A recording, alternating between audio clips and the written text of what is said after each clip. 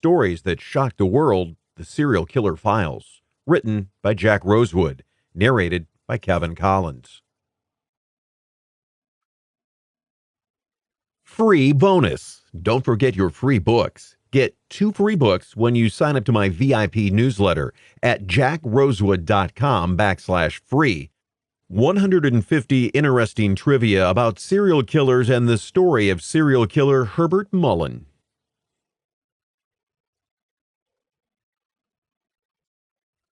Introduction. When we explore the world's underbelly, we find people who can willfully commit the most heinous of acts, seemingly without batting an eyelash or thinking about the repercussions. These are the killers whose stories are so unforgettable, so terribly heinous, that it's hard to imagine that we share the same earth, breathe the same air, walk the same soil. Some are unable to control themselves. Some are acting out based on either real-life abuse or perceived slights that have set them on a course for revenge. And some are just savages, made even more violent when they found a partner who shared their same sick sense of fun and games. This diverse anthology of serial killer stories gives added insight into some of the most horrific people to ever make headlines. Killers whose stories are the ones that have already stepped into your nightmares. A collection that brings numerous killers between 2 covers: Ted Bundy, Aileen Wuornos, John Wayne Gacy, Charles Starkweather, and his sidekick girlfriend, Carol Fugate. This is the book for true crime lovers who want to know more about the killers whose names they already know, with some surprises thrown in to keep things interesting. This book explores 15 different types of crimes and killers, looking at men who murdered their families, some thinking they were in all reality doing them a favor. Murders that happened on Christmas, forever destroying that revered holiday for the survivors, and crimes that were so strange it's difficult to believe they could have happened at all. Whether psychotic killers, female serial killers, or prolific killers, we've delved into some of the most familiar cases and some lesser-known cases to give you a glimpse of the levels of evil that may lurk just outside your door or in the room across the hall. It also includes a bonus chapter on some of the most heinous hate crimes in United States history, just as a reminder that sometimes people kill simply for fun. Leave the lights on, dear reader, because you're in for a very disturbing ride. Family Killers. Chapter 1. John List's religious ideologies led to deranged murder. In 1971, Sunday school teacher and former bank vice president John List did the unthinkable. Faced with embarrassing debt caused by the loss of yet another job, he murdered his entire family before assuming a new identity and moving first to Denver, Colorado, and later to Richmond, Virginia, where he settled in for almost 18 years of anonymity as the nondescript accountant Bob Clark. It was when he was living as Clark, finally relaxing into his new life and likely no longer looking over his shoulder, that he finally got caught. "I heard cuffs clink," said Les Wingfield, an accountant who worked with List at the Richmond firm where he was finally arrested, "and I said, uh-oh, Bob's going to jail." His story had aired on an episode of America's Most Wanted, using an age-progressed clay bust sculpted by forensic artist Frank Bender to give viewers an idea of what the man might look like now, which led to numerous anonymous tips. Within weeks, the FBI had closed in, and soon Wingfield and the rest of the nation would learn List's horrible story.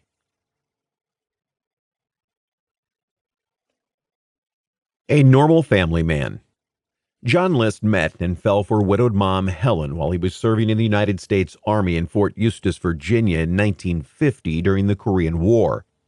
The two married the next year, and along with Helen's daughter Brenda moved to California, where List worked as an Army accountant until 1952, when he left the Army and they made the first of several moves as List attempted to settle into civilian life, first to Michigan, then to Rochester, New York.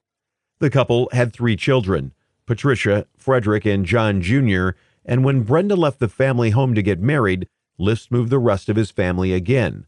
First to New York City, then to Westfield, New Jersey, where he landed a job as vice president of a bank, and the family settled into Breeze Knolls, a sprawling Victorian mansion with a Tiffany stained glass skylight that lit up the home's ornate ballroom. It was an upscale life that from the outside looked grand, but as we all know by now, looks can be deceiving, and what is shiny and bright on the outside could be hiding some rotten secrets within. Behind the scenes. List's mother, Alma, moved into the room upstairs, and List and his extended family settled into a routine that included church every Sunday and drunken tirades from List's wife, who regularly drank too much and took out all of the rage on her husband. She would, according to one former neighbor, publicly embarrass List by openly flirting with his coworkers at company parties. It later turned out that Helen was suffering from syphilis, which she'd contracted from her late first husband, and was slowly losing her mind from the debilitating disease. Drinking, it seemed, was only part of the problem. It didn't help the family dynamics when List lost his high-profile bank job due to what coworkers considered a cold, unlikable demeanor and chose not to tell his family, even as the bills piled up.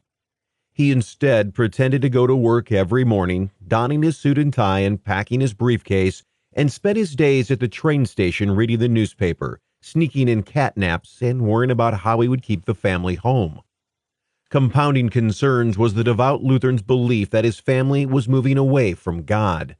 His daughter, Patricia, was experimenting with weed and wanted to be an actress, which List considered as close to Satan as joining a coven, and he anticipated that the coming foreclosure and bankruptcy would cause a rift in the family that was already troubled by Helen's incessant drinking.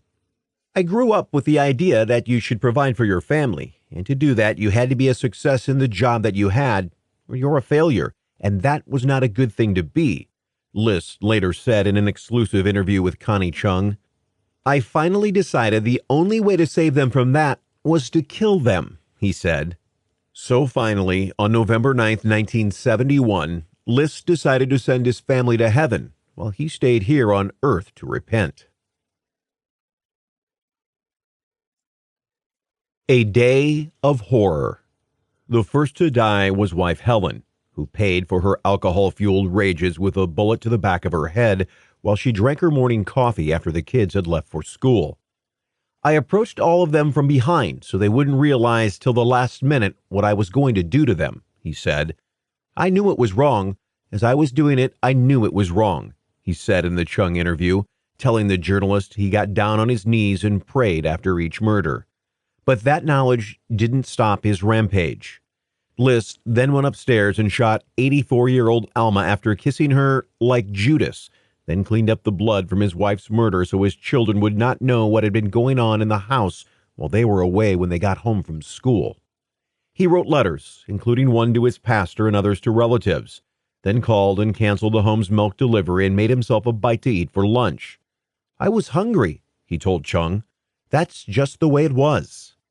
He then went to the bank to cash out his mother's savings bonds and to the post office to cancel the mail. He then returned to the house to wait for the children. Both Frederick, 13, and Patricia, 15, were shot when they got home, their bodies dragged into the ballroom where they were covered in sleeping bags. It's just like D-Day. You go in, there's no stopping after you start, he told Chung. He then went to watch his older son, John Jr., play football before bringing him home and shooting him at least 10 times, unloading both guns into the boy's jerking body. I don't know whether it was only because he was still jerking that I wanted to make sure that he didn't suffer, or that it was sort of a way of relieving tension after having completed what I felt was my assignment for the day, List said. The aftermath. Afterwards, he wrote confession letters, fed the children's fish, and went to bed. The next day, he called the children's school to say that the family was going to South Carolina to visit his wife's ailing mother, and the kids would be out of school for a while. He then spent a few hours removing his face from all of the family photographs in the house so it would be harder for police to find a photo to use in wanted posters. Before he left the mansion, List turned down the thermostat to prevent the bodies from decomposing too quickly and turned on a classical musical album set to play over and over until whoever discovered the murder scene turned it off. He turned on the lights, drove to the airport to make it look as though he'd flown somewhere, then took a bus away from the scene of what would soon be considered one of the crimes of the century.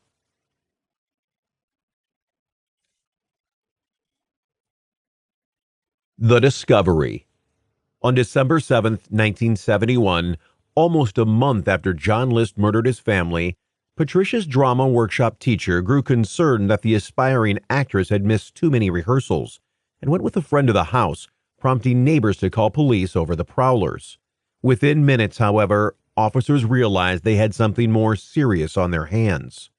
They turned off the music and toured the house, initially stepping over what they thought were dirty clothes in the ballroom until they saw the blood.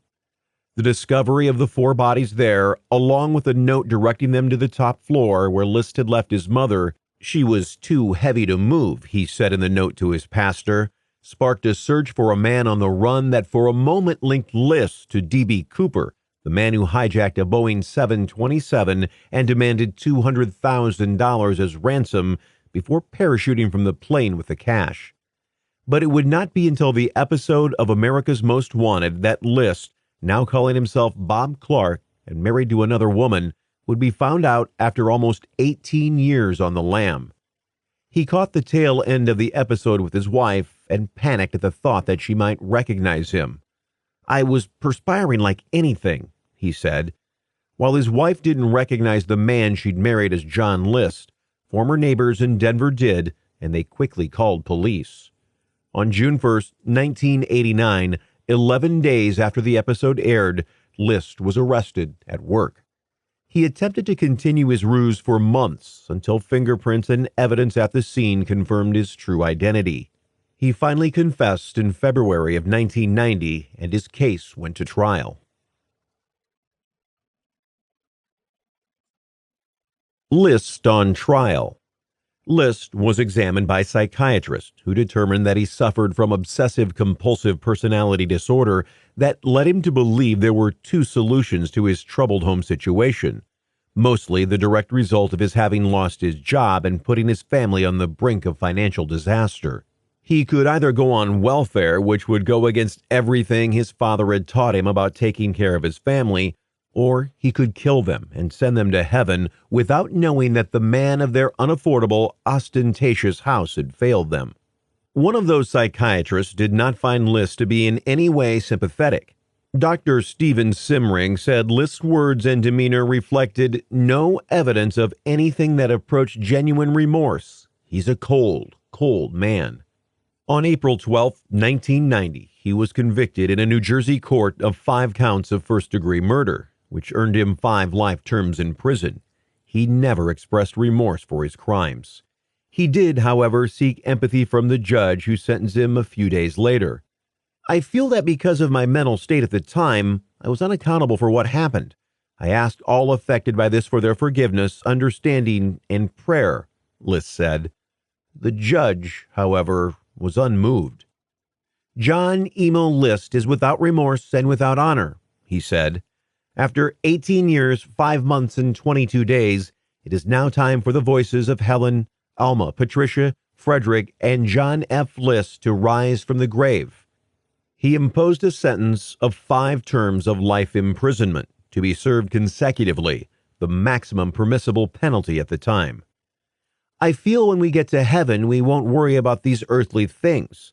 They'll either have forgiven me or won't realize what happened," List told Connie Chung from the New Jersey State Prison in Trenton, where he later died from complications of pneumonia at age 82.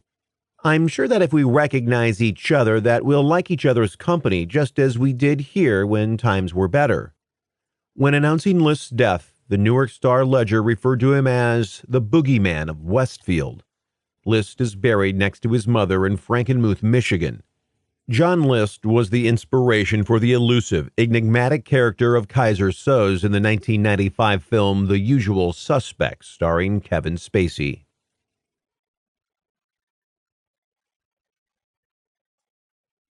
Another memorable family murder, DeFeo murders. On November 13, 1974, in Amityville, New York, Ronald DeFeo Sr., 43, and his wife Louise DeFeo, 42, had been shot as they slept in their bedroom of what would become one of the most infamous houses in history. Most of the DeFeo children, Dawn, Allison, Mark, and John Matthew, were also dead, all shot while sleeping in their beds. Initially, the only surviving sibling, Ronald DeFeo Jr., nicknamed Butch, claimed to know nothing about the murders.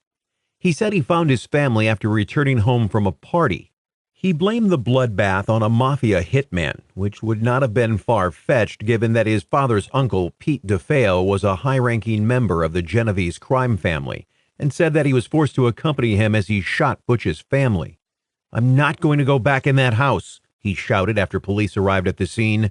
"My mother and father are dead." Eventually, however, he confessed. Ronald DeFeo Jr. had murdered his parents and siblings. "It all started so fast. Once I started, I just couldn't stop. It went so fast," he told police. His attorney attempted to secure an insanity defense, but DeFeo was found guilty by a unanimous jury. He is currently serving 6 consecutive life sentences at Greenhaven Correctional Facility in Beekman, New York. In 2000, Ronald DeFeo told author Rick Osuna, who penned the nonfiction book The Night the DeFeos Died, that he planned the murder of his parents with his sister Dawn in retaliation after a massive argument with his father. Dawn, however, killed the other siblings so they could not testify against them as witnesses, which enraged DeFeo enough that he killed her too. Traces of gunpowder were found on Dawn's nightgown during the initial investigation, suggesting that she might have been involved, but the angle was never pursued by police after Ronald DeFeo Jr. confessed.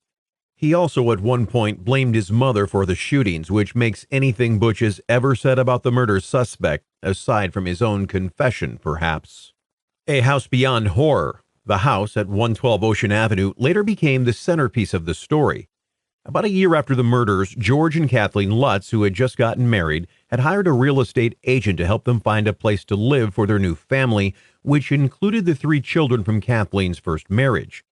"We looked at about 50 homes," said George Lutz in a 2005 interview. "When she showed it to us, she said, 'I don't know if I should tell you now or after you've seen the house, but this was the house that the DeFeo murders took place in.' We kind of looked at each other like we weren't sure what she was talking about, and then she reminded us about Ronald DeFeo having killed his whole family. It had been in the newspapers about a year before." The family discussed it and chose to move in despite the home's black history, and had a priest perform a blessing just in case. He warned of a room upstairs that they designated as a sewing room and went on his way. Within days, every member of the family had changed dramatically and were experiencing a host of odd experiences, including glowing eyes, personality changes, and levitation. The youngest daughter, Missy Lutz, developed an imaginary friend, and her oldest brother, Danny, felt as though he'd been possessed, although he kept his story to himself. "I didn't want to be the Amityville horror kid. I've been running away from it my whole life, and it finally caught up with me," Danny Lutz says in the trailer of the 2013 documentary, My Amityville Horror. "I was possessed by a spirit I couldn't get rid of on my own," he added. "It has been in my dreams my whole life." Ultimately, the Lutz family did not make it a month before they abandoned their belongings and fled the home. The story was later fictionalized in the movie The Amityville Horror, starring James Brolin and Margot Kidder. A remake featured Ryan Reynolds in the role of George Lutz. Christmas Murders, Chapter 2, Charles Lawson, When Incest Turns to Murder. Christmas was a stressful time for Charles Lawson, a tobacco farmer in Germantown, North Carolina, who had finally saved enough to purchase his own farm in 1927 after years of working as a sharecropper. It was Christmas Day in 1929 when Lawson sent his son, 16-year-old Arthur, and Arthur's cousin on an errand to go into town to buy more shotgun shells so Arthur could go rabbit hunting. His father had told him he had none to spare, and then he began his bloody plans for the day. 2 weeks earlier, Lawson had taken his family into town and purchased them all new clothes, then sat them for a family photograph at a professional studio. "It would have been a really big deal in those days," said historian Sarah Bryan. "Many families would have never had a photograph." Marie, her hair cut into a smart bob, was wearing pearls. Fanny held the baby, and the youngest son, Raymond, had his head partially tucked into the lapels of his new suit coat. The only one smiling was middle daughter Carrie, although Arthur looked quite dapper in his dark striped suit. It was, Lawson said, part of a Christmas surprise he had for his family.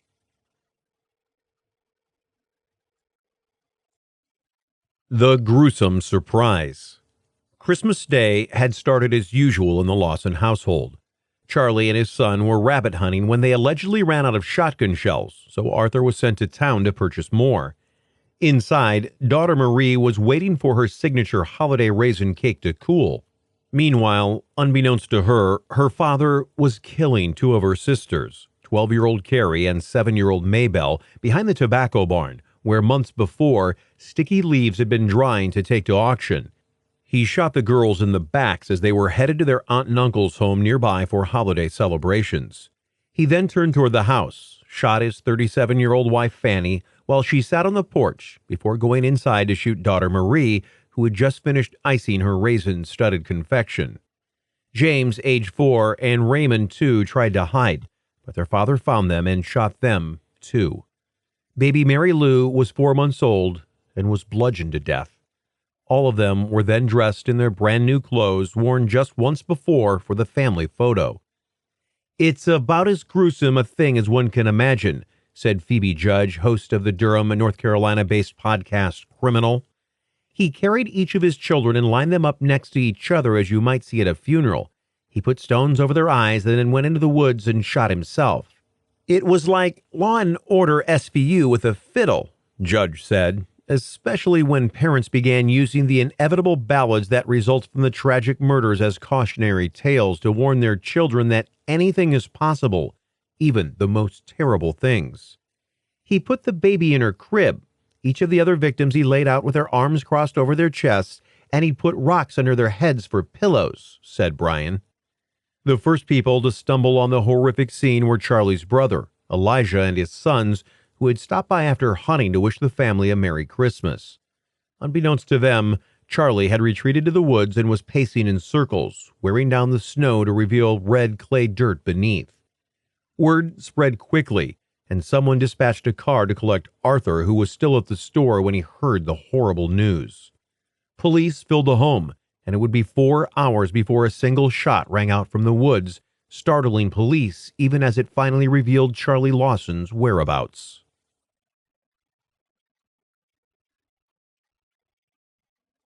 A region and a nation reel.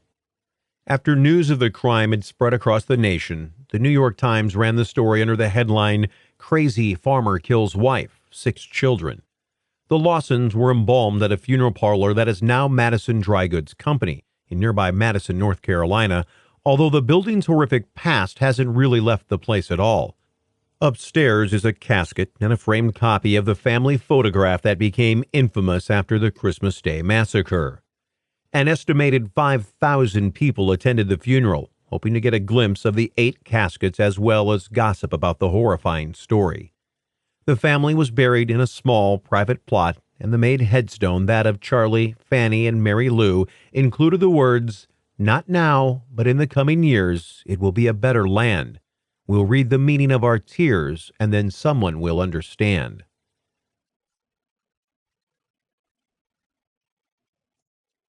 Fascination ensues. After the murders, Charlie's brother Marion opened the home as a tourist attraction, where Marie's cake became one of the most simple, yet somehow most horrific souvenirs of the massacre. After visitors to the home snatched some of the raisin from the cake, it was covered with glass. "The cake was left there, and it was a star attraction on the tour," said Brian. "It was a popular spot for the 4 years that Marion operated it. Some people who were there remembered seeing 20 cars parked outside the house taking tours of the crime scene," said Brian. "It cost 25 cents to tour the home, and Depression-era gangster John Dillinger was reportedly one of the visitors." Trudy J. Smith, author of the popular book White Christmas, Bloody Christmas, said her father was 8 years old when the murders happened, and although he recalled the events, he was not allowed to take the tour. "His sisters toured the house, but his family deemed him too young to go see it. He was always upset that he didn't get to see it," said Smith, adding that her father's interest was only intensified by stories told by his sisters, who reported seeing the bloody pillows on tour.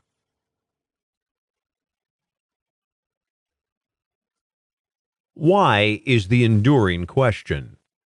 Many neighbors and family members wondered what had caused Lawson to snap, given how hard he had worked to give his family a good, secure life. Several months before the murder, he sustained a serious head injury, said Sarah Bryan. After that, he behaved erratically. He was volatile, sometimes violent. He was just not himself.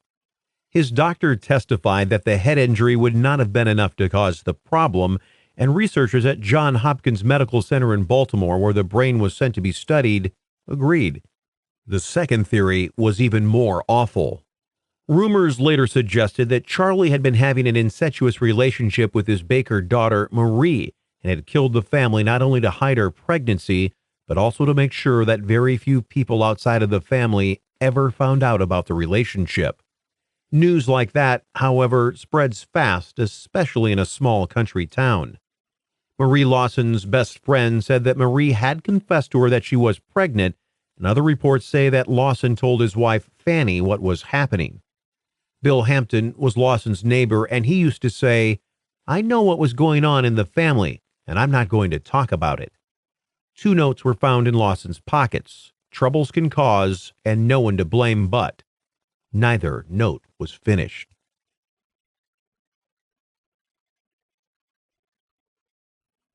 Aftermath. In 1945, James Arthur Lawson, after surviving the massacre, died at age 31 in a truck accident in nearby Walnut Cove, North Carolina. He left behind 4 children. The murder spree was immortalized in 1956 by the Stanley Brothers, who recorded the bluegrass ballad, The Murder of the Lawson Family. The book, White Christmas, Bloody Christmas, Finally the True Story of the Lawson Family Murders of Christmas Day, was released in 1990, followed by the documentary A Christmas Family Tragedy, which debuted in 2006. Ghost stories still linger, and although it has been almost a century since the Lawson family died, people in the region still talk about it, still visit the graves. According to folklore, when leaves fall from the trees in autumn, they cover every headstone except for Charlie's, and wonder why. The reason will ultimately remain a mystery.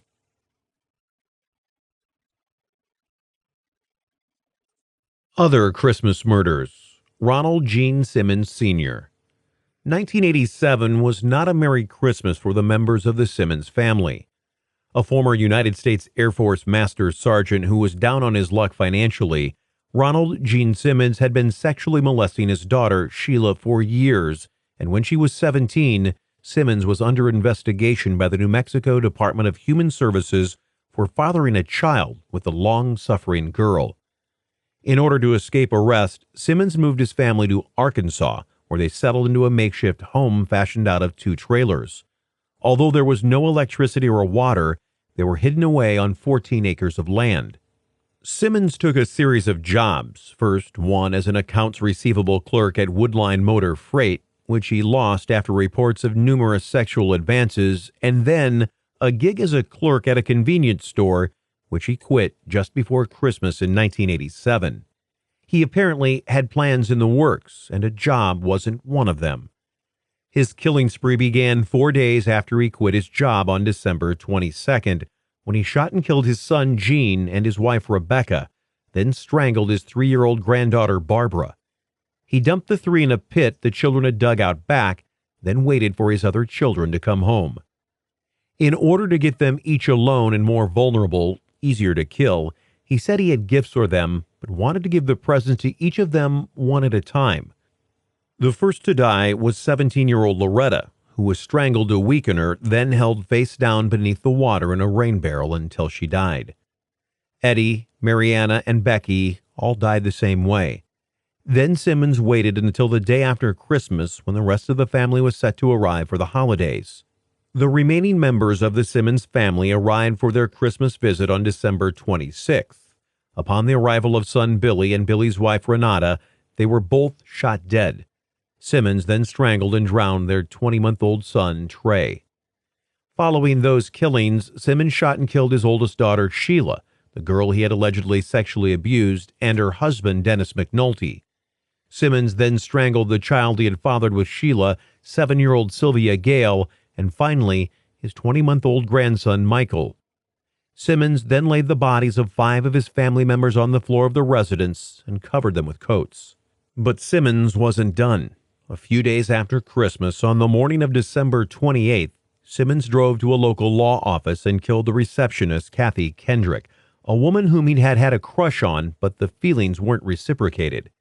He then went to the office of an oil company, killing one more person and wounding the owner before going to a convenience store where he once worked to shoot 2 more people. He finished his killing spree at Woodline Motor Freight Company, the place he'd worked until he was fired for making unwanted sexual advances, where he shot and wounded a woman and then sat in the office casually chatting with his secretary while waiting for the police to arrive. He surrendered without resistance. Simmons clearly was out for revenge, but ultimately it would be the state of Arkansas that would get the most lasting form of vengeance. It was a sentence Simmons accepted. I, Ronald Gene Simmons Sr., want it be known that it is my wish and my desire that absolutely no action by anybody be taken to appeal or in any way change this sentence. It is further respectfully requested that this sentence be carried out expeditiously, he said, refusing all appeals. Because of this, he was held in solitary confinement while on death row, since his fellow inmate on death row felt that Simmons' acquiescing of his sentence without appeal would put their own appeals in jeopardy. Simmons was executed in 1990 at age 49 by lethal injection, 3 years after his murder spree. His execution warrant was signed by then-Governor of Arkansas, Bill Clinton. Sodder family.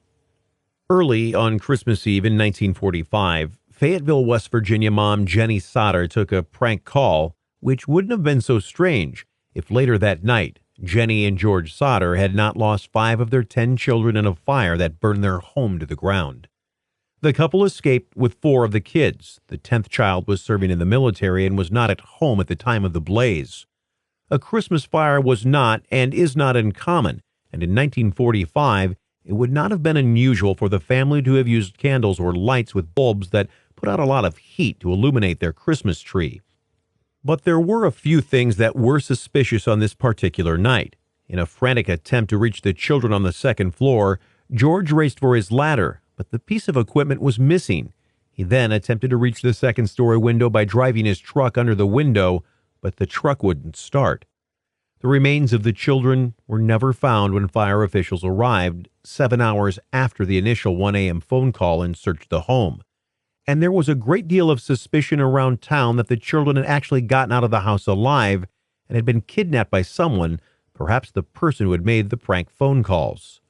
Almost 25 years later, in 1968, the Sodders received a photo of a man who looked like their missing son, Louis, so they hired a private detective and sent him to the bordering state of Kentucky, where the photo apparently came from. They never heard another word from the investigator. Even today, the story haunts the region. We were really upset, said Lita Eskew, who was in high school at the time of the event. We could not understand how they did not find any remains at all. They roped off the home, but we just went down and looked. Everybody drove by because it was such a tragedy. I still think about those children and wonder. For decades, a steadily fading billboard asked anyone with information to come forward to solve the mystery. You could feel something in the pit of your stomach and wonder, are they still living? Where are they? For years and years, the community expected them to show up somewhere, said resident Denise Scalf. The entire thing was truly a mystery. You have to wonder if today's world of forensics would have been able to unearth more. The case of the Sodder children has become an enduring drama that transcends its time period, said Barbara O'Dare, editor of Reader's Digest, in an interview with the Beckley Register Herald.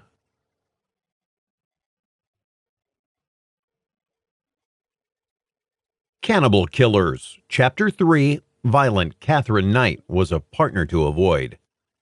Catherine Knight had a nice smile, but it hid a very dark side. As a child, when she and her twin sister Joy were not fighting each other until drawing blood, they were terrorizing their classmates. The girls were, it seemed, emulating what they saw at home. They, their four older brothers, and two younger brothers came from a household marred by abuse. The children's mother, Barbara, had first married a pig farmer with a fondness for drink. That union resulted in the oldest four boys. Eventually, she tired of his drunkenness and married her second husband, Ken Knight, who worked at a local slaughterhouse. The union resulted in four more children, the twin girls and two boys, and it, too, was marked by violence.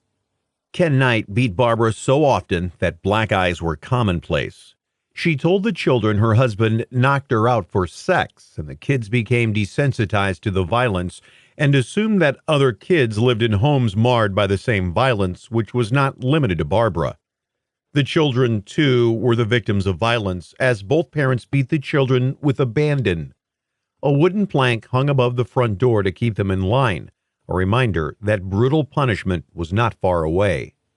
Knight was also being sexually abused by at least one of her brothers, so eventually, tired of the near constant abuse, she decided to set out on her own, landing a job at the local slaughterhouse, Aberdeen Meat Works. While for most the job would be considered revolting, Knight seemed to revel in it, and she often wandered over to the area where the pigs were slaughtered, watching the animals as their throats were slashed and blood gushed into the factory floor. Clearly, there was something off about Catherine Knight. Eventually, Knight was diagnosed with borderline personality disorder, which, combined with a violent temper that was virtually uncontrollable, would ultimately drive away three different husbands, often by brandishing her kitchen knives in their direction to give them extra incentive to leave. Knight's own mother told Catherine's first husband, David Kellett, "You better watch this one or she'll fucking kill you. Stir her up the wrong way or do the wrong thing, and you're fucked," reported the Daily Mail. "I thought it was just one of those things mothers say, and it didn't dawn on me she would kill anybody," Kellett later said. Oh, those famous last words. On their wedding night in 1974, Knight attempted to strangle Kellett because she was dissatisfied with his sexual performance, although for some reason the smitten newlywed didn't leave. Love has a way of warping the way we see the world, apparently. She was the most wonderful wife you could wish for, perfect mother, perfect housewife, Kellett told the Daily Telegraph, but her borderline personality disorder was always a breath away. Sometimes she just snapped like a biscuit.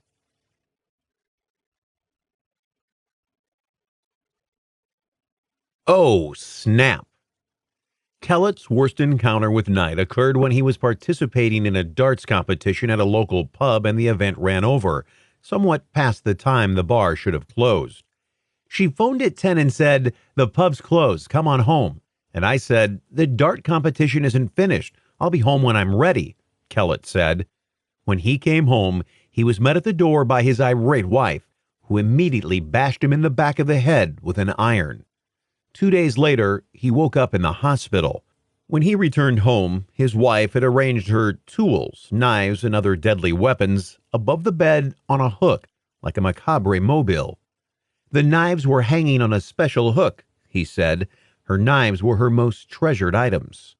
At some point, Kellett finally fled the abusive marriage, and his wife went even crazier than she already was, wielding an axe around town and at one point taking a little boy hostage in front of his family. While most would have left then, Kellett apparently was a sucker for punishment, so the two ended up married for 6 years.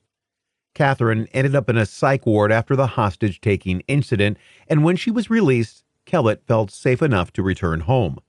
The union resulted in 2 daughters, Melissa, born in 1976 and almost died in 1976 when she was inexplicably left on the railroad tracks by her deranged mother but was rescued by a stranger, and Natasha in 1980.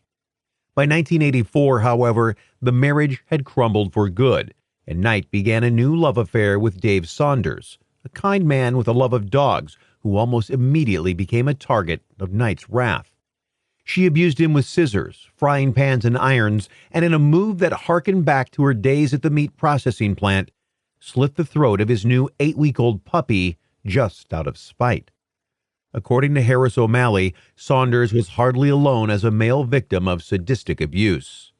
Male victims of domestic abuse and abusive relationships are more common than many people think. In fact, according to the Center for Disease Control and Prevention, up to 26% of homosexual men, 29% of straight men, and 39% of bisexual men have reported being the victims of domestic violence. Even more men, up to 48%, experience psychological and emotional abuse at the hands of their partners, and many don't leave. Saunders' friends were so accustomed to his injuries that they took bets among themselves as to when his next injury would be, but never tried to steer him clear of the black-hearted Knight. "It can be difficult for a man to find someone willing to believe that they're a victim of abuse," said O'Malley, "especially so when there is money on the line, as was the case of Saunders' so-called friends. Plus, he had to protect daughter Barbara, who was born in 1988, so he was likely unwilling to leave. It wasn't until Knight vandalized his car and unsuccessfully overdosed on sleeping pill, a stunt that landed her back in the psych ward, that Saunders finally found it within himself to escape."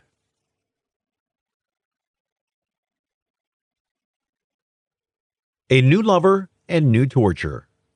Knight's next partner was John Chillingworth, a guy she met at a local pub in 1990.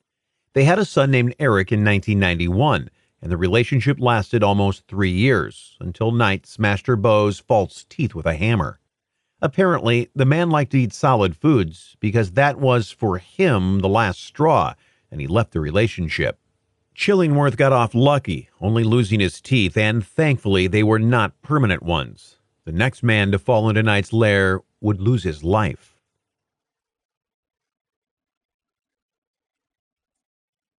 Price had a price to pay. John Price, who went by the nickname Pricey, likely had heard about the hot-headed Catherine Knight, since both had lived in the same region all their lives. But if he had heard the stories about her unluckiness with men, it didn't stop him from hooking up with her shortly after her relationship with Chillingworth ended. Price, who was not yet divorced from his wife Colleen, had 3 children and lived in the family home, which was still filled with many of Colleen's things. Of course, this enraged the volatile Knight. She needed very little to push her over the edge. She was angry that Price wasn't officially divorced, and even angrier that the house he'd shared with his family was in his children's names, so she decided to seek revenge. To make Pricey pay, she took a video of the contents of his shed, which contained a first aid kit that he'd allegedly stolen from the mine where he worked, and sent it to his boss. Price was fired from his lucrative job that paid him $100,000 a year, and he tossed Knight out, telling her she was never allowed to come back. Knight, however, didn't like rejection, and she turned on the charm 6 months later, enticing Pricey into taking her back. It would be the biggest and deadliest mistake of his life, because Knight's sweet ways soon turned sour.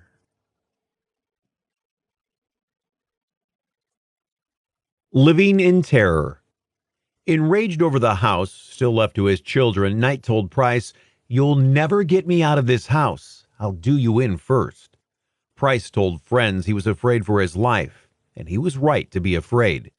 At some point, John Price knew there was something very wrong with his girlfriend, but like many abused women, he was unsure how to extrapolate himself from the volatile relationship. He turned to Kellett for advice in 1999 on how to escape his relationship. "He was so scared he was almost shaking. He was really scared," Kellett said. As he was worrying, Knight was planning. She told her brother Kenneth what she had in mind. "I'm going to kill Pricey, and I'm going to get away with it. I'll get away with it because I'll make out that I'm mad," Kenneth later told police she'd said. As for Pricey, he once fled to a neighbor's house saying, "She's gone for the butcher's knife, so I got out of there." But there was something about Knight that lured him back. The evening she planned to kill him, on February 29, 2000, Knight first took her daughter Natasha out for dinner, then left her 2 youngest children with the young mom, even though she'd packed no pajamas or their school uniforms. Knowing her mother all too well, Natasha said in an eerie premonition, "I hope you're not going to kill Pricey and yourself."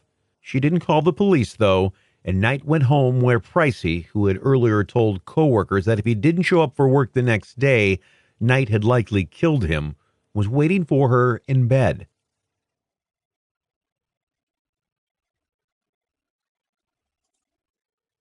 A Night to Remember. Knight climbed into bed with Price and they had sex one last time before she began stabbing him with a boning knife, first in the chest and then in the back as he struggled to escape. Based on the multiple smears of blood evidence throughout the house, he almost got away. The front door and the front porch both showed evidence of Price's blood, along with drag marks where Knight had callously wrestled him back inside. All in all, she stabbed him 37 times, with multiple wounds to vital organs, including his stomach, both lungs, his aorta, liver, left kidney, colon, and pancreas. Blood splatter was everywhere. Unfazed, Knight showered away the evidence on her body, then slid Pricey's debit card out of his wallet and drove to the nearest ATM, where she withdrew $1,000. She then parked her car at her own home and walked back to Price's place, where the night's real fun was to begin.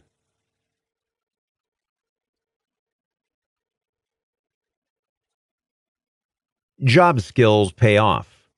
Using several different knives, Knight skinned Price's corpse with a precision that she'd learned from her work at Aberdeen Meatworks, removing his face, ears, scalp, and neck before systematically removing the rest of his skin, cutting the skin in places so it would not tear apart.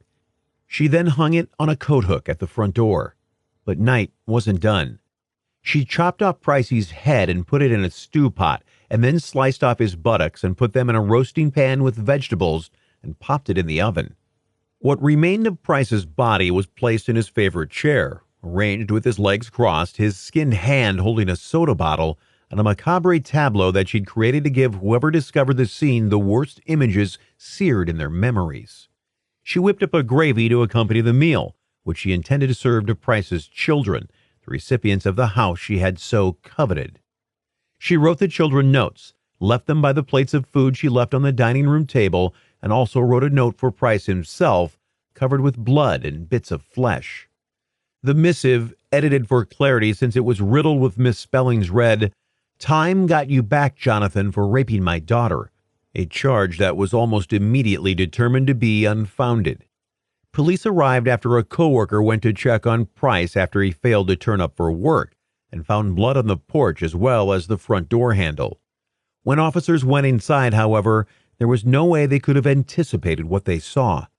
The house was bloody from end to end, and until they noticed the hair on the suit of skin, they were not quite sure what they were even looking at hanging on the coat hook near the front door. It was not something they would ever be able to erase from their memories.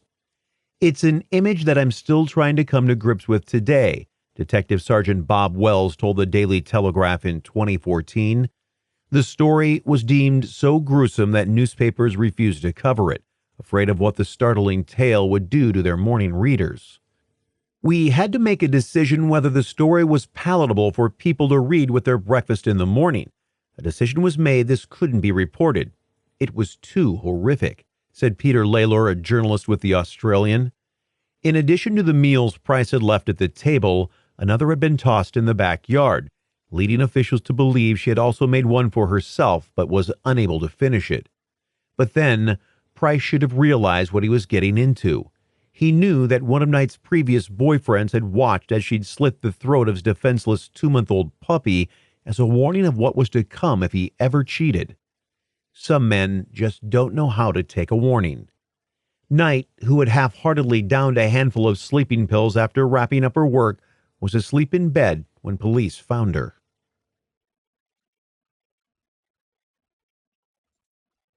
The trial of Catherine Knight.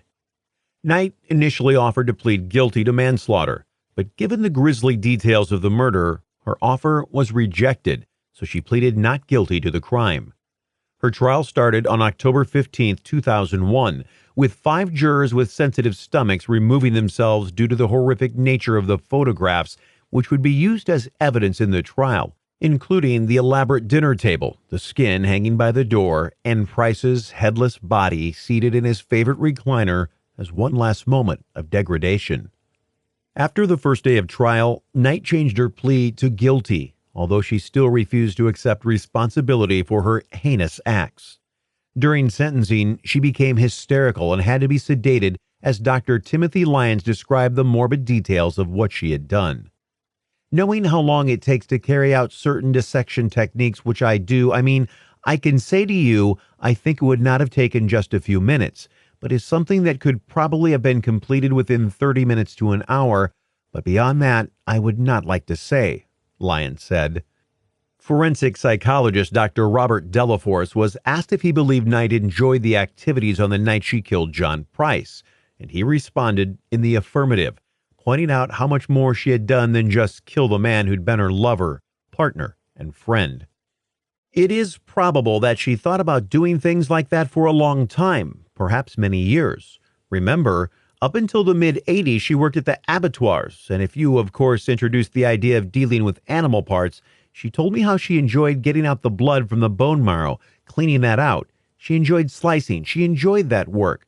Not many people do or would, but she enjoyed it.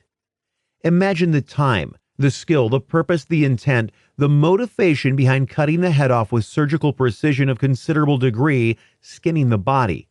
Why would anybody do that? That is not about killing. That has got to be about something else, Delaforce said.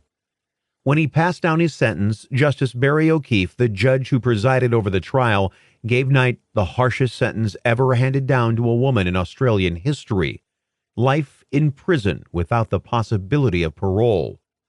The last minutes of his life must have been a time of abject terror for him, as they were a time of utter enjoyment for her, said Justice Barry O'Keefe. She has not expressed any contrition or remorse, and if released, she possesses a serious threat to the security of society.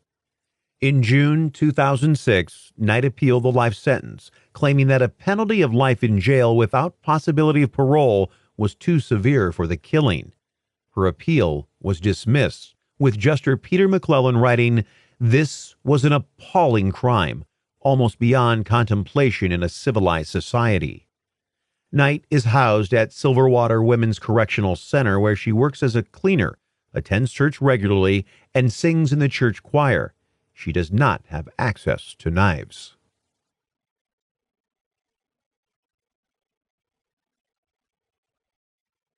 Other cannibal killers, Joe Matheny.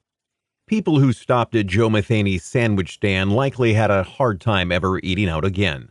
Matheny, who was arrested in 1996 while attempting to turn a third prostitute into profits, killed at least 2 working girls, dismembered their bodies, and used their flesh mixed with beef and pork to feed visitors to his stand.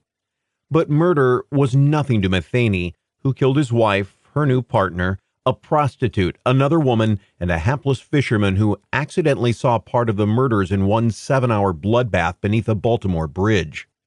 He called it a very busy night and said, "My murder rampage started out as revenge, but ended up as a passion for the taste of blood and the overwhelming sense of power one gets for taking the life of another. The words, 'I'm sorry,' will never come out, for they would be a lie.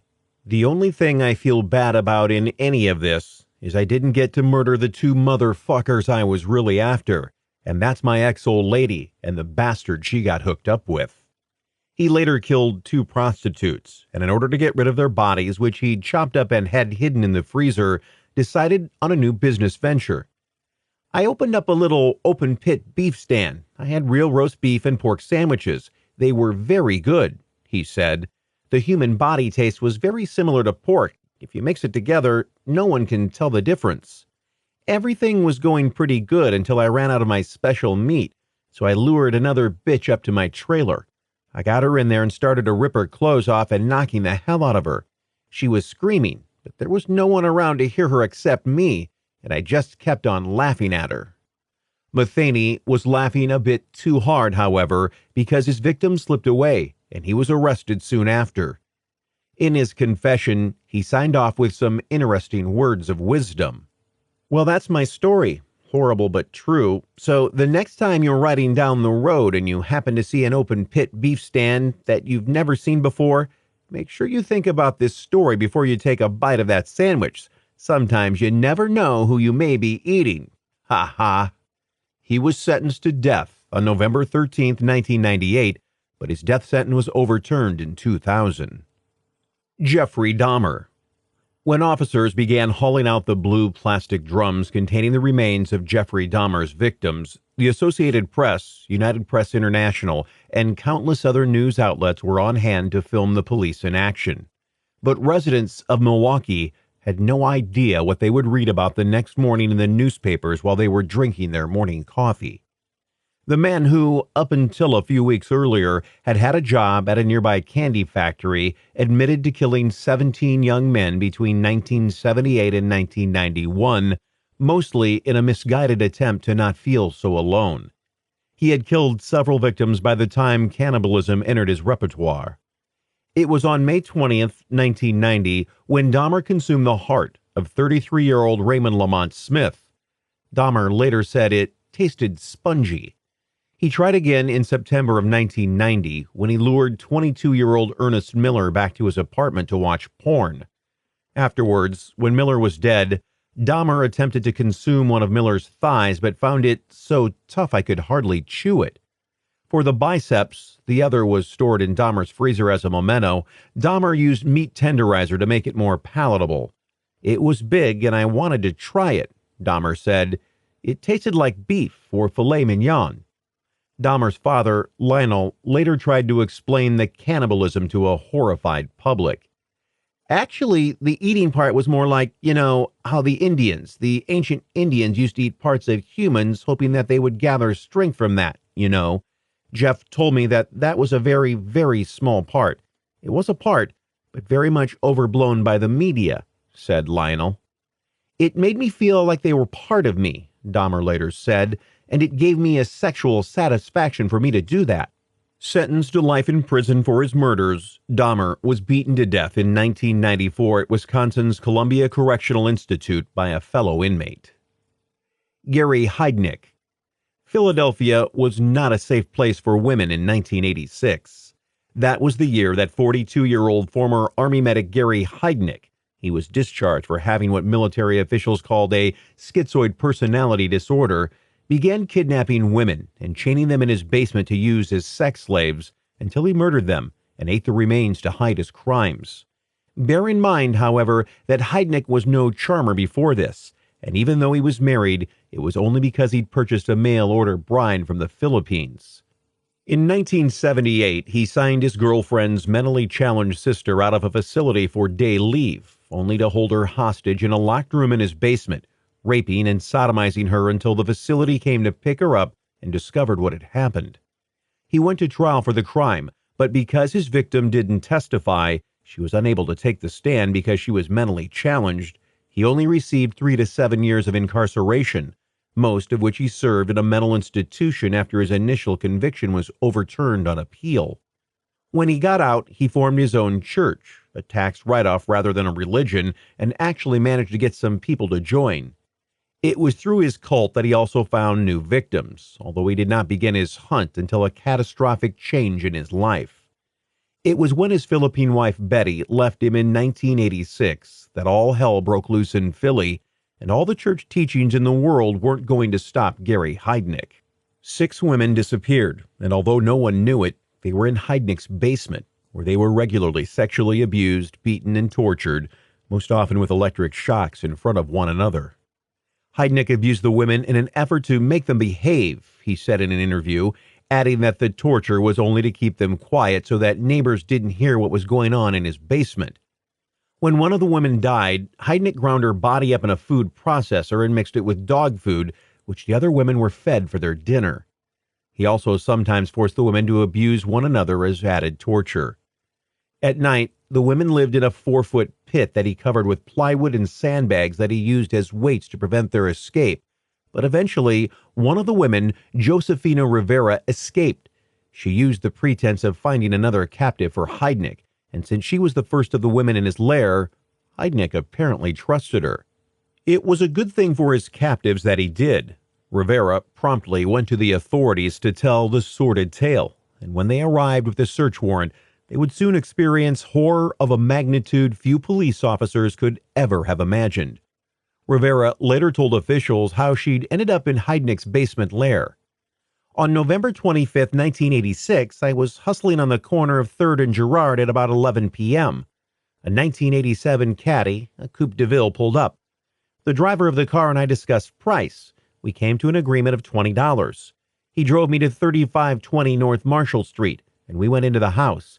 He identified himself to me as Gary Heidnick. We went up to the second-floor front bedroom, and he gave me a $20 bill. Then we took off our clothes, and we had sex on his waterbed, she recalled. We got off the bed, and I was walking over to where my clothing was, and he came up behind me and grabbed me by my neck. I wasn't able to breathe, and then I went unconscious. When I regained consciousness, he had me on the bed. He had a handcuff on my right wrist. He kept telling me to shut up or he's going to choke me. I told him, "All right, I'll do anything you say, but don't hurt me." When we got into the basement, I saw this big hole in the floor and plastic bags full of dirt were stacked in the corner. He shackled my legs to a chain. He used clamps that are used to hold mufflers on around my ankles, and he secured them with nuts. Then he put crazy glue on the nuts so that I couldn't turn them. The nightmare, however, would become much worse. He told me that he was going to get me pregnant and I would have his children and he would raise them, she said. He put me in a hole in the basement floor. He kept trying to put a board over top of me, but it wouldn't fit because the hole wasn't deep enough. He finally forced the board down over me, and after I was in there a while, I had trouble breathing and I was screaming. He took the board off and pulled me out of the hole by my hair, and then he picked up a stick and he started to beat me with it. Then he put me back in the hole and left me there for a long time. It seemed like it was a full day or more. Then I heard his voice, and a girl's voice coming down into the basement. I could hear him saying, "Be quiet. Shut up, Sandy. You know that I'm not going to hurt you." So then there were two, both in Heidnick's basement, because he was unable to successfully have romantic relationships, in part because his father was a torturer who once hung young Gary from his ankles out a third-story window, tied with rope. Sandy was Sandra Lindsay, who had mistakenly joined Heidnick's church in search of salvation. Before she was able to escape, Rivera watched Heidnick bring several more women into his basement lair. When police arrived, they found 4 bruised, bloodied, and abused women chained amid filth, another woman's head in a cooking pot on the kitchen stove, her ribs roasting in the oven. Although his financial advisor at Merrill Lynch called him an astute investor, a bid to prove his competence at trial, Heidnick was sentenced to death in 1988 and was executed by lethal injection in 1989. Armin Meiwes. People can meet the strangest acquaintances on social media, it seems, and for Armin Meiwes, who lived in the small German town of Rottenburg, one such meeting was a fantasy come to life. Meiwes was beloved by his neighbors. He mowed their lawns, fixed their cars, and invited them for dinner. They also knew the 42-year-old computer expert was a hard worker because he was often up until the wee hours of the night doing something in his mansion study. Turns out he was fulfilling a fantasy, not only for himself, but also for 43-year-old Berlin engineer Bernard Brandes, who had a fantasy of his own. For Meiwes, his dream was to taste human flesh, and it was one that he had carried with him since he was 8 years old. So in March of 2001, he placed an ad on the internet for a young, well-built man who wanted to be eaten. Brandes, who had just broken up with his girlfriend but considered himself bisexual, replied. On March 9th, 2001, the videotaped event went off without a hitch. First, the two men had sex. Then, after Brandes took 20 sleeping pills and drank half a bottle of schnapps, Meiwes, with Brandes' consent, cut off the man's penis and fried it up for both of them to eat. He wanted to sacrifice himself, Meiwes said in an interview with The Independent. After they had eaten, Brandes, who was bleeding heavily from the wound, took a bath while Meiwes read from a Star Trek book. In the morning, Meiwes kissed his victim in gratitude and cut his throat with a kitchen knife. He then chopped Brandes into pieces, put parts of him in the freezer, and buried the skull in his garden. He used all of his best tableware when he prepared for dinner. I took out my best dinner service and fried a piece of rump steak, a piece from his back, made what I call princess potatoes and sprouts. After I prepared my meal, I ate it. The first bite was, of course, very strange. It was a feeling I can't really describe. I'd spent over 40 years longing for it, dreaming about it, and now I was getting the feeling that I was actually achieving this perfect interconnection through this flesh. The flesh tastes like pork, but stronger. Meiwes was soon arrested after someone who was not so eager to be eaten stumbled across his classified ad and charged with murder. It would turn into one of the strangest trials in German history, since Brandes had essentially given his consent, as shown in the video, and made one of Maivis' oldest dreams come true. "I always had the fantasy, and in the end, I fulfilled it," Maivis said at his trial.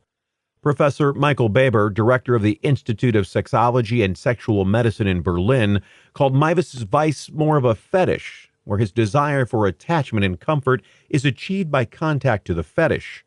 In the case of Armin Maivis, the fetish is male flesh from a person he knows and likes and who voluntarily wants to be eaten by him. In 2004, Maivis was convicted of manslaughter, but was tried again in 2006 and was sentenced to life in prison.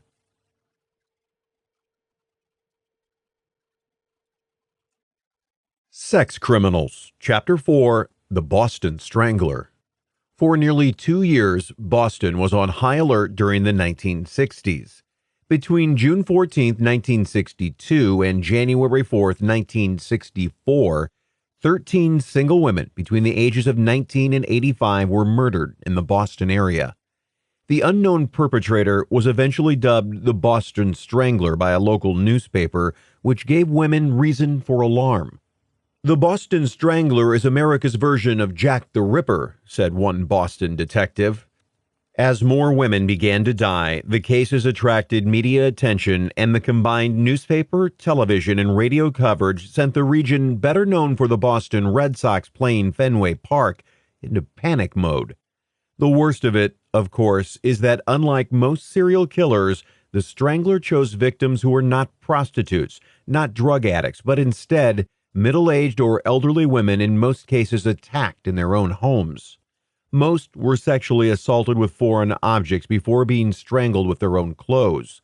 There was no sign of forced entry, suggesting that the victims voluntarily let their killer into their homes.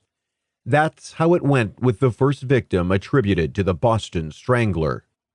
It was a warm evening in mid-June of 1962 when 55-year-old Anna Slessers, a seamstress born in Latvia who lived on the third floor of an apartment building in Back Bay, a Boston neighborhood best known for its Victorian-era brownstones, opened her door after hearing a knock after dinner. She'd been getting ready to take a bath before her son picked her up to take her to a Latvian memorial service at her church. Wagner's opera Tristan und Isolde was playing on her gramophone as her background music when she opened her door to the Boston Strangler. When her son Juris arrived to pick her up just an hour or so later, there was no answer to his knock. He forced the door open and found his mother on the bathroom floor, the belt of her bathroom knotted around her neck. She'd been sexually assaulted with an unknown object. Albert DeSalvo, already in prison for a series of rapes, would eventually confess to the crimes, although police and crime experts still remain uncertain that all 13 assaults were the work of DeSalvo, despite his troubled history that almost certainly began his descent into hell.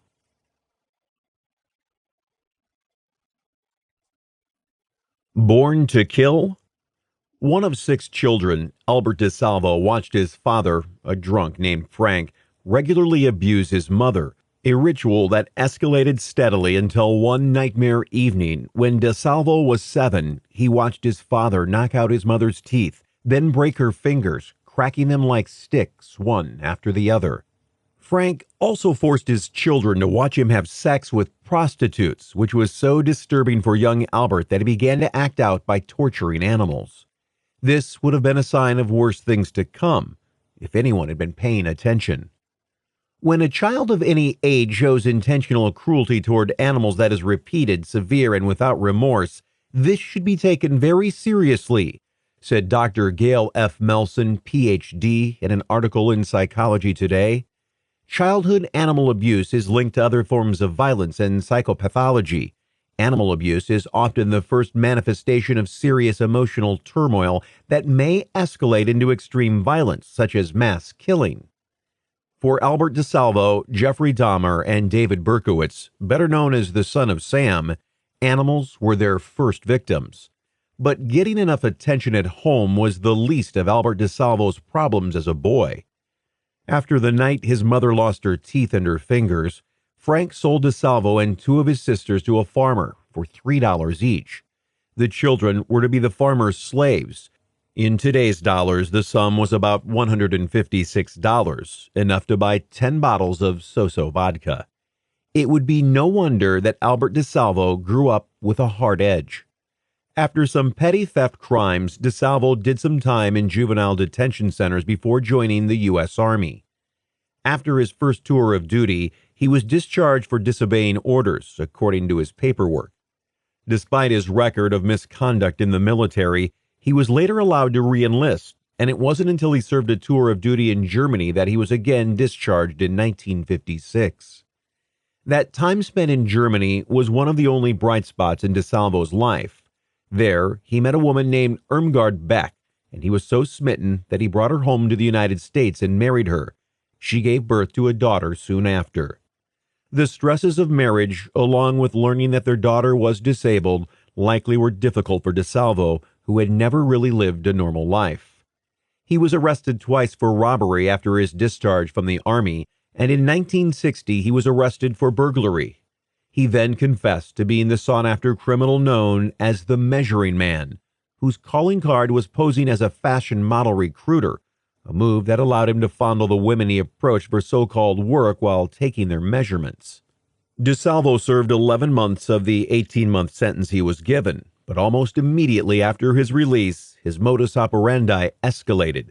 This time, he wasn't interested in simply fondling his victims, and instead donned green overalls and raped as many as 300 women in 4 states, earning him the nickname the Green Man Rapist for his odd choice of attire.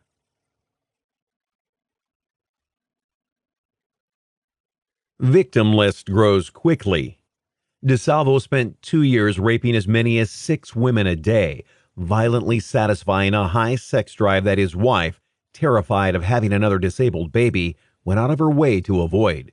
Finally arrested in November of 1964, DeSalvo was sent to Bridgewater State Hospital, where he underwent an evaluation to determine if he was fit to stand trial. Boston police, who now had an entire bureau dedicated to tracking down the Boston Strangler, had no idea that they had just been given a gift that would erase the fear that permeated their city. It would be 5 months before they found out that the Green Man, once the Measuring Man, was also the Boston Strangler. The siege on Boston begins. When Juris Slessors found his mother dead, the distraught young man immediately called police. Boston homicide detectives James Mellon and John Driscoll responded to the frantic call. What they found would be an image they would never forget, because Slessors could have easier been one of their own mothers. Slessors was almost nude, her blue taffeta housecoat spread open, leaving her body exposed, her legs bent at odd angles. The blue cord of her robe knotted around her neck and finished in a bow. Soon, other officials, including investigator Phil Donatelli, responded to the disturbing call.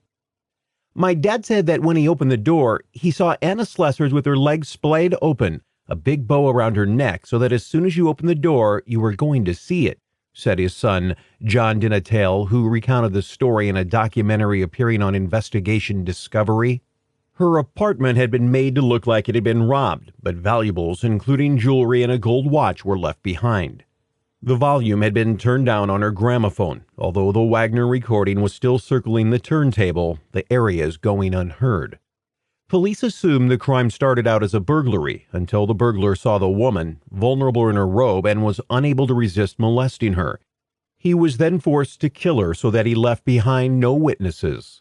Today, such a crime would be but a blip on the local news, but for Boston in the 1960s, the crime was horrifyingly graphic. Boston in the 1960s, sexuality wasn't really in the open very much, said Sebastian Junger, author of A Death in Belmont, an exploration of the Boston Strangler murders and attempt to determine the true identity of the perpetrator. The first crime scene was so ghastly and sexual and awful, I think it was pretty tough on people. To do this kind of thing to a person is the ultimate denial of their personhood. It's really turning them into an object in the most horrible way. It's different than just killing them. The assumption that robbery was the true motive lasted just a few weeks, until another older victim died under similar circumstances.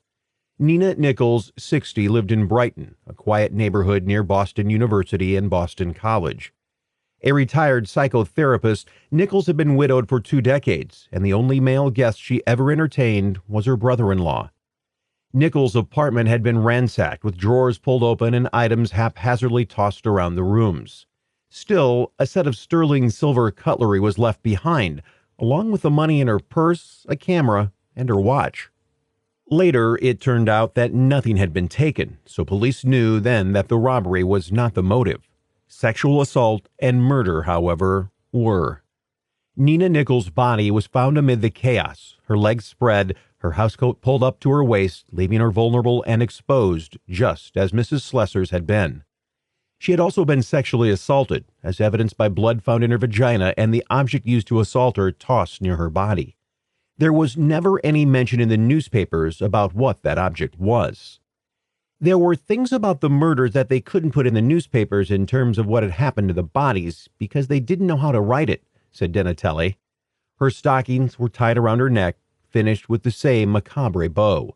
She had died, experts estimated, at about 5 p.m.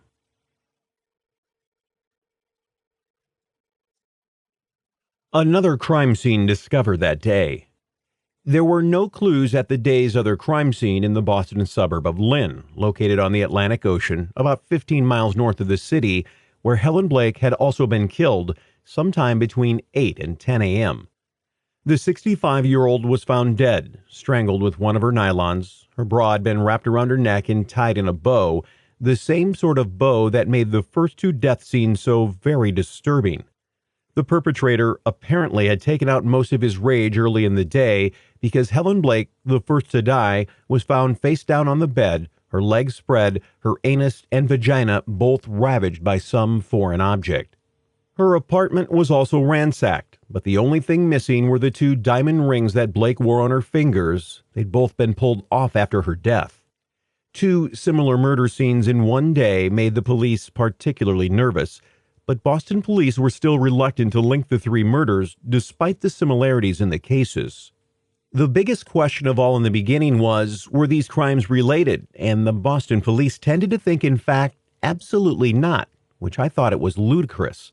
What were we going to have? 3 madmen loose in the city, strangling women and tying the garrets into bows? Said reporter Loretta McLaughlin, who wrote for Boston's Record American. McLaughlin and a partner began writing about the murders in graphic details that left the city in terror. The police were not very forthcoming, of course. They did not want to believe the stranglings were related, said McLaughlin, who dubbed the madman the Boston Strangler.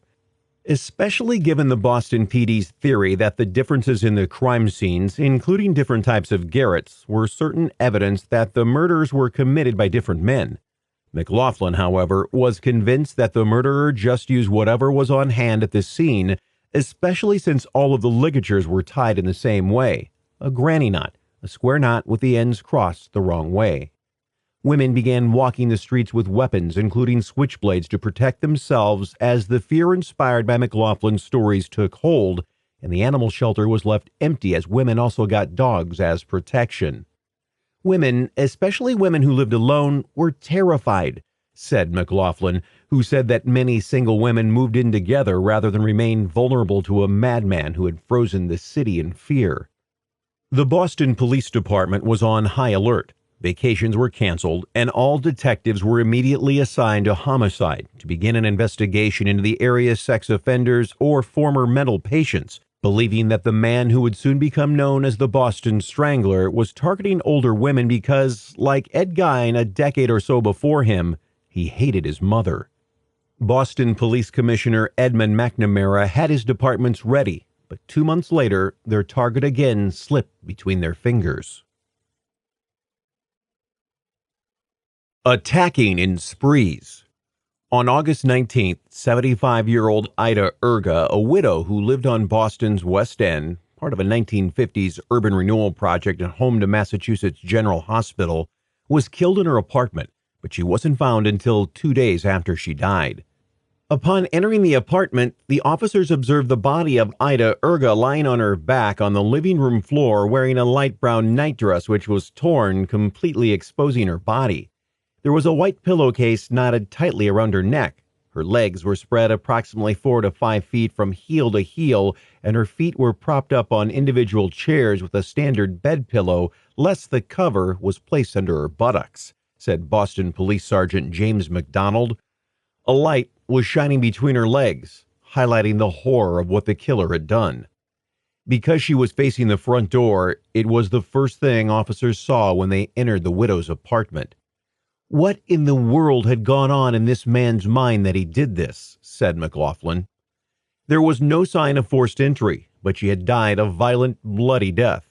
Officers found dried blood crusted on her head, mouth, and ears, and evidence suggested that she, too, had been penetrated by a foreign object.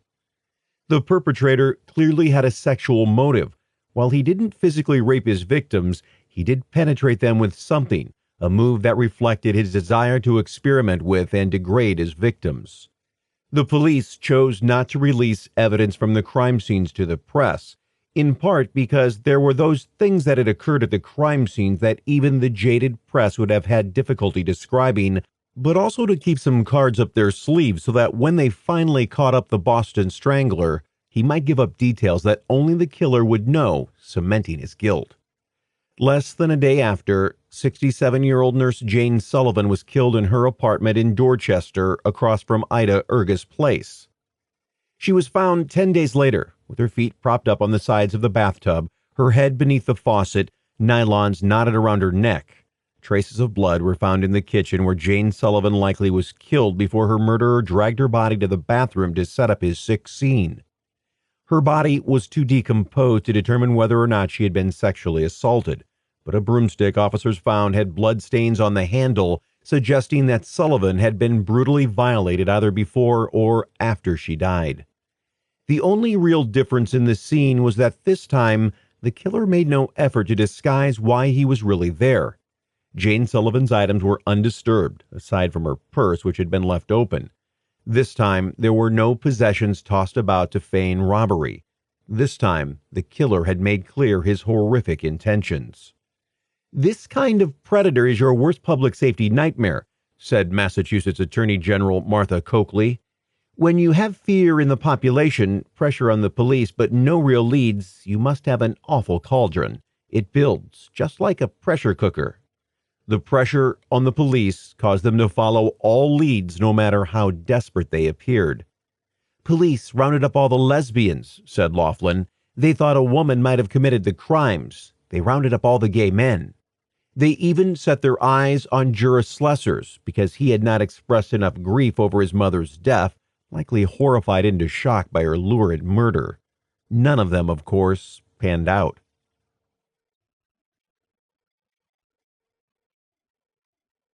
A young victim's M.O. fits that of the Strangler, somewhat.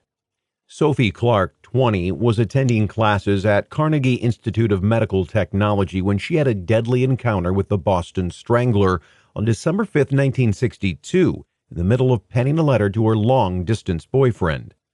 The youngest of the victims so far, her case was different in that she did not live alone in her apartment, located a few blocks away from first victim Anna Slessor's place. She was young, and she was African American. Two, rather than simply raping her with a foreign object, this time there was a degree of sexual engagement because police found traces of semen on the carpet near her body, suggesting that the killer was uncontrollably aroused at the scene he had created. Clark's body was found by her roommates, who returned home to find her on her back, on the floor, her legs spread, but her stockings still on her body, held in place by a garter belt. Her housecoat was still on, just yanked up to her waist. She was still wearing a bra, although the undergarment had been torn. She had, however, been strangled by 3 of her own nylon stockings the killer had apparently found while rummaging through her drawers. They, along with her half-slip, were both knotted around her neck. There were signs of a struggle, suggesting that the safety-conscious Sophie had not gone as gently as the other victims had. A neighbor, Marcella Lulka, said that at around 2:20 p.m., a man had knocked on her door saying he'd been sent by the super to paint her apartment and fix her bathroom ceiling. He then deviated from the script and asked her if she'd ever thought of modeling since she had such a nice figure. He immediately aroused her suspicions. "My husband is sleeping in the next room," she told the man, a finger to her lips. He then said he had the wrong apartment and left. Lulka described him as being between 25 and 30 years old, of average height, and with honey-colored hair. He'd been wearing a dark jacket and dark green pants. It was the closest police had come to a real description of their suspect, who knocked on Sophie Clark's door and murdered her about 10 minutes later.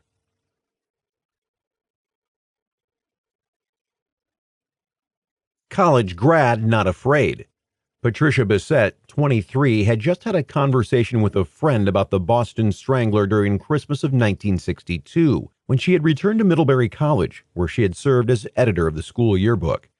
At her alma mater, she told a former classmate who was worried about her friend that she wasn't afraid of the killer who was roaming the streets of the city where she worked as a receptionist at an engineering company in Kenmore Square. But that was before she had returned to the city. A few days later, she would have a date with death, and no doubt the pretty young graduate with her entire life ahead of her died afraid. Bissett's body was discovered on New Year's Eve when her boss stopped to pick her up, but she didn't get the door.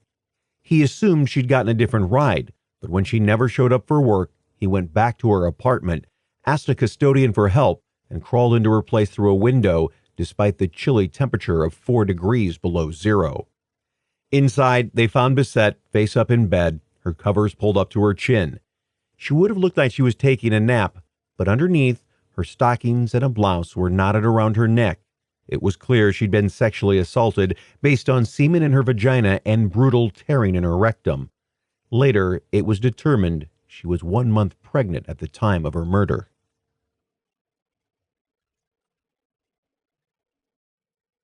Killer returns to original M.O. with some twists. February was a calm month in Boston, but in early March of 1963, 69-year-old Mary Brown was found in her apartment, raped, beaten, strangled, and stabbed. While her age was on target with the Strangler's original victims, she had been stabbed in both her breasts with a kitchen fork that was left embedded in her chest, and her face was covered with a sheet, which suggested that either the murder was the work of another madman or the Strangler's rage was escalating, as happens with most serial killers. Experts usually compare the high that comes with serial killers' murders to the high of a drug addict, and in the same way most drug addicts tend to need more and more drugs as time goes by, serial killers often need more violent scenes to satisfy their lust for blood.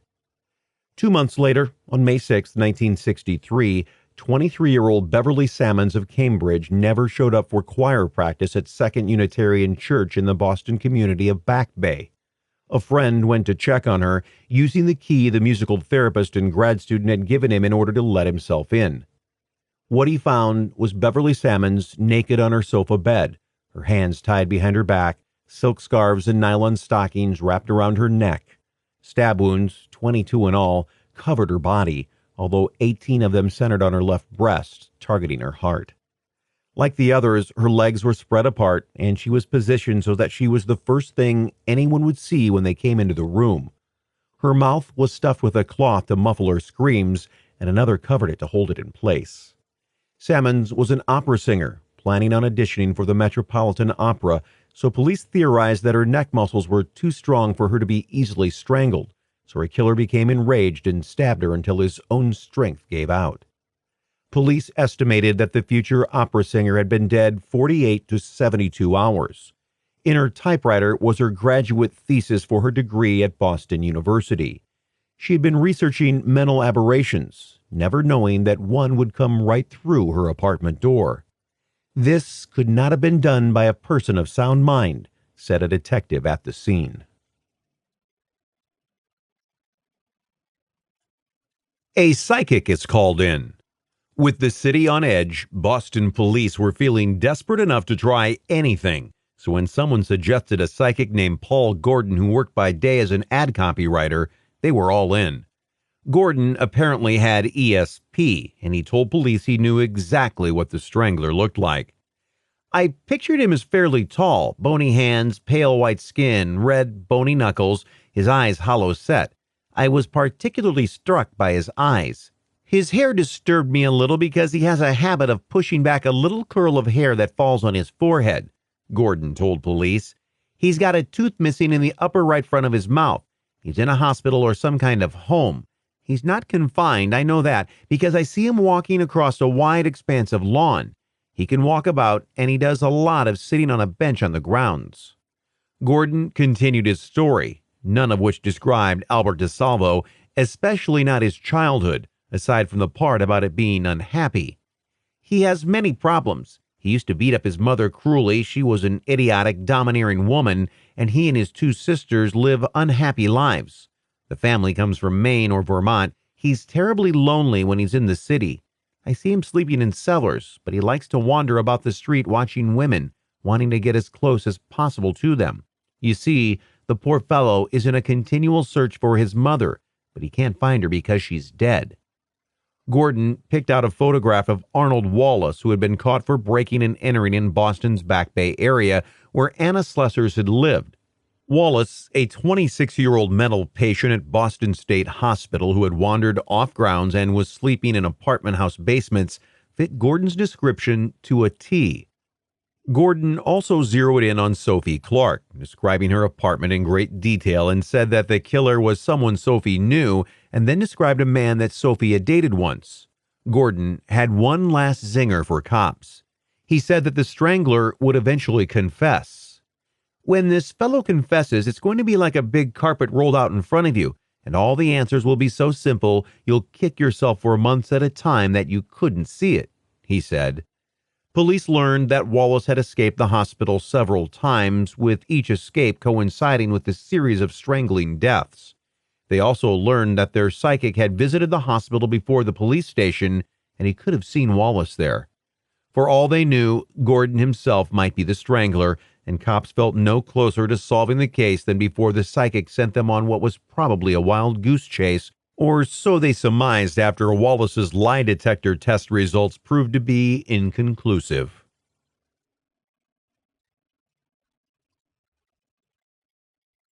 The murders continue. The killer took the next 2 seasons off for some reason, but by fall of 1963, he was apparently feeling a little itchy. Salem resident Evelyn Corbin, 58, had just finished breakfast with her neighbor, Flora Manchester, and had gone home to get ready for Mass at St. Teresa Catholic Church. The two women, fast friends, had plans to meet for lunch. It was September 8, 1963. At 1 p.m., when Flora went to her neighbor's house to pick her up for lunch, there was no answer, so she used her key to let herself in. Corbin was dead, draped across the bed, her right leg dangling off the side of the mattress, 2 stockings knotted around her neck. She had been raped and strangled. Finally, police gave in to the notion that at least some of the crimes were most likely linked. "The woman's dead," a police lieutenant told a reporter. "There's a stocking around her neck. That's similarity enough." A few months later, on November 23, 1963, more than a year since the serial murders first began, 23-year-old Joanne Graff was found in her apartment, strangled with her nylon stockings. Most people were mourning the assassination of President John F. Kennedy, who was lying in repose at the White House, but Graff's landlord was knocking on her door to collect rent, a knock that went unanswered. Graff, who was usually punctual with both rent payments and appointments, also missed Saturday night dinner, as well as church services at Redeemer Lutheran. Friends telephoned police, who found Graff dead in her apartment, her blouse shoved up to expose her breasts, her stockings and a leotard knotted around her neck and finished in a bow. The Sunday school teacher and artist who worked as an industrial designer had been sexually assaulted. One breast showed signs of teeth marks, and her vagina was bloody with tears from the violent assault. A neighbor living above her reported hearing footsteps in the hall, then a knock on the door across the hall. When he opened it, he saw a man about 27, with pomade slicking back his hair, wearing dark green pants and a dark jacket.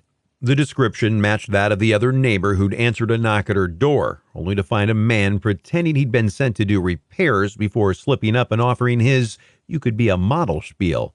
The man asked, "Does Joan Graff live here?" He mispronounced the woman's name. The neighbor told him that Joanne lived a floor below, and he listened, hearing the knock and the closing of the door, and he assumed Joanne knew the man and had let him in her apartment. Less than 15 minutes later, a friend of Joanne's called her apartment, but there was no answer. The Boston Strangler had already gotten to work.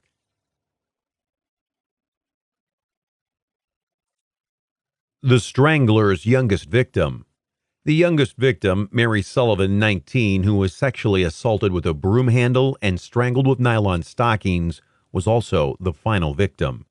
She had just moved into her new apartment on Charles Street in early January of 1964, and when her new roommates came home from work, they thought she was asleep, so they chose not to wake her.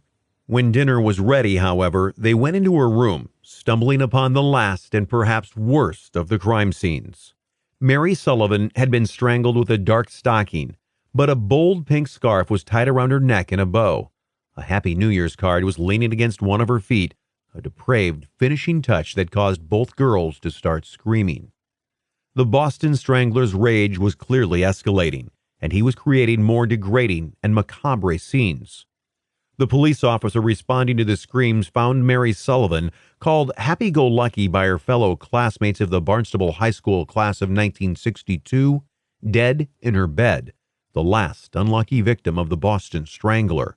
She was sitting up, her breasts exposed, and 4 inches of broomstick handle had disappeared, thrust inside her vagina. Semen dripped from her mouth, creating a small puddle on one of her exposed breasts. "It's quite apparent that this little girl was strangled," said Boston Police Lieutenant John Donovan. He told reporters, leaving out the worst parts of the story. In her death, however, Mary Sullivan was able to give police clues as to the identity of the Boston Strangler, thanks to the semen dripping from her mouth, which was collected as evidence and later, when technology caught up with the case, tested for DNA.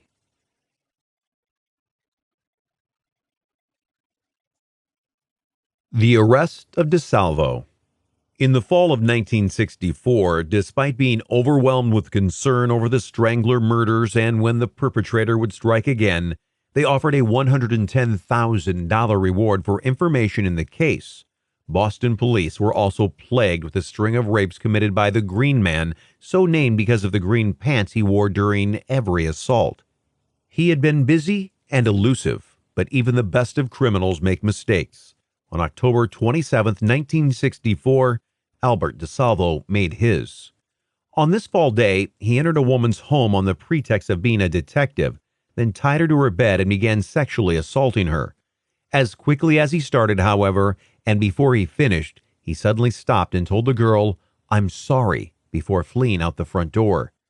The description she gave police led them to DeSalvo, who earlier in the day had pretended to break down on the side of the road.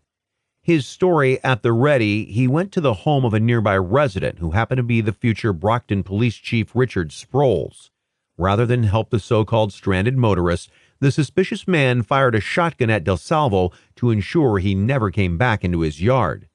When DeSalvo's photo appeared in the newspaper, numerous women reported him as the man who had raped them. DeSalvo was arrested on November 3, 1964 for one of the Green Man rapes. As of yet, no one suspected him of being the Boston Strangler. He was held at Bridgewater State Hospital for observation.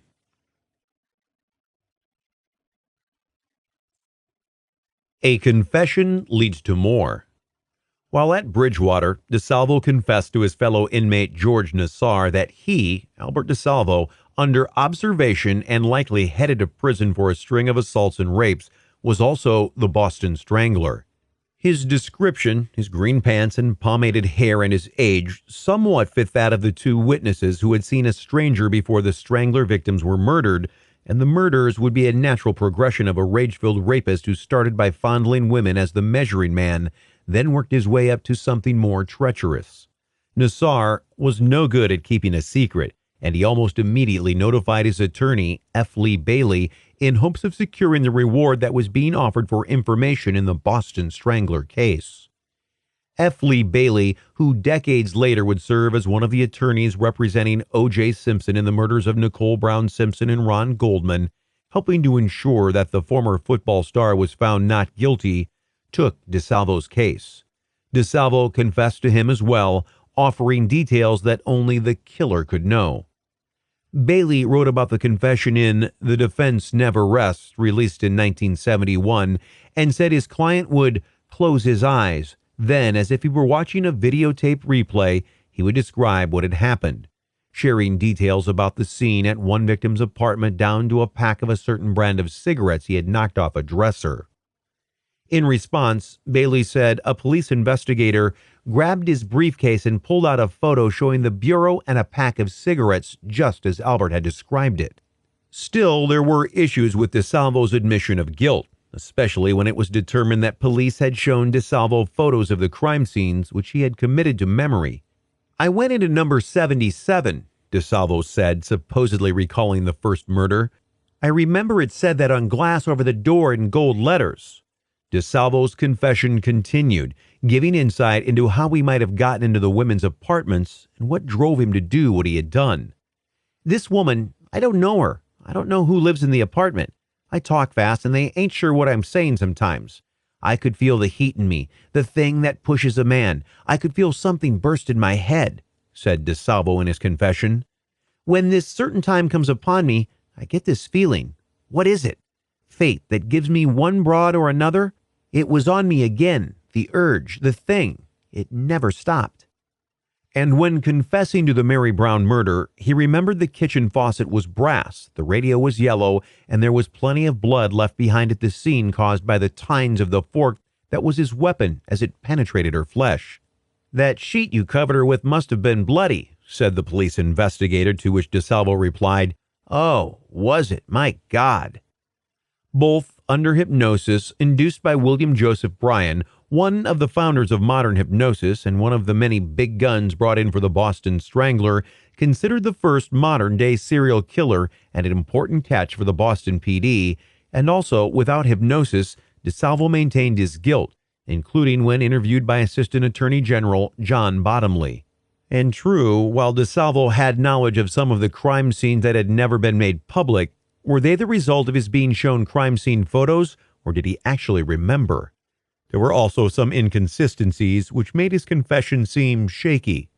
In his confession, he told police that he had raped Mary Sullivan, then strangled her with his bare hands, but there was no evidence of rape other than the penetration with the broomstick and the semen dripping from her mouth, likely the result of masturbation afterwards, and a ligature had been used to kill her. A ligature was one of the Boston Strangler's signatures. It didn't help that the only survivor of the Boston Strangler identified George Nassar as her attacker, not Albert DeSalvo. The two witnesses who saw a man just before he went into one of the victims' apartments also didn't pick DeSalvo out of a lineup, and even the psychic thought police had collared the wrong guy. There was a theory going around that DeSalvo and George Nassar had formulated a plan that would ensure that both Nassar's family and DeSalvo's wife and daughter would have money from the $110,000 reward and wouldn't suffer even though the two heads of households were in prison. DeSalvo, after all, had a handicapped daughter who would likely need care for the rest of her life, and money was likely a priority.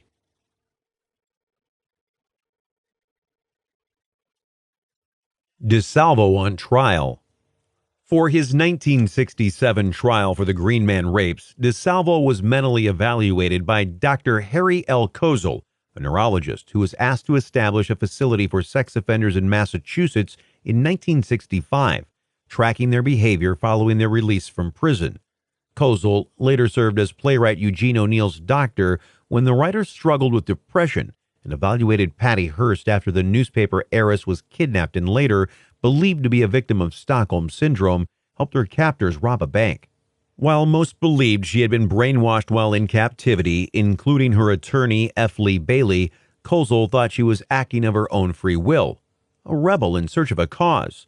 His testimony, which sparked public sparring with Bailey in their second encounter in court, was convincing enough for a jury to convict Hearst for the crime. Bailey plea bargained DeSalvo's case to take the death penalty off the table in hopes of securing a verdict of guilty by insanity, which would have ensured that DeSalvo was housed in a mental hospital available for study. The jury instead gave him life behind bars. "My goal was to see the Strangler wind up in a hospital where doctors could try to find out what made him kill. Society is deprived of a study that might help deter other mass killers who live among us, waiting for the trigger to go off inside them," Bailey said.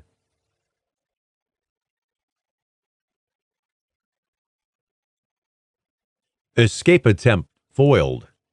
On February 24, 1967, while awaiting an appeal for his life sentence, DeSalvo, along with two other inmates, escaped from the Massachusetts State Mental Hospital where he was being held. He left behind a note saying, "Sorry," but the man believed to be the Boston Strangler was gone. He was apprehended by authorities the next day when he entered a Lynn clothing store in hopes of making a phone call. It's possible that the Sonny and Cher tune "And the Beat Goes On," which was number 6 on the Billboard charts, was playing on the radio at the time. The owner recognized him and called police. Columnist Arnold Koch remembered the day they caught DeSalvo after his short-lived escaped attempt, his only night of freedom spent hiding in someone's cellar after he broke in. "I remember the day they caught him after he'd escaped very well," wrote Koch in a story for the Melrose Free Press. "I was driving back to Melrose from Boston, and I heard on the radio that police were rushing to West Lynn on a report that DeSalvo was spotted in the area. I drove there and watched police search homes. I then followed a reporter to the Lynn police station and walked in. While we stood by the front desk, the phone rang, and the desk sergeant dispatched cars to the Simmons Uniform Company on Western Avenue, near where I'd been minutes earlier. The owner had recognized him and called the police.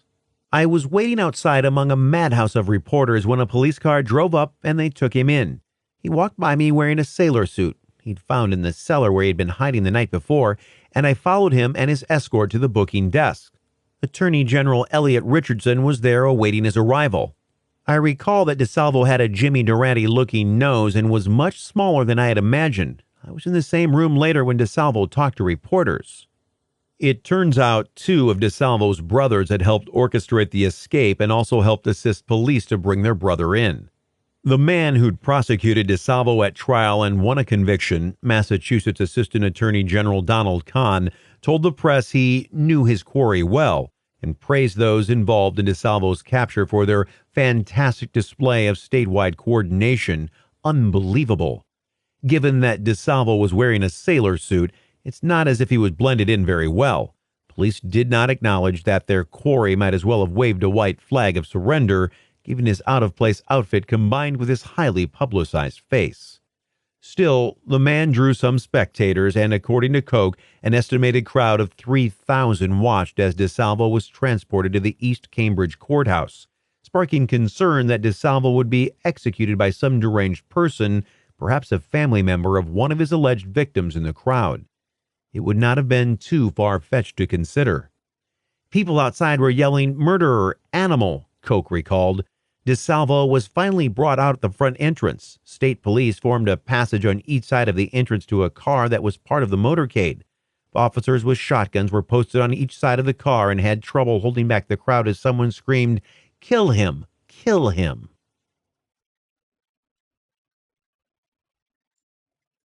A controversial conviction.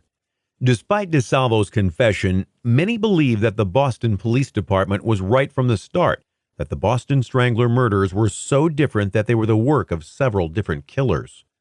Even former FBI profiler Robert Ressler, considered to be one of the foremost authorities on serial killers, also believed that the Boston Strangler murders were not the work of one killer.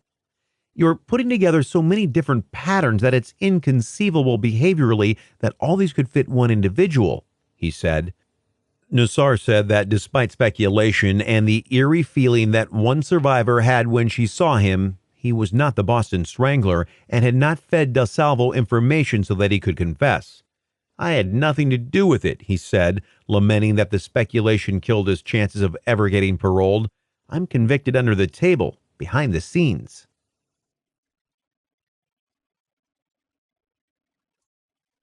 The end leaves numerous questions. A lot of questions went unanswered when DeSalvo was murdered in his jail cell at Walpole in 1973. Casey Sherman, whose aunt, Mary Sullivan, was the Boston Strangler's last victim, said at the time that he believed DeSalvo's death was likely because DeSalvo planned to retract his confession. "I'm convinced DeSalvo was stabbed to death because he was going to tell the real story. He had told his psychiatrist he was fed up with the charade of being the Boston Strangler and was going to tell the truth," Sherman said in an interview with BBC Crime. Sherman believed at the time that Mary Sullivan's real murderer was a man that was a boyfriend of one of her roommates who had broken into the apartment, and she caught him in the act, and unfortunately, he killed her. The man was the prime suspect at the time of her murder. He failed 2 lie detection tests and put to the scene of the crime by the only witness to the crime, and, as I said, police were very close to arresting him when all of a sudden DeSalvo comes out and confesses to all the crimes. Robert Wilson, an associate of the Winter Hill Gang, an organized crime ring of Irish-American and Italian-American Bostonians, including Whitey Bulger, was tried for the murder, but the trial ended in a hung jury. No one was ever held accountable for DeSalvo's death. F. Lee Bailey later suggested that DeSalvo was killed for undercutting the prices on amphetamines in prison, cutting into the inmate enforced set price. No one at Walpole corroborated Bailey's claims.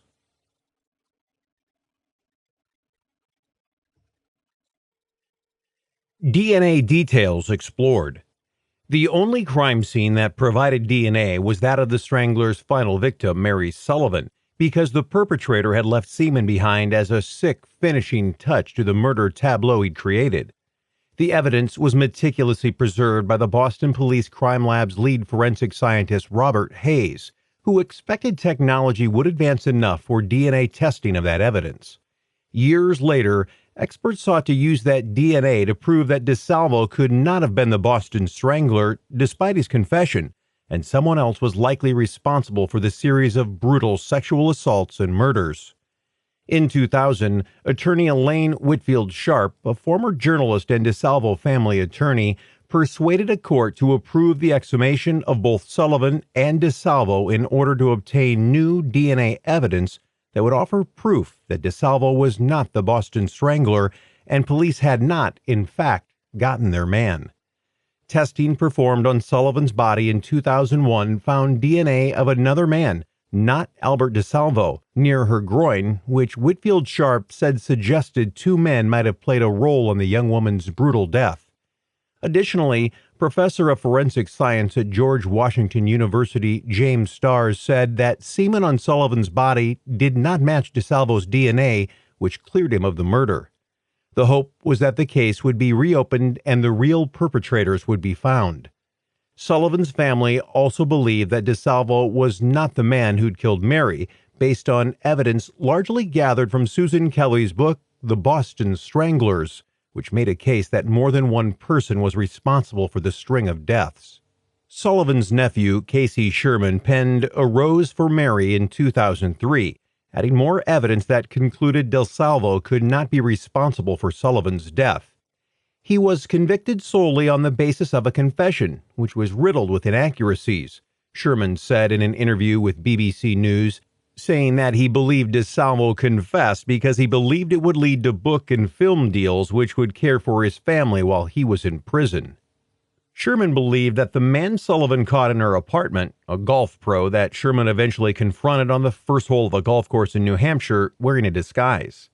I booked a golf lesson under an assumed name and met him on the golf course, and I had a disguise on.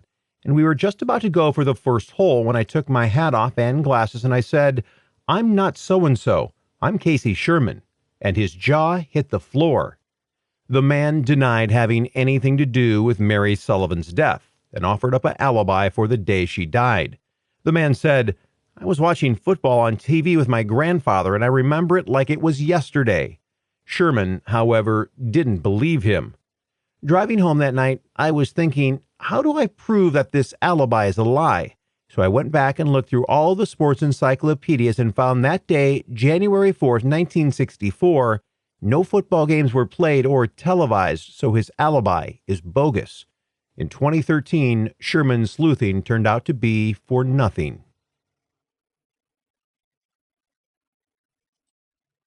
Definitive testing cements DeSalvo's guilt. That year, apparently ready to put the Boston Strangler case to bed for good, police trailed DeSalvo's nephew, Timothy DeSalvo, retrieving a discarded plastic cup in order to obtain familial DNA. The DeSalvos were enraged and told police that they would have voluntarily given DNA samples without the subterfuge.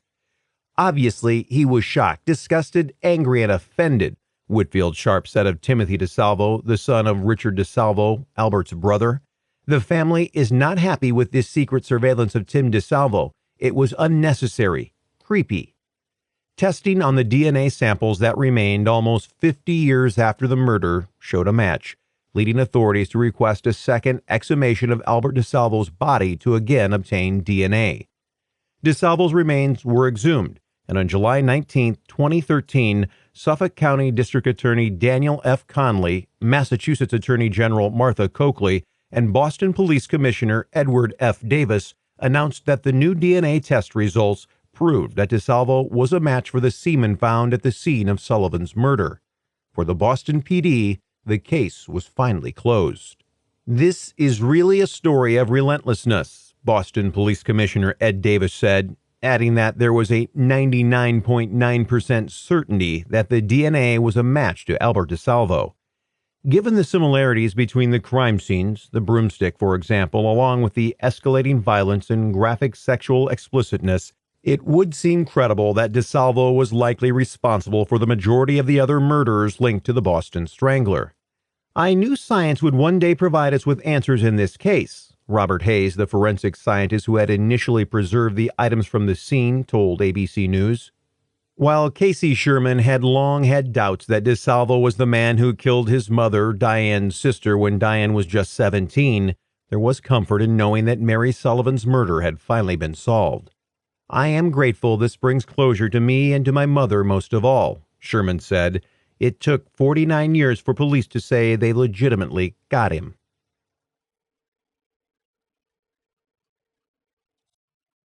Despite DNA, questions still remain.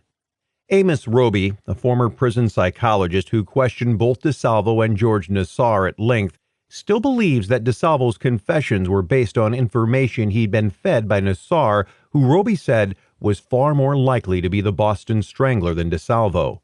DeSalvo, however, craved notoriety and hoped that he would, thanks to massive media attention, become world famous because of his confession.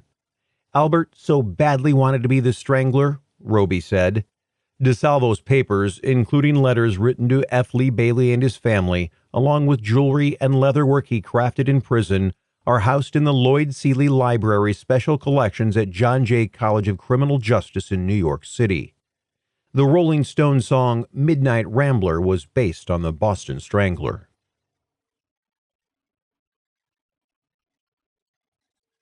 Other sex-crazed criminals, the Toolbox Killers. Lawrence Sigmund Bittaker and Roy Lewis Norris didn't grow up together, but once they found each other and realized they both shared the same sick obsessions, the fates of their victims were essentially sealed. The two carried an array of instruments in an ordinary toolbox that they used to torture their victims, including 5 teenage girls who lost their innocence and their lives in a terrifying 5-month period in Southern California in 1979. Bittaker had a long criminal history and diagnosis of being highly manipulative, hostile, and borderline psychotic after several incarcerations and subsequent evaluations. Norris harbored rape fantasies from the start, and his earliest arrests were for attempted rape. A military man, he was diagnosed as a schizoid personality and discharged from the United States Navy. Eventually, both Bittaker and Norris ended up imprisoned at California Men's Colony in San Luis Obispo, where their fantasies began to intermingle, and Norris told Bittaker that his biggest turn-on was the fright young women felt during a sexual assault. Bittaker, who up until then had no sexual offenses on his record, responded by saying if he ever raped a woman, he would also kill her so that there would be no witnesses to his crime.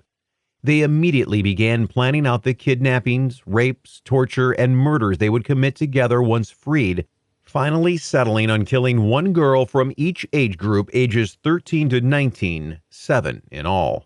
Their first, Lucinda Lynn Schaefer, was 16 and had left a church meeting on June 24, 1969, when she was picked up by the two who had outfitted their van with a bed in the back and a toolbox nearby. They took turns raping her before strangling her by twisting a wire coat hanger around her neck, the stuff of Joan Crawford's worst nightmares. They ignored her pleas to pray before killing her, and when she was dead, they tossed her into the California canyons. 2 weeks later, on July 8, 1979, Bittaker and Norris encountered 18-year-old Andrea Joy Hall, who was hitchhiking along the Pacific Highway. She had gotten a ride with someone else, but the gruesome twosome followed the car, and when Hall got out, they enticed her into their van. Each raped her and then drove her to the woods where they dragged her on a naked walk through the trees. They then forced her to give one of them oral sex and pose for Polaroids before killing her by ramming an ice pick through her ears, first one, then the other. They strangled her as she struggled to survive her injuries. Jackie Doris Gilliam and Jacqueline Leah Lamp were at a bus stop near Hermosa Beach, taking a break from hitchhiking, when they were spotted by Bittaker and Norris, who offered the girls a ride. They happily accepted and soon found themselves smoking a joint in the back of the men's van, oblivious to the horrors that were soon to come. When the girls realized they were no longer traveling along the Pacific coast, they protested, and Jacqueline, 13, tried to open the van's sliding door. She was promptly knocked unconscious with a bag of lead weights, and Norris then turned his attention to her 15-year-old companion. He attempted to bind and gag her, but Jacqueline regained consciousness and attempted to flee as he focused on Jackie, forcing Norris to twist Jacqueline back into the van, where the trio, along with Bittaker, who stopped the van and punched 15-year-old Jackie in the face, struggled in front of witnesses who did nothing to assist the helpless girls. The two girls were held for 2 days in the labyrinth of the San Gabriel Mountains, bound, gagged, and repeatedly raped. Jacqueline was forced to pose for Polaroids, and Bittaker created a tape recording of his rape of Jackie, telling her to make as much noise as possible. He stabbed her in the breast with his ice pick and used vice grip pliers to tear off part of her nipple. The tape was never found, a blessing for Jackie's grieving family. The two were then killed the same way as the duo's previous murder victim, an ice pick through the ears, and then strangled to finish the job. Shirley Lynette Ledford was 16 when she was abducted on October 31, 1979, hitchhiking home from a gas station after a Halloween party. She went with the two because Bittaker was a regular at the restaurant where Shirley waitressed part-time, so she trusted him. As soon as she was in the van, however, she was bound and gagged with construction tape and beaten to elicit screams as Bittaker shouted at her, "Scream louder! What's the matter? Don't you like to scream?" He then began torturing her with the pliers by inserting them into her vagina and rectum, then raping and sodomizing her damaged body, turning the pliers on her breast as he did so, all of it on tape so the men could relive the moments as their victim cried and begged for her life. When the men changed places, Norris told Shirley, "Go ahead and scream, and I'll make you scream." Norris then used a sledgehammer to hit Shirley 25 times on the same elbow, shattering the bone. They dumped her body on a random lawn, where she was found the next day by a jogger who was on a regular route. The two might have gotten away with it, and their body count might have grown if Norris hadn't been a bit of a blabbermouth. He told a former inmate he'd been behind bars with about his escapades with Bittaker, and the former inmate immediately went to police, armed with enough information to track down a woman who had escaped from the men's van of torture. When the two were finally arrested, Bittaker attempted to make police believe that the violent sex was consensual, despite taped evidence to the contrary. Despite Shirley Ledford's horrific injuries, including blunt force trauma to her face, head, and breast, and severe cuts and slashes on both hands, Bittaker claimed that the tape was evidence of an S&M threesome and that Shirley had asked to die in the end. Norris himself confessed, revealing his true sickness as he did so. "We've all heard women scream in horror films," he said. "Still, we know that no one is really screaming. Why? Simply because an actress can't produce some sounds that convince us that something vile and heinous is happening. If you ever heard that tape, there is just no possible way that you'd not begin crying and trembling. I doubt you could listen to more than a full 60 seconds of it." Norris also testified against Bittaker and was sentenced to 45 years in prison. He was eligible for parole in 2010, but did not attend the hearing. He will next be eligible in 2019. As for Bittaker, who called the tape of Shirley Ledford's rape and death real funny and smiled all the while it was played in court, was sentenced to death. Prosecutor Stephen Kay, who cried twice while listening to Shirley's death, had done his job, although he wished he could ask for a sentence as severe as the one Bittaker's victims suffered. Everybody who has heard that tape has had it affect their lives. I just picture those girls, how alone they were when they died. The jury needs to know what these guys did, he told reporters gathered outside the courtroom. Bittaker has spent almost 3 decades on San Quentin's death row, and in 2012 he gave a rather casual interview with the website People of the Black Circle, in which he described himself as the local friendly rapist because despite his fantasies involving hearing a woman scream, it was from pleasure. Technically, it was rape. They were snatched off the street and tied up, but we treated them well. We partied with them, gave them food, smoked marijuana, and drank. Given the circumstances, it was the most friendly rape situation, he said. His prison friends include freeway killer Randy Kraft, until Kraft found out that Bittaker was giving away his hair to a collector friend to sell to fans, and Richard Ramirez, better known as the Night Stalker.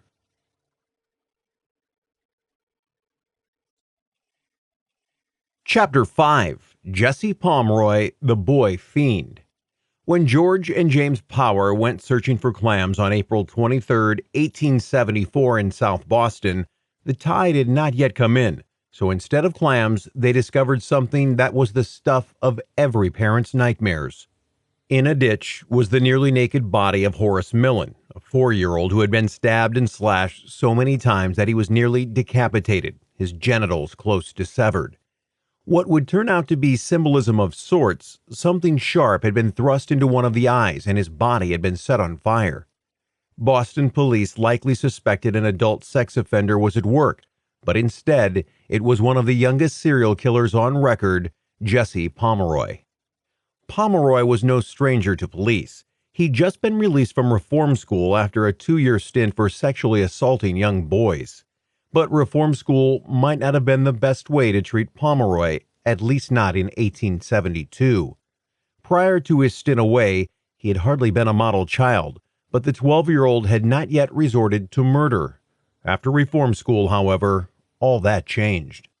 The subject of the 2015 book, The Wilderness of Ruin, A Tale of Madness, Fire, and the Hunt for America's Youngest Serial Killer by Roseanne Montillo, Pomeroy was one of the boys who even terrified grown men, including Boston detective James R. Wood.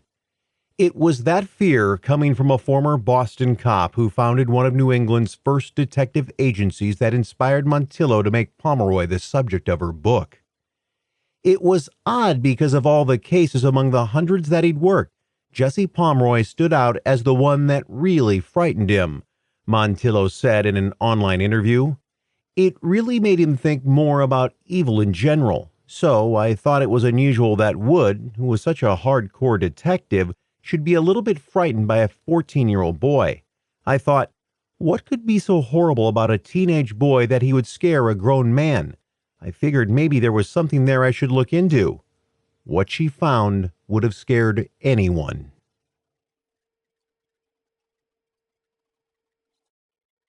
A childhood of horror.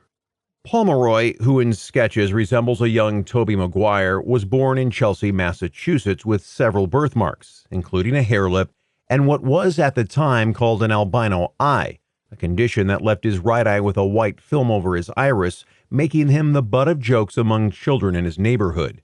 He was also subjected to brutal beatings from his father, who saw the birthmarks as a sign of the devil and was trying to exorcise the demon from his son with sheer force.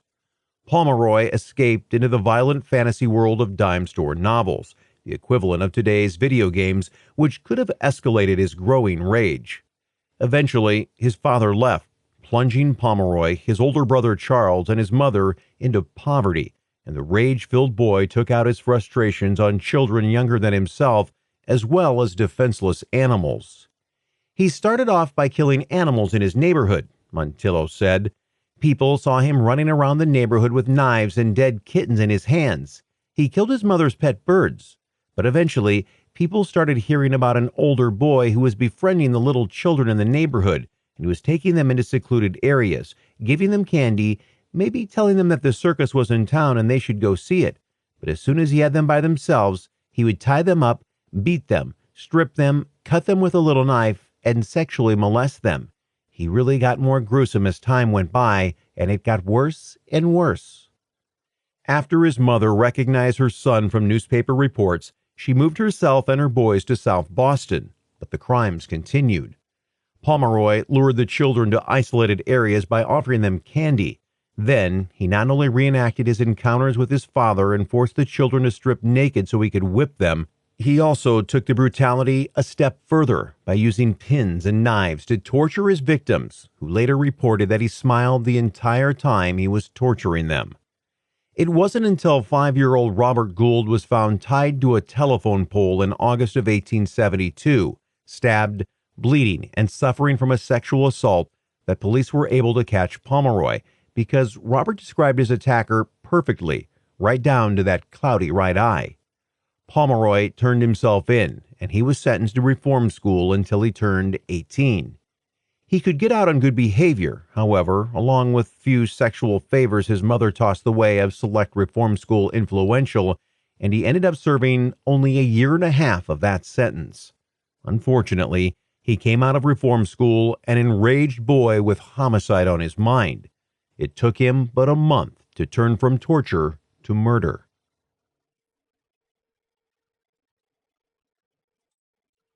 His first murder victim. It was March of 1874, when Pomeroy was 14 years old, that he kidnapped, tortured, and murdered 10-year-old Katie Curran. She had gone out to buy a new notebook for school and had stopped at the dress shop operated by Ruth Pomeroy and her family to make the purchase. The Pomeroy shop was the last place she'd been seen. Police searched the store and interrogated Jesse, who was working at the time Katie disappeared, but they found nothing. Jesse Pomeroy was cool under pressure, apparently, so they didn't suspect him in Katie's disappearance. The distraught family offered a $500 reward for information regarding her disappearance. A month later, 4-year-old Horace Mullen was discovered by the oyster hunters. He'd been slashed so many times with Pomeroy's knife that he was nearly decapitated. But this time, Pomeroy would not get away so easily. As he was fleeing the scene, he left behind a footprint in the mud. When police found him, he was carrying a bloody knife, wearing pants with mud matching the terrain of the marsh, and was still wearing the shoes, allowing police to match the print. When officers asked Pomeroy if he'd killed Mullen, he said, "I suppose I did." Ruth Pomeroy was forced to close her shop, and the new owners discovered something horrifying in the basement: the body of Katie Curran buried under a pile of ashes. Pomeroy had lured her there and then slashed her throat. "I couldn't help it," he said when he confessed to police. Eventually, Pomeroy confessed to killing 21 others, leading police to excavate the yard of the home where the Pomeroy family had lived, and there they discovered 12 bodies. Both Herman Melville, author of Moby Dick, and Oliver Wendell Holmes, one of the fireside poets who had also passed the bar, although he never officially practiced law, followed Pomeroy's case closely. And Holmes was particularly disturbed when Pomeroy was sentenced to death, although that sentence was later commuted to life in prison because he believed that there were likely many more young killers in the world, and Pomeroy represented an opportunity to learn more about the reasons behind such depravity. When he found out that Jesse had been found guilty and was going to be executed because initially he was sentenced to death, Holmes believed that the best thing to do would be to place him in a mental institution and to really get to know him, to figure out why he had done the things he'd done, Montillo said. Holmes thought you could learn a lot from Jesse, and he didn't believe that Jesse was the only child who could do these things. He thought that people had a tendency to underestimate children, and that there'd be another Jesse Pomeroy out there. Most likely there was one already, and maybe if you learned about Jesse, it could be easier to help the next boy who needed help. He saw Jesse as being very useful, so he tried hard, writing letters to the governor to make sure that Jesse would go to a good place. Rather than being sent to a psychiatric facility, Pomeroy was sentenced to solitary confinement for life.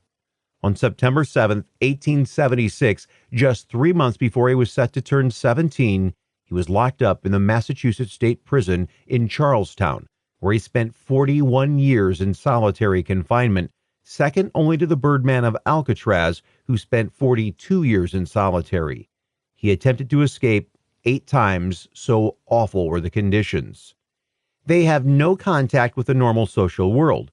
Indeed, the only regular physical contact they have with another human being is the incidental brushing up against the guards, who must first place them in handcuffs and chains before they escort them out of their cells and housing units. They visit loved ones through thick glass and over phones, and are thus denied the opportunity to ever touch another human being with affection. This has gone on unabated for years and years, for some of these men for several decades now, said Dr. Craig Haney, testifying before the California Assembly's Public Safety Committee recently. Today, most people who are in solitary confinement for any length of time are there for their own protection, including members of the LGBTQ community who would be at risk among the general prison population. But imagine how things might have been in 1876 in Massachusetts. Pomeroy later wrote a manifesto of sorts claiming that he was innocent, or if guilty, clearly insane at the time of the crimes. He wrote of his childhood along the Mystic River, first on Lexington Street and then later on Bunker Hill. He wrote about how he liked his brother Charlie, who was at the time attempting to grow a mustache with a degree of success. And he wrote about the time he almost lost his one good eye when Charlie was casting his line and a hook came dangerously close to penetrating it.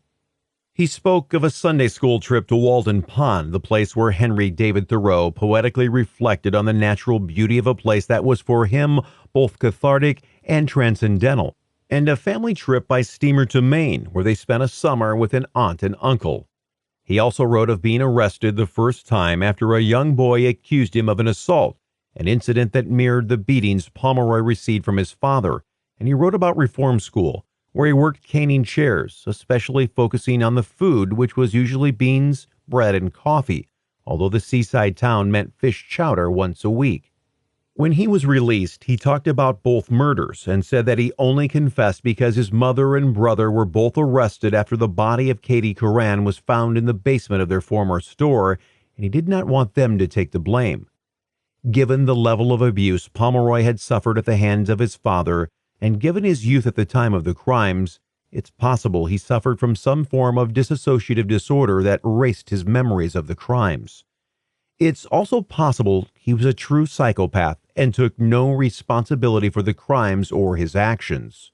Their game is self-gratification at the other person's experience, said Robert Hare in Montillo's 2015 book about Pomeroy and the Boston where he grew up.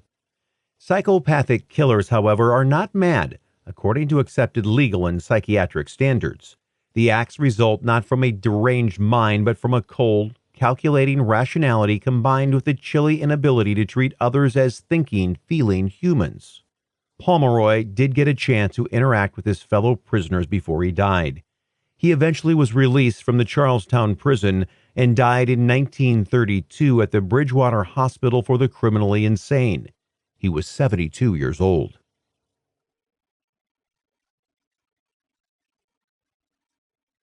Other young killers: Robert Thompson and John Venables. One of the most well-known murder cases in England was the 1993 murder of 2-year-old James Bulger. Robert Thompson and John Venables, both 10 years old at the time of the crime, had skipped school February 12th and had spent the day shoplifting items from the mall where James was shopping with his mother. Her last stop had been the butcher shop, and she was distracted at the meat counter just long enough for the boys, apparently bored with shoplifting and seeking some higher level of evil, to abduct her son. Security camera footage shows the older boys holding James' hand as they let him out of the mass in the city of Liverpool. They walked about 2.5 miles before ending at the railroad tracks, not far from the police station, where they brutally attacked the toddler, beating him on the head, kicking him in the face, and sexually assaulting him. He was found with batteries in his mouth, and police believe the two boys also inserted batteries into his anus, perhaps based on evidence found on the batteries that were recovered from the crime scene. They then placed his lifeless body across the railroad track so it would be cut in half when the train came through. James' family was unable to comprehend the horror that the little boy they loved had gone through before his death. "It's like a dream," said his grandmother, Helen Bulger, in an interview with the BBC. "You see these cases and you feel very sorry for the people involved, but you don't know. There's no way you could know the depth of feeling involved. He was a lovely little boy. He was so beautiful." The camera footage, along with DNA and a bruise in the shape of a shoe print on James's face that matched the shoe of one of the boys, referred to as Child A and Child B in court because of their ages, helped police track the two. At the trial, it was revealed they'd earlier attempted to abduct another little boy that day, but the child's mother chased after them, preventing them from taking him out of the mall. Multiple witnesses reported seeing young James with the two older boys and thinking something wasn't right, but none of them imagined the horrors to come, and none of them intervened.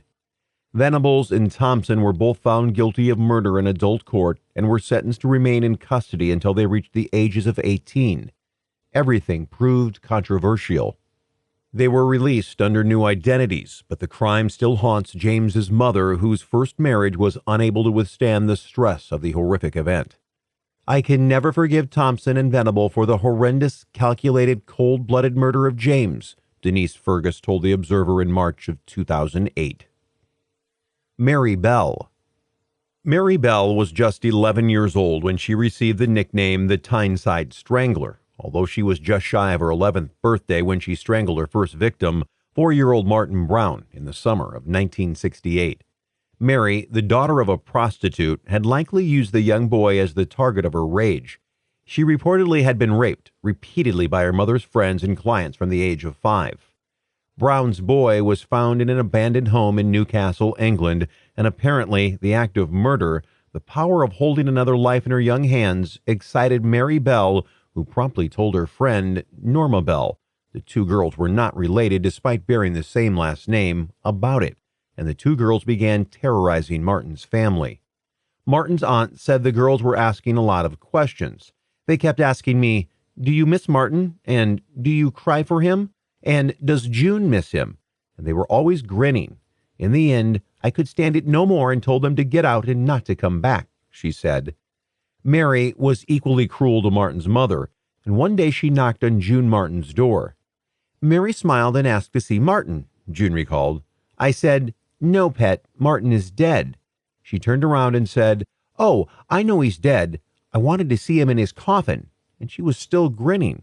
I was just speechless that such a young child should want to see a dead baby, and I just slammed the door on her. A month later, Mary and Norma worked together to strangle 3-year-old Brian Howe. "Brian Howe had no mother, so he won't be missed," said Mary Bell. The two carved the letter M into his stomach with a razor blade before mutilating his genitals by removing most of the skin and cutting his hair. Interestingly, the M had at first been an N, perhaps for Norma, and the other slash was added by a different hand. Later, the two helped Brian's sister Pat look for the young boy and even pointed out the spot where they had left his body in hopes that the sister would find him and get a shock, Norma later told police. But Pat, luckily, did not fall for the bait. When police found Brian's small body that night, despite the depravity of it all, it looked like the work of a child. On the day Brian Howe was buried, Inspector James Dobson was there. Mary Bell was standing in front of the Howe's house when the coffin was brought out. I was, of course, watching her, and it was when I saw her there that I knew I did not dare risk another day. She stood there, laughing and rubbing her hands. I thought, my God, I've got to bring her in. She'll do another one. But Dobson had to find a way to prove Mary Bell was the culprit. As police began interviewing children in the neighborhood, Norma Bell eventually told police that Mary Bell told her she had done it and had taken Norma to see the body, a story that removed herself from the murder scene despite that incriminating N. His lips were purple. Mary ran her fingers along his lips. She said she had enjoyed it, Norma told police. When questioned, Mary tried to pin the murder of Brian on Norma, telling officers that Norma promised to take the toddler to a woman who had candy, but instead led him to the place where his body had been found and strangled him there. She got hold of his neck and she squeezed it hard, Mary Bell told police. You could tell it was hard because her fingertips were going white. Brian was struggling and I was pulling her shoulders, but she went mad. I was pulling her chin up, but she screamed at me. By this time, she had banged Brian's head on some wood or corner of wood and Brian was lying senseless. His face was all white and bluey and his eyes were open. His lips were purplish and he had all like slaver on and it turned into something like fluff. Norma covered him up and said, "Norma, I've got nothing to do with this. I should tell on you, but I'll not." Both girls were charged with manslaughter, but on December 17, 1968, Norma Bell was acquitted. Bell received life in detention, and while she was housed in Red Bank, the same facility that would later hold John Venables, she told a guard, "Murder isn't that bad. We all die sometime anyway." Mary Bell, only served 12 years of her sentence before she was released, despite saying, "I like hurting little things that can't fight back," while she was in state custody. She also received a new identity, had a child, and is now a grandmother, much to the horror of the mother of one of her victims. "A child is a blessing," said Martin Brown's mother, June Richardson. "She took my blessing and left me with grief for the rest of my life."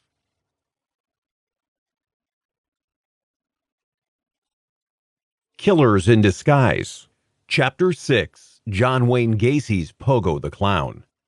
Before he was arrested in December of 1978, John Wayne Gacy was best known as Pogo the Clown. He would perform at children's parties and visited children's hospitals to cheer up sick kids with his bag of clown-related tricks. Acting the clown was like Gacy's way of suppressing his abusive childhood, which included regular beatings from his father that began at the age of 4 and were so random and brutal that when Gacy was molested by a family friend, he never told anyone for fear that it would only lead to more physical abuse from his father.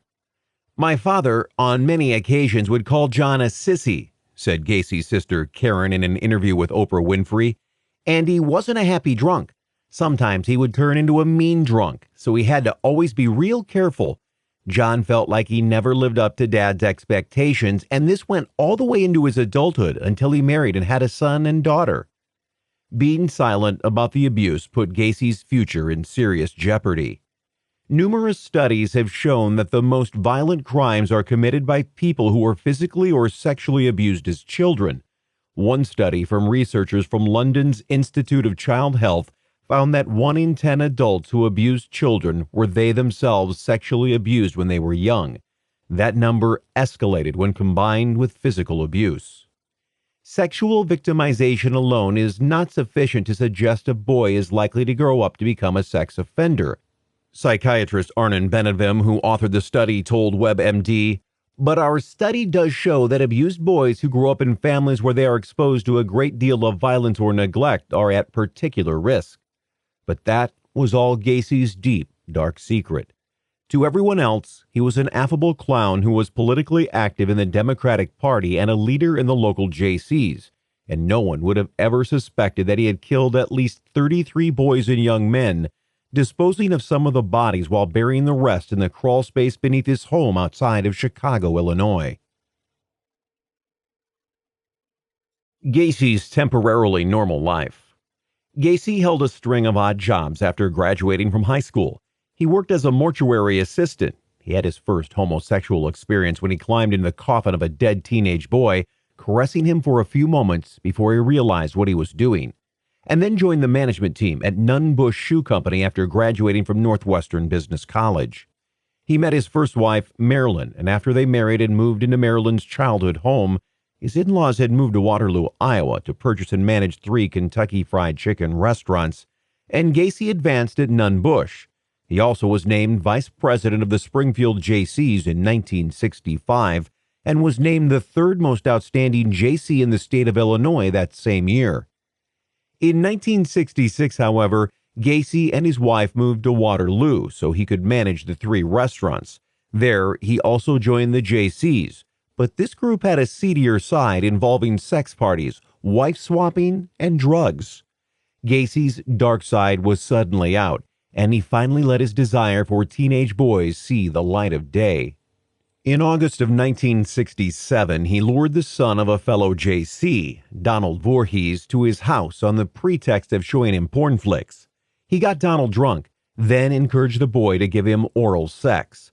The next several months found him abusing several other boys, paying some $50 for the encounters after telling him he was doing scientific research on homosexuality. About a year after the assault, Donald Voorhees told his father that Gacy had sexually assaulted him, and the man immediately went to the police. Gacy was arrested, although he denied the charges, claiming they stemmed from the elder Voorhees' opposition of his appointment as president of the Iowa JCs, and he demanded a polygraph, which proved inconclusive due to Gacy's nerves. Despite all his bluster of innocence, on May 10, 1968, Gacy was indicted on the sodomy charge, although he was released from jail until his trial and almost immediately began looking for a way to beat the rap.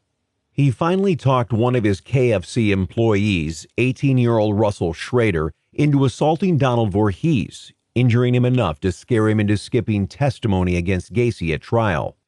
Voorhees got away, and rather than being frightened into silence, he reported the assault to the police, fingering Schrader as his attacker. When Schrader was arrested, he said he did what he did at Gacy's request. The JC was again arrested and sent for an evaluation at the psychiatric hospital of the State University of Iowa, where two psychiatrists found that he had antisocial personality disorder, a mix of sociopath and psychopath, and would unlikely benefit from any treatment. He was, doctors said, fit to stand trial, despite the diagnosis.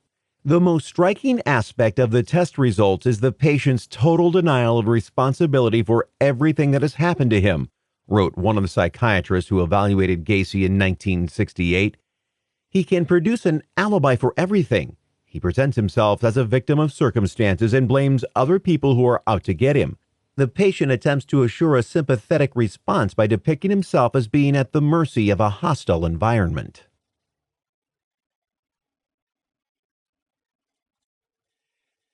Gacy's first trial and time behind bars.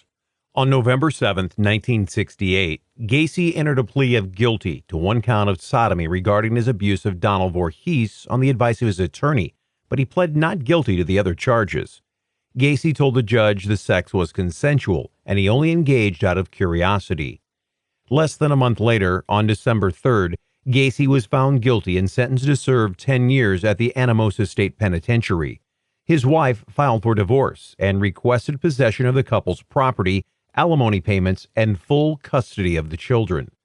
By September, the divorce was final, and Gacy never saw his first wife and the two children that union produced again. While behind bars, Gacy was said to be a model prisoner.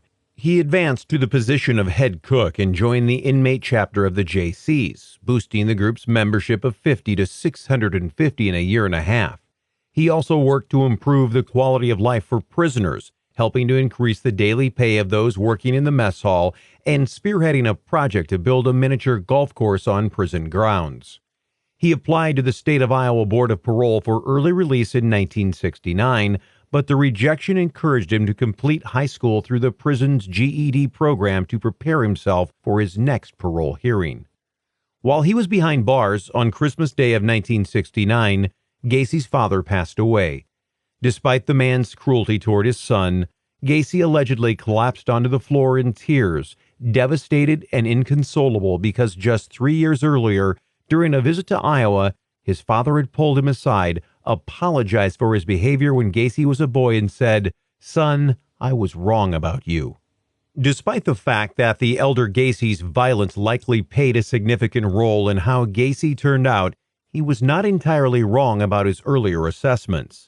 A few months later, on June 18, 1970, after serving just 10 months of a 10-year sentence, Gacy was granted parole along with 12 months of probation, contingent on Gacy's return to Chicago to live with his mother, where he would abide by a 10 p.m. curfew.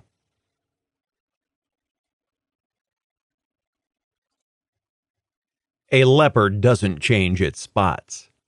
Gacy landed a job as a short-order cook as soon as he returned to the Windy City, but it wasn't long before he was arrested for the sexual assault of a teenage boy he picked up at the Greyhound bus station and attempted to lure home. The charges were dropped when the victim failed to appear in court, and the Iowa Board of Parole never caught wind of the incident, so Gacy's parole was lifted a year after his release. About the same time, he became acquainted with a woman he dated in high school, Carol Hoff, now divorced with 2 little girls, and the two were soon engaged and moving into the home Gacy shared with his mother at 8213 West Summerdale Avenue, a quiet residential neighborhood with neat, tidy homes. Before the July 1, 1972 wedding, Gacy's mother moved out of the family home into her own place. Wedding jitters were apparently getting to Gacy because a week before his pending nuptials, he was arrested for aggravated battery and reckless conduct related to a complaint filed by a teen named Jackie D., who said that while impersonating a police officer, Gacy lured him into his car and forced him to perform oral sex. Those charges were later dropped when D attempted to blackmail Gacy. Still, it was not the best way for Gacy to begin his life as a married man for the second time.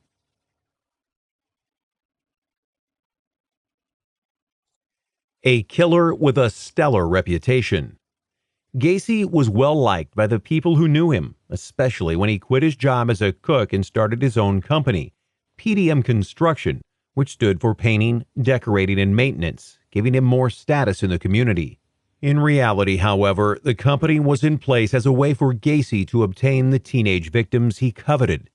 And while his rap sheet suggested he was simply molesting his clients, Gacy was escalating and was no longer satisfied by forcing someone to give him a blowjob. Instead, he started luring his victims to his home by offering them jobs with his contracting company if they passed the interview process. There was no interview, of course. Once Gacy's victims arrived at his home, they were subjected to varying degrees of torture before Gacy killed them and buried them beneath the home where he and his wife lived seemingly normal lives.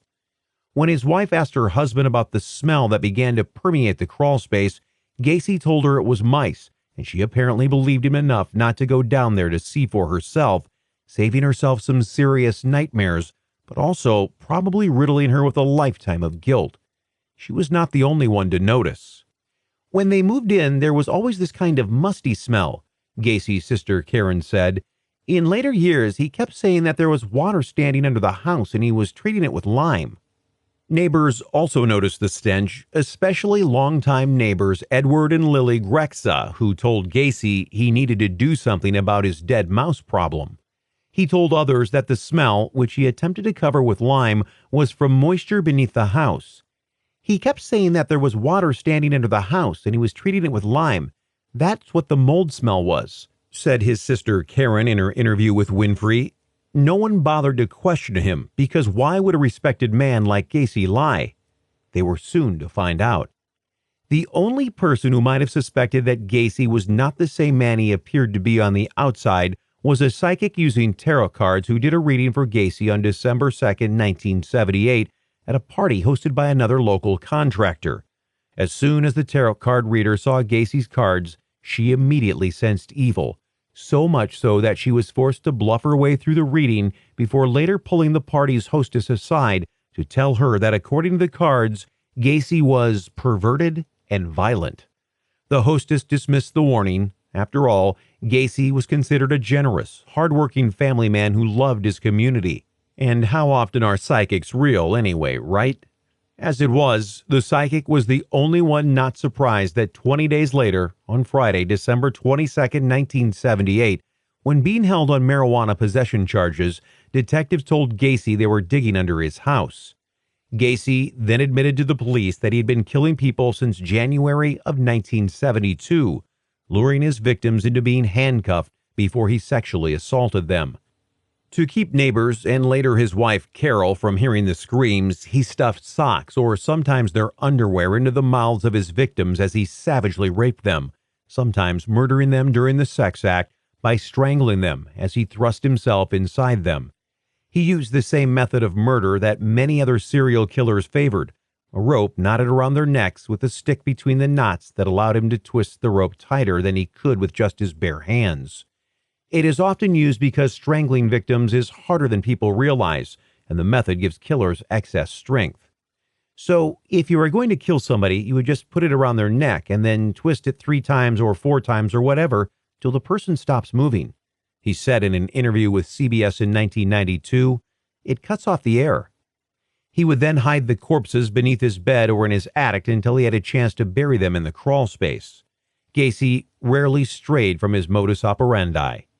On May 22, 1978, Jeffrey Rignall, just back from a vacation in sunny Florida where he'd gotten a golden tan that caught Gacy's eye, was walking through Newtown, the heart of Chicago's gay community, when he was blocked by a black Oldsmobile driven by a heavy-set guy with a mustache. He offered to share a joint with Rignall, who agreed, and hopped in the car with Gacy for a toke. But before they were halfway through smoking the joint, Rignall found himself with a rag soaked in chloroform over his mouth, and he passed out. He woke up a few times during the car ride to hell, but was chloroformed again each time. When he woke up, He found himself inside Gacy's house, strapped to a board with holes for his head and arms that was suspended from the ceiling. A naked Gacy was standing in front of him with an array of dildos, telling him in great detail what he had planned for the defenseless and still somewhat delirious Rignall. Gacy fulfilled his promises and brutally raped, drugged, tortured, and whipped Rignall before forcing the young man to perform oral sex on him, shouting, "You love it, you love it," while Rignall was helpless and strapped to the board. Later, the young man woke up in Chicago's Lincoln Park, his battered body the only evidence of what had happened to him. Rignall, who identified as bisexual, immediately went to his girlfriend's house, and she took him to Northwestern Memorial Hospital, where he stayed for 6 days. Police visited him there, but they were skeptical of Rignall's bizarre story and didn't act on it. Rignall later wrote the book 29 Below, which detailed his horrific experience, a beastly and animalistic attack, as a survivor of one of the most prolific serial killers in American history. Just before he was arrested, Gacy told Ronald Road, a cement contractor who worked with him, "Ron, I've been a bad boy. I killed 30 people, give or take a few."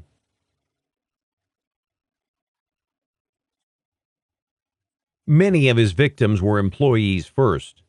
While Gacy passed himself off as a model citizen, one of his worst habits was refusing to pay his employees for work they'd done to keep extra money in his own pockets. One of those employees, 17-year-old Johnny Butkovich, worked for Gacy's contracting company to earn money to upgrade his 1968 Dodge, a car he liked to race, so he was often buying new parts. Johnny was elated about landing a job working for Gacy at PDM Contractors, a well-paying gig and a job he enjoyed, at least until Gacy refused to pay him for 2 weeks of work. Butkovich and two friends went to Gacy's home to confront him over the money until a screaming match broke out and the boys realized Johnny wasn't getting paid. Johnny dropped his friends off at their homes and was never seen again. Other victims made the mistake of getting into Gacy's vehicle or just had the bad luck of a chance encounter with the man. Gregory Godzik worked at PDM Contractors to earn money for his 1966 Pontiac, an older car that needed a lot of work. Godzik worked long hours in order to keep his beloved car on the road.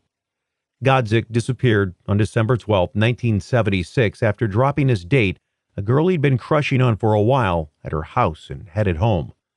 Police found the 17-year-old's car, but Gregory was nowhere to be found.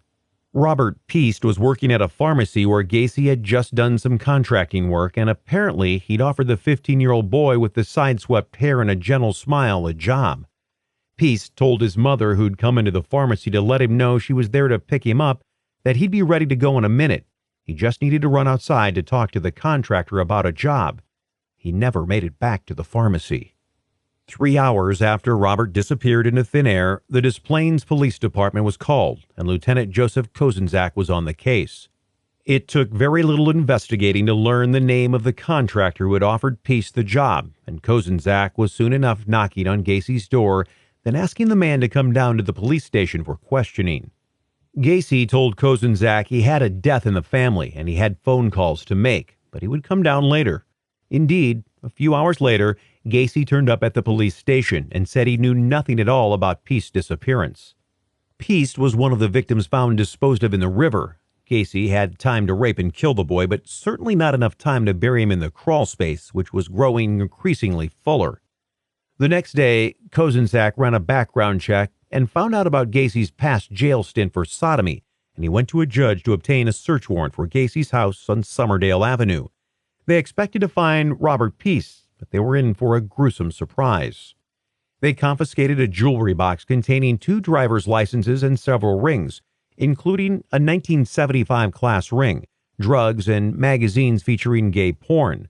Some of the items on his list that were confiscated from Gacy's home were the wooden plank that his escaped victim, Jeffrey Rignall, had described, numerous dildos, including one 18-inch monstrosity, a syringe with a small brown bottle, an Italian pistol, police badges, rope, and vehicles, including a black 1979 Oldsmobile, and a van with PDM Contractors on the side that contained bits of hair later linked to Robert Peace. Gacy, after learning of the search, said he had killed someone, but it was in self-defense, and he'd buried him under the garage. A little exploration of the crawl space, however, turned up one body, and a call was made to Cook County Medical Examiner Dr. Robert Stein, who immediately realized what the neighbors had not. The smell in Gacy's house was not mice. It was the distinctive odor of human decomposition. Officers treated the area like an archaeological site and marked off sections as they dug, carefully excavating each find so as not to disturb the integrity of the site.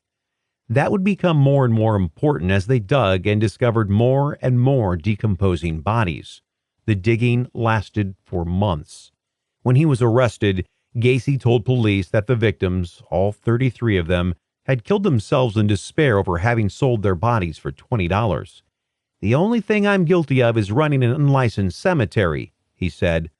"I personally believe he killed a lot more than 33 people," said Joseph Kozenczak, a former Des Plaines police detective who headed the Gacy investigation. "I think there are other victims out there, but we might never know."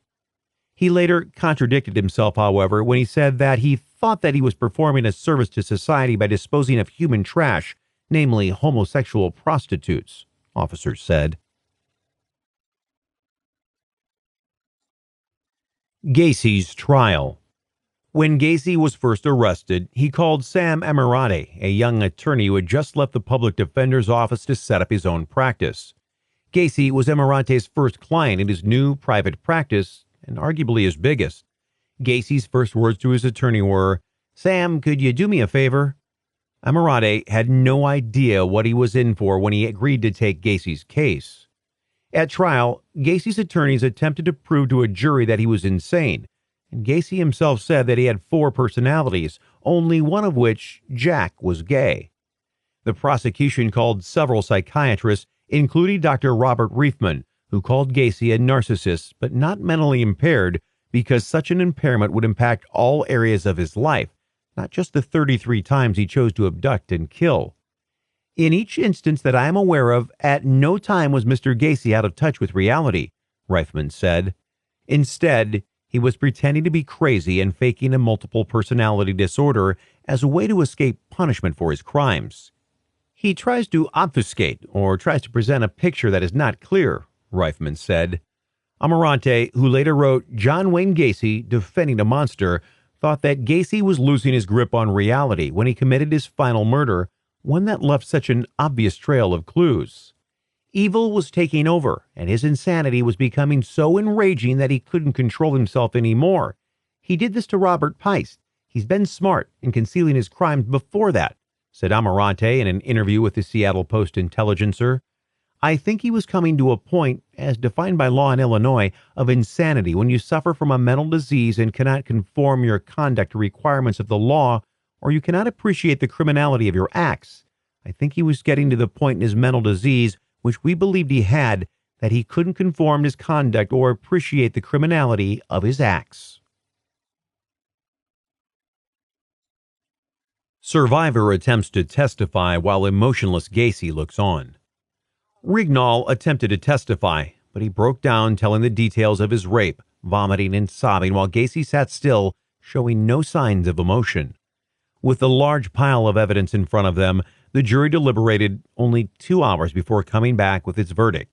Gacy could have heard a pin drop before the court clerk began to read, "We, the jury, find the defendant, John Wayne Gacy, guilty." In the end, he was found guilty in the deaths of 33 young men and was given the death penalty. He served his time on death row at Menard Correctional Center, a brick facility on the banks of the Mississippi River. "Hey, death row's great. Death row's a fucking blast. I get cable TV. I get phone access anytime I want. I get to paint. I get all these privileges and nobody fucks with me. On the other hand, the general population of the prison, that's for fools and animals. It's a jungle out there, so you're at the mercy of being killed at any moment for anything. And some people just have time to kill. They get petty," Gacy wrote in a letter to Charles Nemo, who visited the killer 4 times in prison just to be close to someone as psychotic as Gacy. More of a monster than people suspected. He gave a final interview with the Chicago Tribune and said, "There's been 11 hardback books on me, 31 paperbacks, 2 screenplays, 1 movie, one off-Broadway play, 5 songs, and over 5,000 articles. What can I say about it? I have no ego for any of this garbage." There would be no last-minute words of regret for grieving family members. At the time of his death by lethal injection, rather than showing remorse to the families of the young men whose lives he had taken, Gacy recanted his confession and said that other company employees had keys to his house and were certainly more culpable than him. "At the time of my arrest, there was 4 other suspects, all employees, all with keys to the house," he said. "When they paint the image that I was this monster who picked up these altar boys along the street and swatted them like flies, this is ludicrous."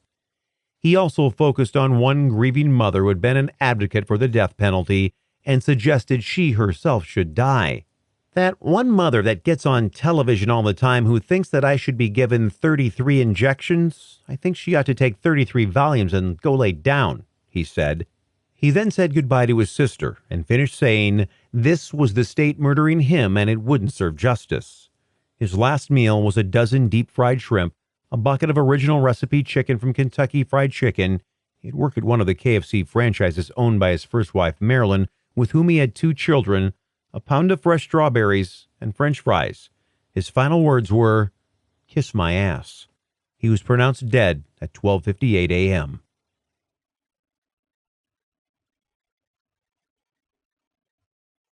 The aftermath.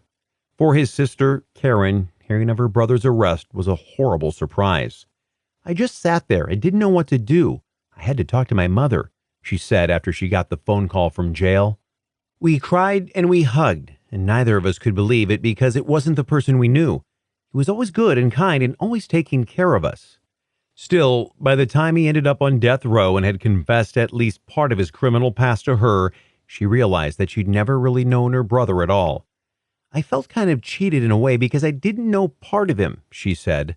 "I had always said to my husband and my family that if any appeal ever worked, I'd see to it that he never walked the face of the earth again.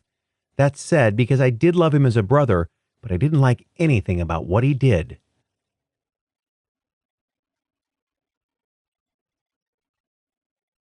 Other criminals in disguise. Masked men.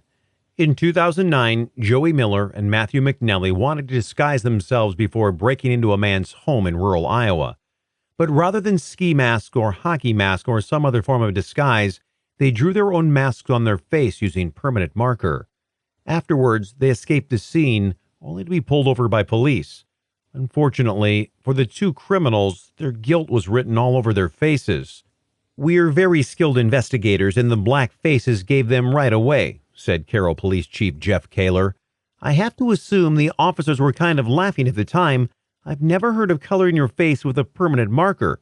I've been chief here almost 25 years, been with the department 28 and a half years, and I've seen a lot of things that make me laugh and weird things, but this was probably the best combination of the 2, strangely weird and hilariously funny all at the same time."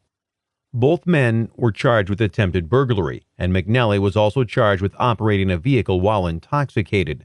The stunt earned Joey and Matthew the nickname Dumb and Dumber. Robert Durst, the master of disguise. Suspected of killing 3 people, including his first wife and a longtime friend, New York City real estate heir Robert Durst had planned to elude authorities by wearing a latex mask that would serve as a disguise to hide his true identity. And when he was arrested on March 14, 2015 at the Canal Street Marriott in New Orleans, registered under the name Everett Ward, he also had a fake ID and $42,000 in cash separated in numerous envelopes in $100 bills. Durst managed to slide under the radar for years. He has long been a suspect in the death of his first wife, Kathleen "Kathy" McCormick Durst, who disappeared in New York in 1982 after asking Durst, who was living in a separate apartment with another woman, for a divorce and a $250,000 settlement. Durst immediately canceled her credit cards, cut off her tuition, and erased her from their joint bank account. He then, by most accounts, erased her. 3 weeks before she was last seen leaving a New Year's Eve party on December 31st, she'd been treated for bruises at a Bronx hospital, and she told a friend that Durst was abusive. Durst said he'd watched her board a train bound for New York City and then had a drink with a neighbor. He'd spoke with his wife before bed, he told officers. That's what I told police, Durst said in the HBO documentary The Jinx, released in 2015. I was hoping that would just make everything go away. Durst was also a suspect in the death of an elderly neighbor, Morris Black, who was found dismembered and floating in Galveston Bay in Texas in 2001. Black's head was never recovered, and without the evidence it might have offered, Durst claimed self-defense and was acquitted. The case left trial judge Susan Criss deeply disturbed. You could see that this person knew what they were doing and that it was not a first time. The body was cut perfectly like a surgeon who knew how to use his tools on his bone and a certain kind of tool on that muscle. It looked like not a first-time job. That was pretty scary, she said. Durst was finally arrested in New Orleans in 2015 for the 2000 California murder of his longtime friend Susan Berman. Female Serial Killers. Chapter 7. Aileen Wuornos Cries Unheard. Aileen Wuornos, who was played by Charlize Theron in the 2003 movie Monster, had a life that was the stuff of nightmares, and for most people who hear her story, she is the monster that keeps them up at night. But considering her sad beginnings, perhaps the family she thought she could trust and receive love from but betrayed her instead were the real monsters. It's really up to readers to decide. Born in Rochester, Michigan, just north of Detroit in 1956, Wuornos was abandoned by her mother when her father was sent to prison for child molestation. She was left to be raised by her grandparents. There, she was sexually abused regularly by family members, including her grandfather. Being regularly molested, including by her brother Keith, who was just 1 year older than Aileen and her closest family ally, despite having started a fire when Wuornos was 6 years old that left her permanently disfigured, gave the girl a very warped perception of sex, and by age 11, she began using sex to get cigarettes and drugs to numb her agony. All the boys knew they could have sex with her, said her sister Lori Grody. They treated her with no respect. As a result, Aileen had an explosive temper, which did not make her popular with other kids at school unless they were using her for sex. When she became pregnant at age 14 with a child that was allegedly the result of being raped by a friend of her grandfather's, her grandparents sent her away to a home for pregnant girls. After giving birth, she wasn't allowed to even see her baby boy before he was put up for adoption. Back home, her rage only intensified, and she was thrown out of her family home as a teen. Her grandfather said, "Don't you set another foot in this house." She lived in the woods for a while, then began hitchhiking her way to someplace better, using the only tools she knew to get somewhere, sex and theft, thanks to a family full of dysfunction. She was arrested numerous times for a variety of crimes, but eventually she found a place to plant some roots, albeit tenuous ones.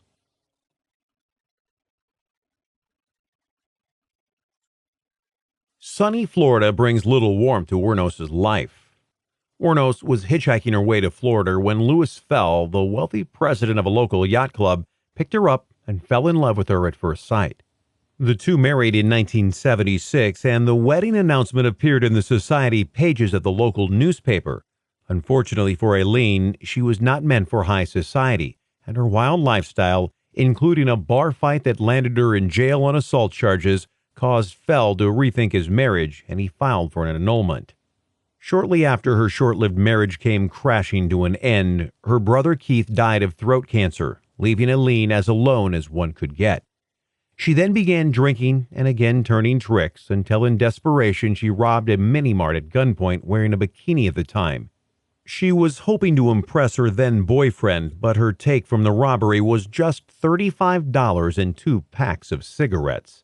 Even worse, however, her escape vehicle broke down, leading to her almost immediate arrest, and she spent the next year behind bars, only to follow it up with 2 more arrests, one for forged checks, the other for a stolen gun, and 2 more years of jail time.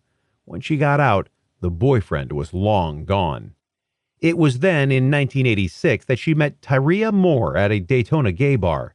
The two immediately hit it off, and Aileen finally thought she'd found someone with whom she could form a life.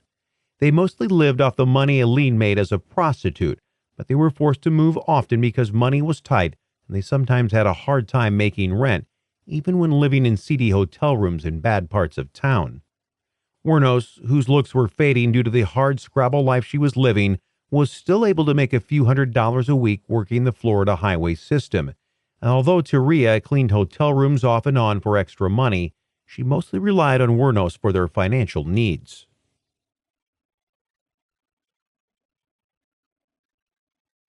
November 30th, 1989.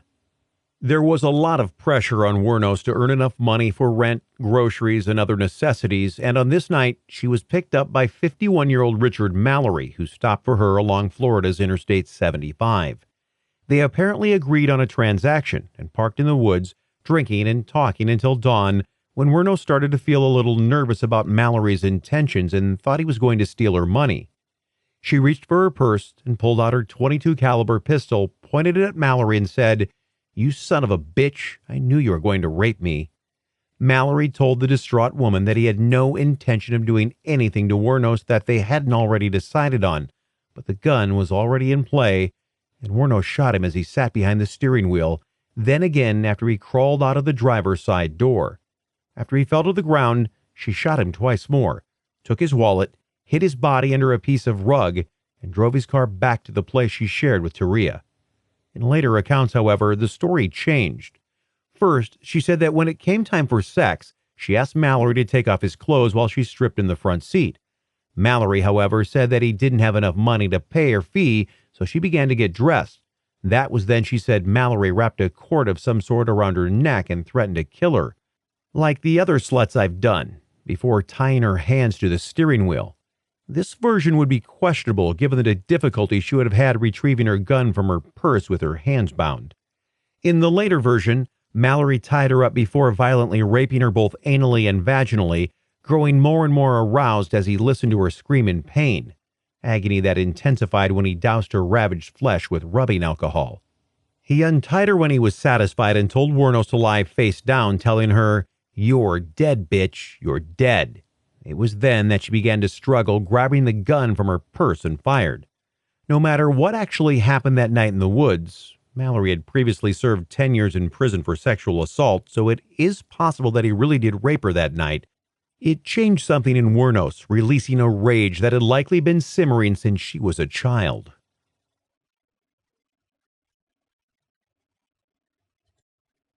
After the murder, Wuornos returned to the hotel room she shared with Teria Moore and immediately told her girlfriend about the murder, who tried to overlook it rather than take her information to the police. Wuornos, despite whatever had happened in the woods that night, seemed normal to Moore. "We were just sitting around watching TV and drinking a few beers," Moore said. "She seemed fine." While the confession shocked Wuornos' girlfriend, it was likely that she enjoyed being taken care of and chose to overlook what her lover had done. "I thought at that time, okay, she has all that frustration out of her system. For whatever reason, she hated society, and she'll be okay. But obviously, she wasn't," Moore said.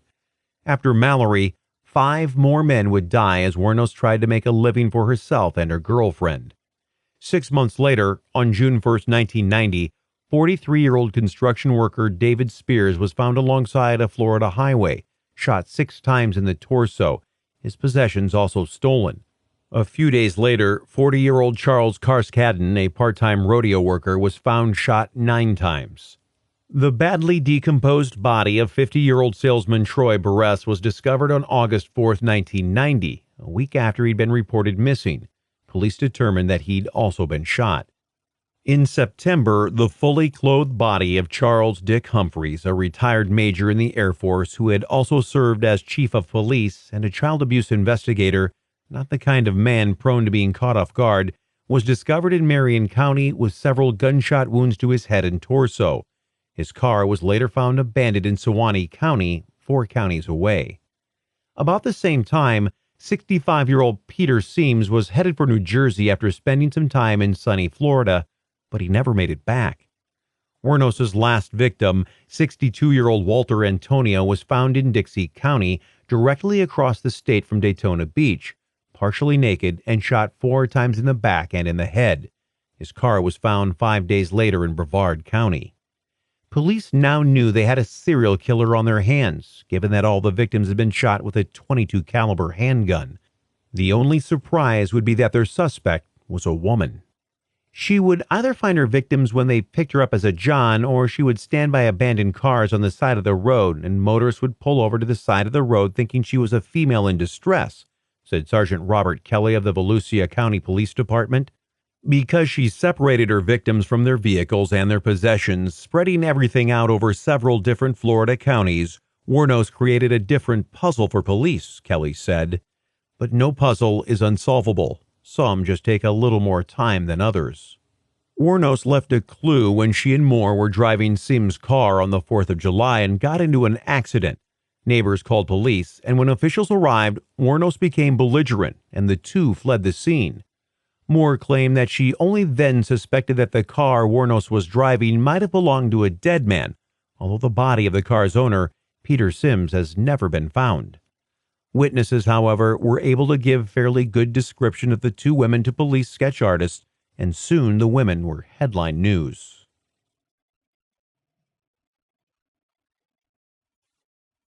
Composites lead to clues. When the composites were released in the newspapers, we started getting a lot of calls from the Daytona Beach area, said Kelly. Nervous, Moore went to Pennsylvania, leaving Wuornos to fend for herself. I knew I hadn't done anything, and I had to get away, said Moore. She wasn't going to ruin my life. As far as Aileen was concerned, Tyria Moore was the love of her life, and there was nothing she wouldn't do in order to keep her. You're my left and right arm, my breath, she wrote in one letter to the woman she loved. I'd die for you. The heartbroken and desperate Wuornos became clumsy, leaving behind a fingerprint on a pawn shop ticket after selling items that she'd stolen from her victims.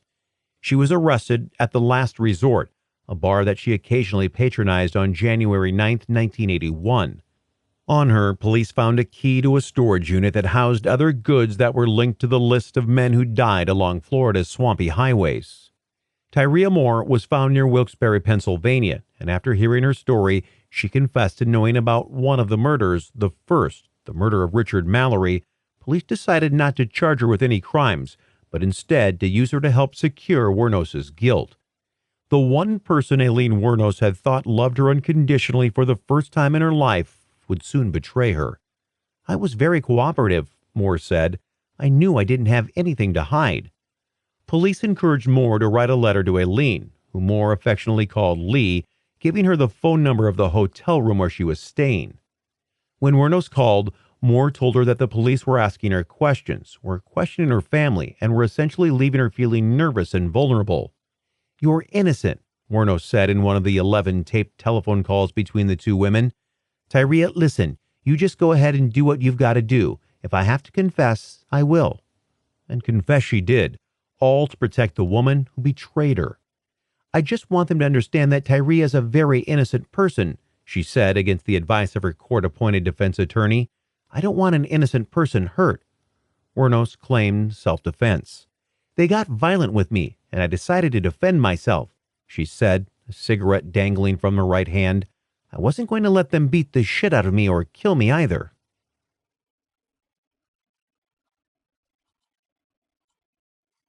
An instant sensation. Wuornos's case became a case that fascinated the entire country because she was a female serial killer and apparently as rare as a circus sideshow freak. It was a huge story, said Sue Russell, author of Lethal Intent, a 2010 book about the life of Aileen Wuornos, because women simply don't kill the way Aileen Wuornos did. They kill intimates. They kill loved ones. They don't kill strangers.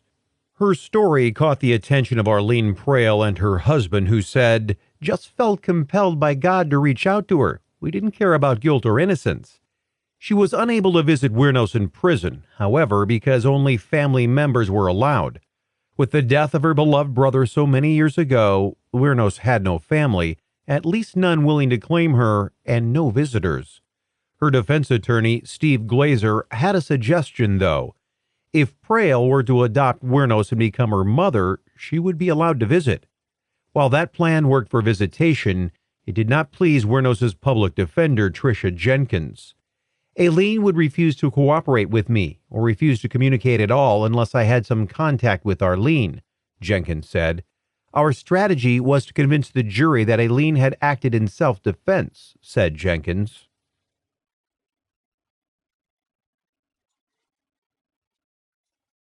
Weirnos on trial. The trial started on January 15, 1992. The worst part of the trial for Weirnos, 35 years old at the time, was when Tyria Moore testified against her in court. Aileen desperately tried to catch Tyra's eye, said Russell, but Tyria very pointedly walked up to the witness stand and did not make eye contact. We were more like sisters than lovers, Tyria Moore later said.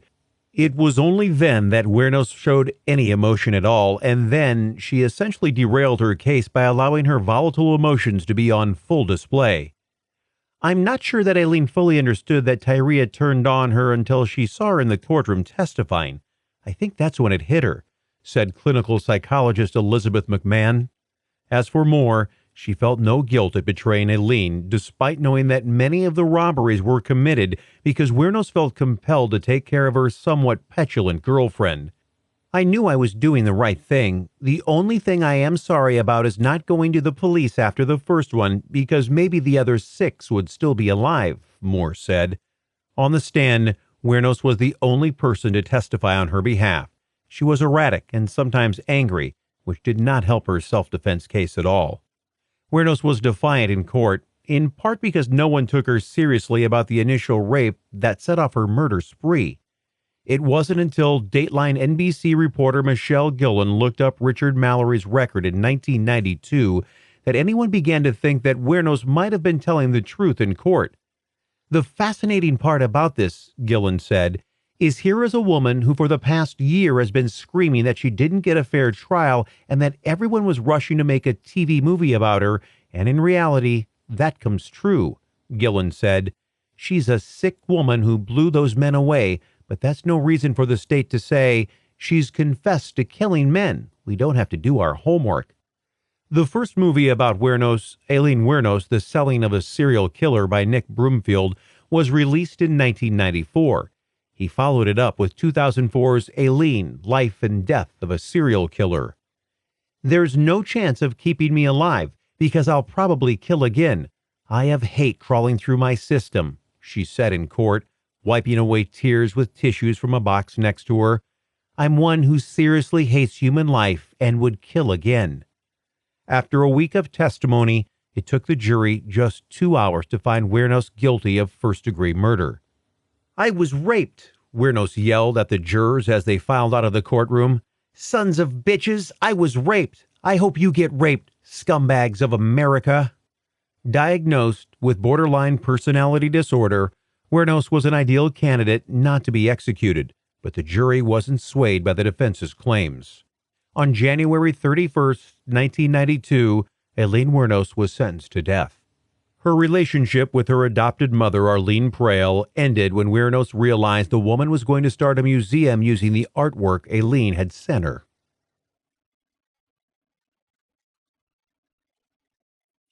A single friend until the end. The only person there for Aileen at the end was her childhood friend, Dawn Botkins. The two exchanged letters regularly, and Botkins sent photographs that allowed Aileen a bit of normalcy, if only for a moment. I was her life outside. I gave her life.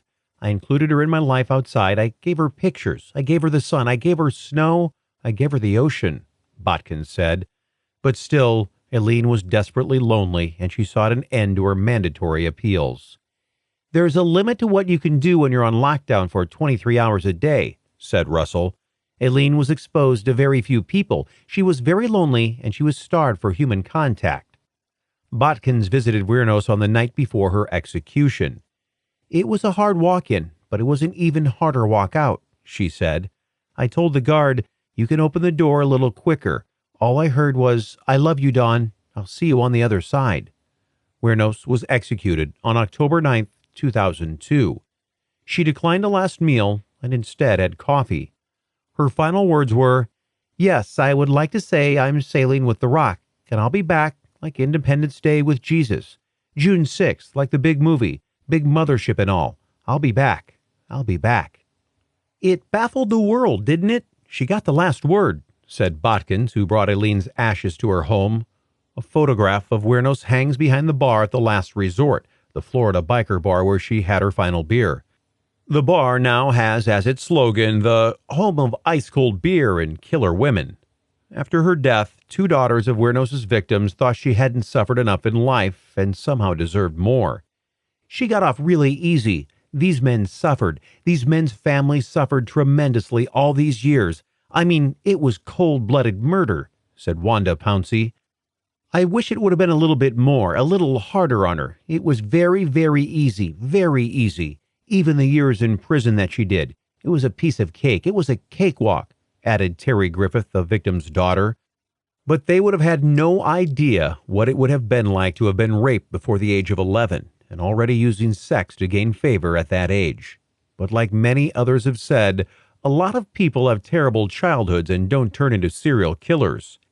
There's a lot of times people have a rough childhood and they turn to be doctors or lawyers, said Tyria Moore, the girlfriend who helped coerce Wuornos' confession. They don't turn out to be murderers. Unfortunately, for a handful of Florida men, that wasn't true in the case of Aileen Wuornos. There's just something inside her. I believe she needed to die, said her sister, Lori Grody.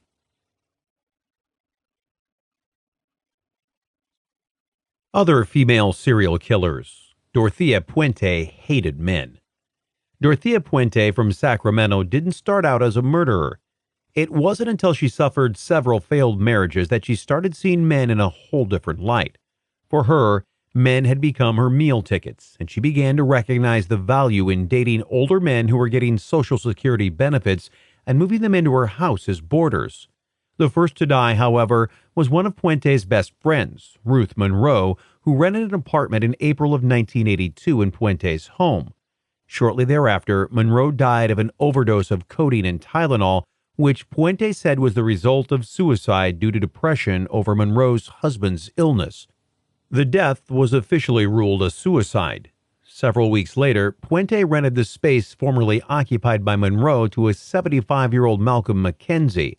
A few weeks into his stay, 74-year-old Malcolm McKenzie accused Puente of drugging him and stealing his pension check. The woman got 5 years in jail for the caper, but that didn't seem to deter her from her original goal. While in prison, she developed a pen-pal relationship with 77-year-old Everson Gilmouth, and after she was released from prison in 1985, after serving just 3 years, she immediately moved in with Gilmouth, and the two opened a joint checking account to pool their funds. At the end of the year, Puente hired a handyman to install paneling in their place, and she paid him with $800 and the keys to a 1980 red Ford pickup, which she said had been given to her by her boyfriend. She also hired the handyman to build her a box, 6 feet by 3 by 2 feet, for storing books and other items, she said. But rather than placing the box in the attic or basement, the two then drove to a nearby river and dumped the box. When it was found on New Year's Day in 1986, police found the decomposing remains of an elderly man.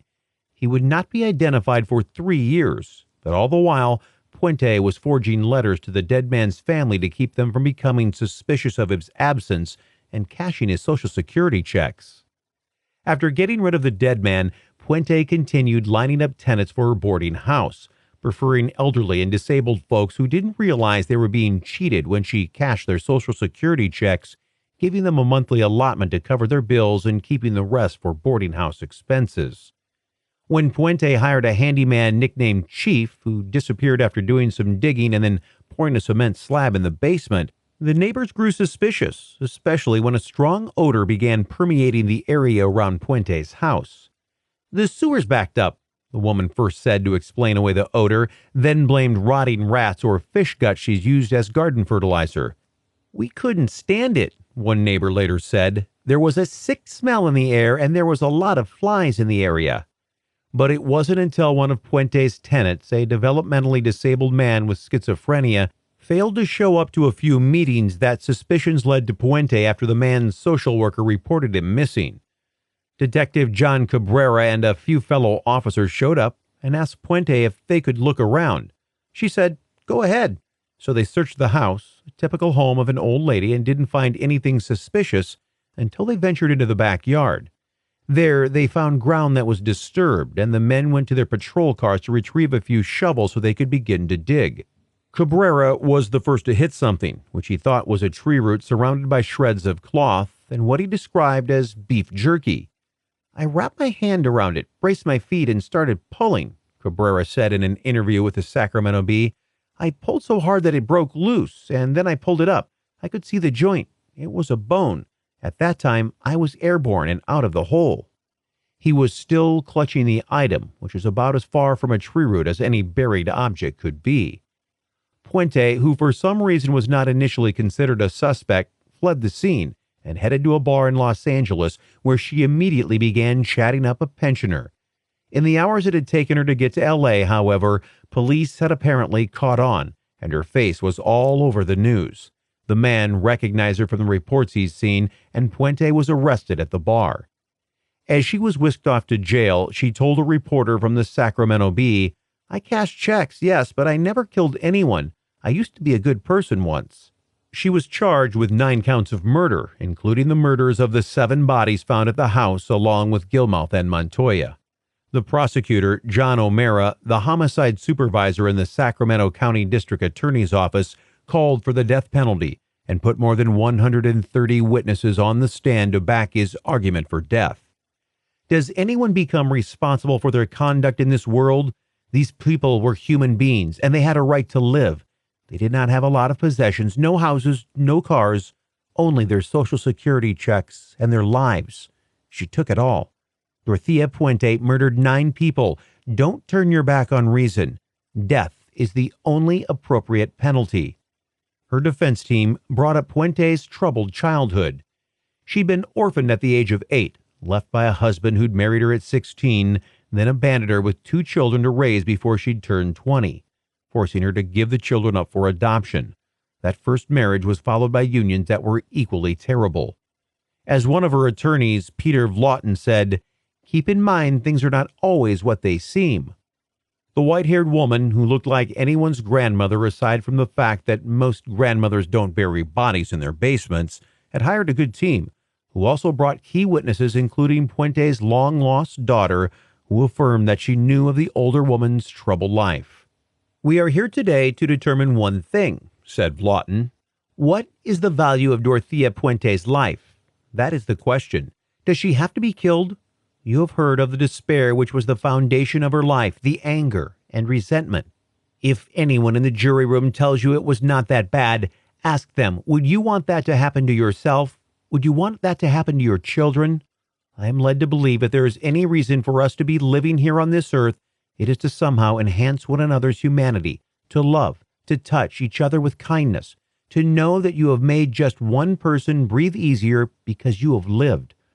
I submit to you, ladies and gentlemen, that is why these people came to testify for Dorothea Puente. I think you can only truly understand why so many people testified and asked you to spare Dorothea's life only if you have ever fallen down and stumbled on the road of life and had someone pick you up, give you comfort, give you love, show you the way. Then you will understand why these people believe Dorothea's life is worth saving. That is mitigating. That is a human quality that deserves to be preserved. It is a flame of humanity that has burned inside Dorothea since she was young. That is reason to give Dorothea Puente life without the possibility of parole. The jury was deadlocked at 5-6 before the judge declared a mistrial and sentenced Puente to life without parole.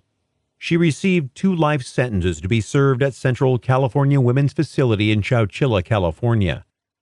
Other notable inmates at that facility include Betty Broderick, who killed her husband and his new wife after she sacrificed her own career for his as a doctor, only to have him leave her when his career took off.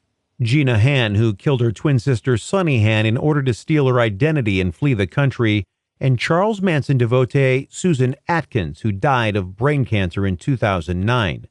Puente died in March of 2011 at the age of 82, still proclaiming her innocence.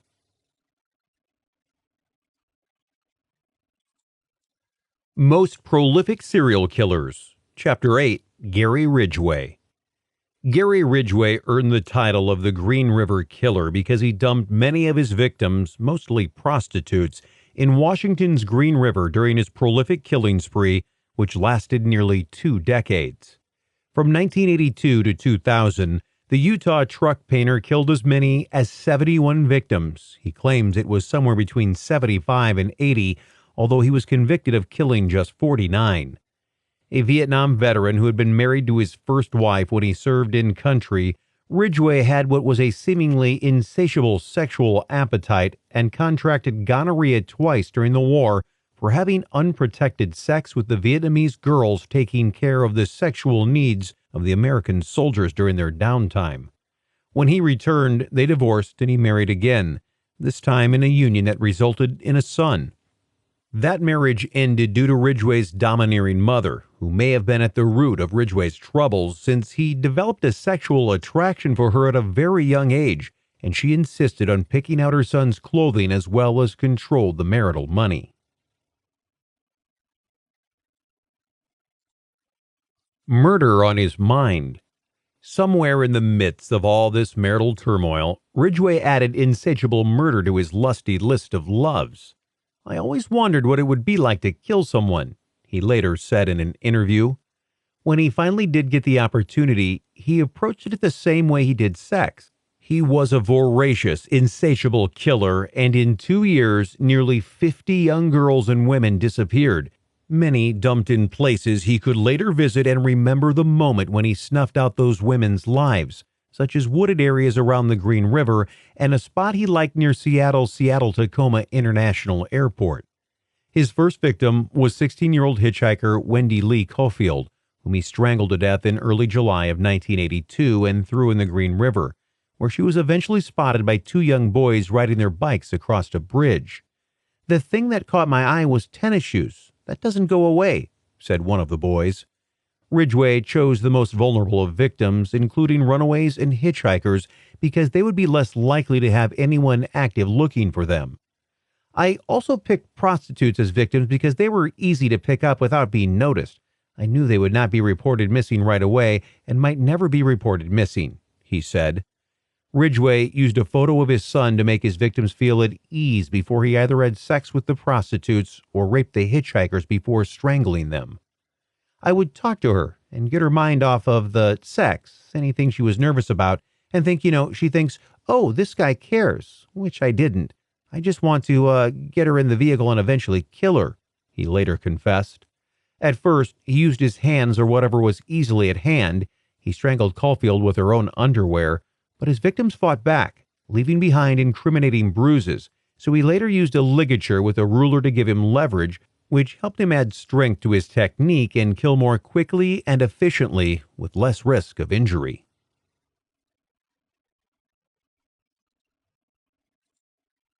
Ridgway had always been a suspect. Although it is believed that Ridgway didn't begin killing until 1982, he landed himself on the suspect list back in 1980, when police intervened after a prostitute he'd picked up accused him of choking her during sex in his truck, which he'd parked near the SeaTac airport. Ridgway was questioned, but he told officers it was an act done in self-defense because the hooker had bitten him during oral sex. The matter was dropped but recorded into police records. 2 years later, Ridgway was again questioned when he was caught in his truck with prostitute Kelly McGinnis, who later turned out to be one of the women he confessed to killing, although she survived that first night with the already notorious Green River Killer, so was later willing to get back into his vehicle of death. In 1983, Ridgway was questioned after a boyfriend whose girlfriend, a Seattle area prostitute, identified Ridgway's truck as the last one in which he'd seen her before she disappeared, and a year later, he was arrested for attempting to solicit an undercover police officer posing as a prostitute. He took a polygraph test after that arrest, which he passed with apparently flying colors. It would not be the first time he eluded police by fooling the polygraph, but he would not get away forever. Task Force enlists help of Ted Bundy. In the early 1980s, during the worst of the killings, the King County Sheriff's Office formed the Green River Task Force to investigate the murders. The task force included Robert Keppel, the former chief investigator of the Washington Attorney General's office, who was instrumental in helping track infamous serial killer Ted Bundy, and the King County Sheriff Dave Reichert. The two occasionally interviewed Bundy, who was in prison awaiting execution, to help gain insight into the Green River killer's motivations. Bundy offered one bit of information that proved to be horrifically true. He said that it was likely that the Green River Killer was revisiting the dump sites to again have sex with his victims. Bundy told them that if they were lucky enough to stumble upon a fresh grave, they should stake it out because their suspect would likely make an appearance. "I like to drive by the clusters around the county and think about the women I placed there," Ridgway later said in one interview, adding that those thoughts sometimes led him to indeed dig up those victims for another grisly romp. He also said that he tried to bury his victims as quickly as possible to avoid succumbing to his growing obsession with necrophilia.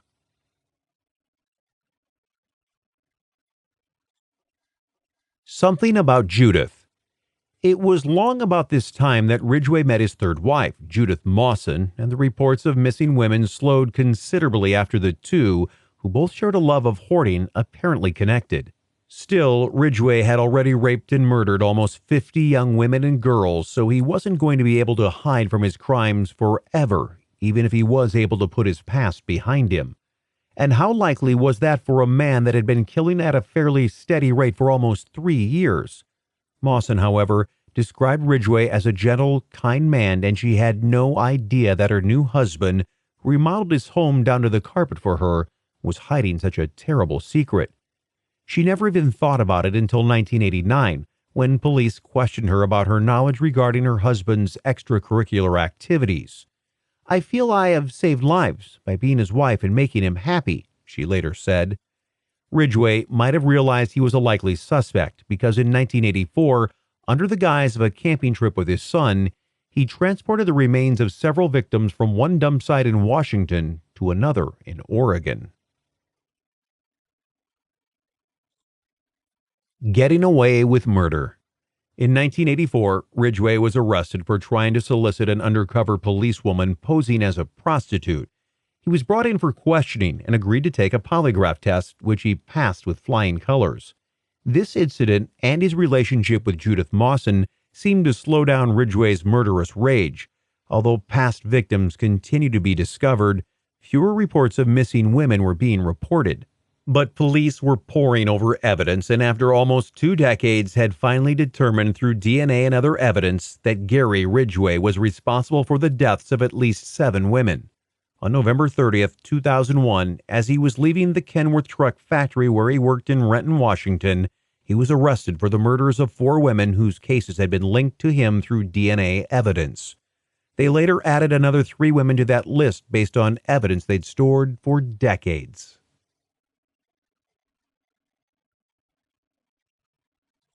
A confession, guilty plea, and sentence.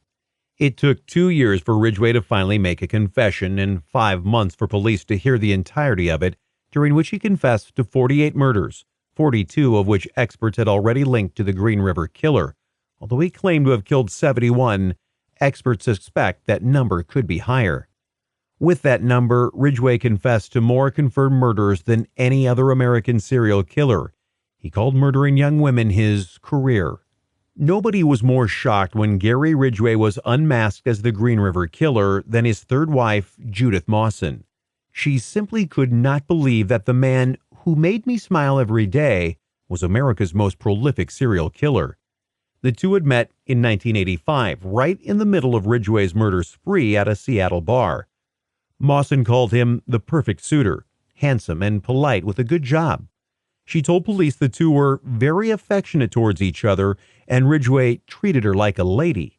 She was a stay-at-home wife. He worked regular hours on weekends. They'd go camping or hunt for garage sale items that they would later sell, although much of the stuff accumulated in their home, making it a challenge for police to search. She did say that the first time she came to his home, the carpet had been removed. He said he was remodeling, but it had actually been a ruse to remove blood-soaked floor coverings from the home. When she learned the truth, she was devastated.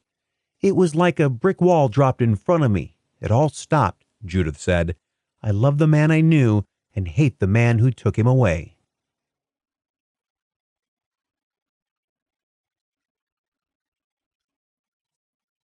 The killer was a charmer.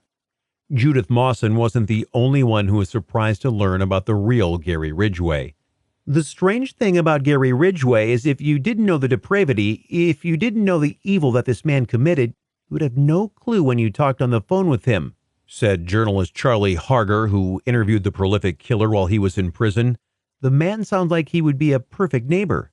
But that, Harger added, is what made Ridgway so dangerous. Gary Ridgway is playing everybody when he talks, Harger said. I don't think Gary Ridgway can even comprehend the truth. I think he wants to show the world that, here I am, Gary Ridgway, the truck painter from Kenworth, the guy who everybody thought was slow since elementary school, somebody who couldn't hold a candle to Ted Bundy, but here I am, and I'm the best at something. That something just happened to be death. A deal with Satan himself. But officials had a problem. They knew Ridgway was responsible for many more murders, but they only had clear evidence connecting Ridgway to 7 victims. So they decided to make a deal with the devil to ease the pain by providing answers to some victims' families. We could have gone forward with 7 counts, but that is all we could have ever hoped to solve, said Deputy Prosecutor Jeffrey Baird. At the end of that trial, whatever the outcome, there would have been lingering doubts about the rest of these crimes. This agreement was the avenue to the truth, and in the end, the search for the truth is still why we have a criminal justice system. Gary Ridgway does not deserve our mercy. He does not deserve to live. The mercy provided by today's resolution is directed not at Ridgway, but toward the families who have suffered so much. As part of a plea bargain in which he agreed to not only plead guilty, but also to disclose the locations of still missing women, he was spared the death penalty and received a sentence of life imprisonment without parole.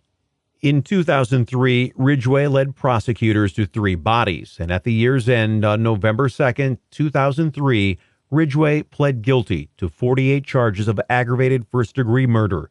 He also confessed to moving body parts to Oregon to throw off the investigation and to having sex with 6 of the bodies after he killed them.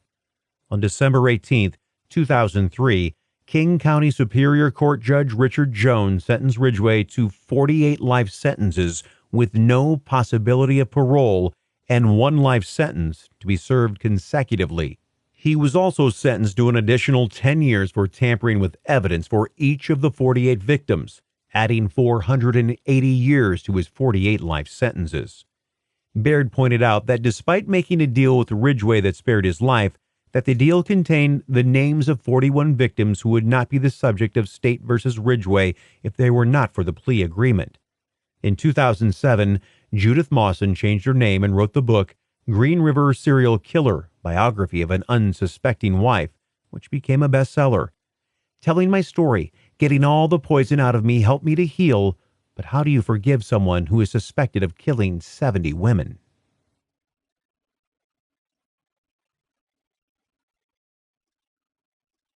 Other prolific murderers. Moses Sithole. Moses Sithole, a South African serial killer, was known as the ABC Killer because he began his rape and murder spree in Atteridgeville, then moved to Boxburg before finishing his spree in Cleveland. He is believed to have killed at least 30 women, each on the pretense of interviewing for jobs at a sham charity he pretended to manage, Youth Against Human Abuse, which made his victims easy targets. After they met, he would take his victims to remote fields, then beat, rape, and murder them, usually by strangling them to death with their own underwear. He would often write the word bitch on their torsos after dumping their bodies, but he wasn't done with his torture just yet.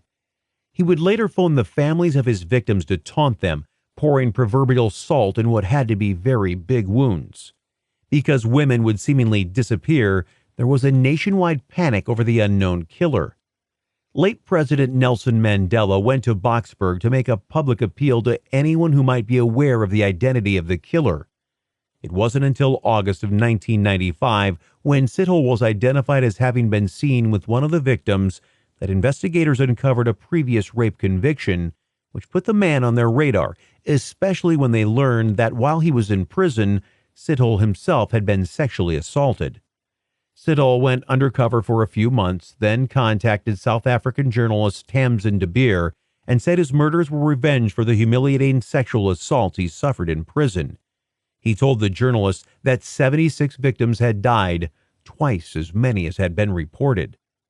Sithole eventually was captured by authorities in Johannesburg and bound over for trial.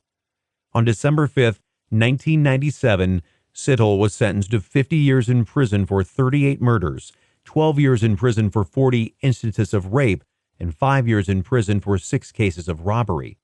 Since his sentences are to run consecutively, he essentially received 2,410 years behind bars. Justice Davis Carstairs ordered that Sithole serve at least 930 years before being eligible for parole. He is incarcerated in the maximum security section of Pretoria Central Prison in Gauteng, South Africa, where capital punishment cases were carried out during the era of apartheid. He has reportedly been diagnosed with HIV. In prison, he is eligible for free health care, but the wife and child he infected are ineligible for assistance.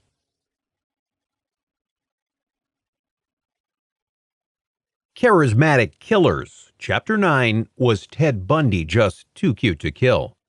There was trouble with Ted Bundy, raised by his grandparents and believed to be the result of an incestuous relationship between his mother and grandfather almost from the time he was born. The toddler developed a fascination with knives when he was just 3 years old, but no one really paid much attention to the deviant behavior since they were so captivated by the toddler's good looks.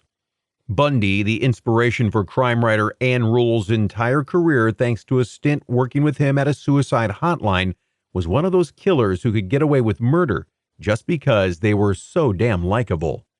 I liked him immediately, Rule wrote in The Stranger Beside Me, her 1980 bestseller about Bundy. It would have been hard not to. He brought me a cup of coffee and waved his arm over the awesome banks of phone lines. He then said, Rule remembered, "You think we can handle all this?" Bundy himself knew he had enough charm to limit detection. Society wants to believe it can identify evil people, or bad or harmful people, but it's not practical. There are no stereotypes, he said.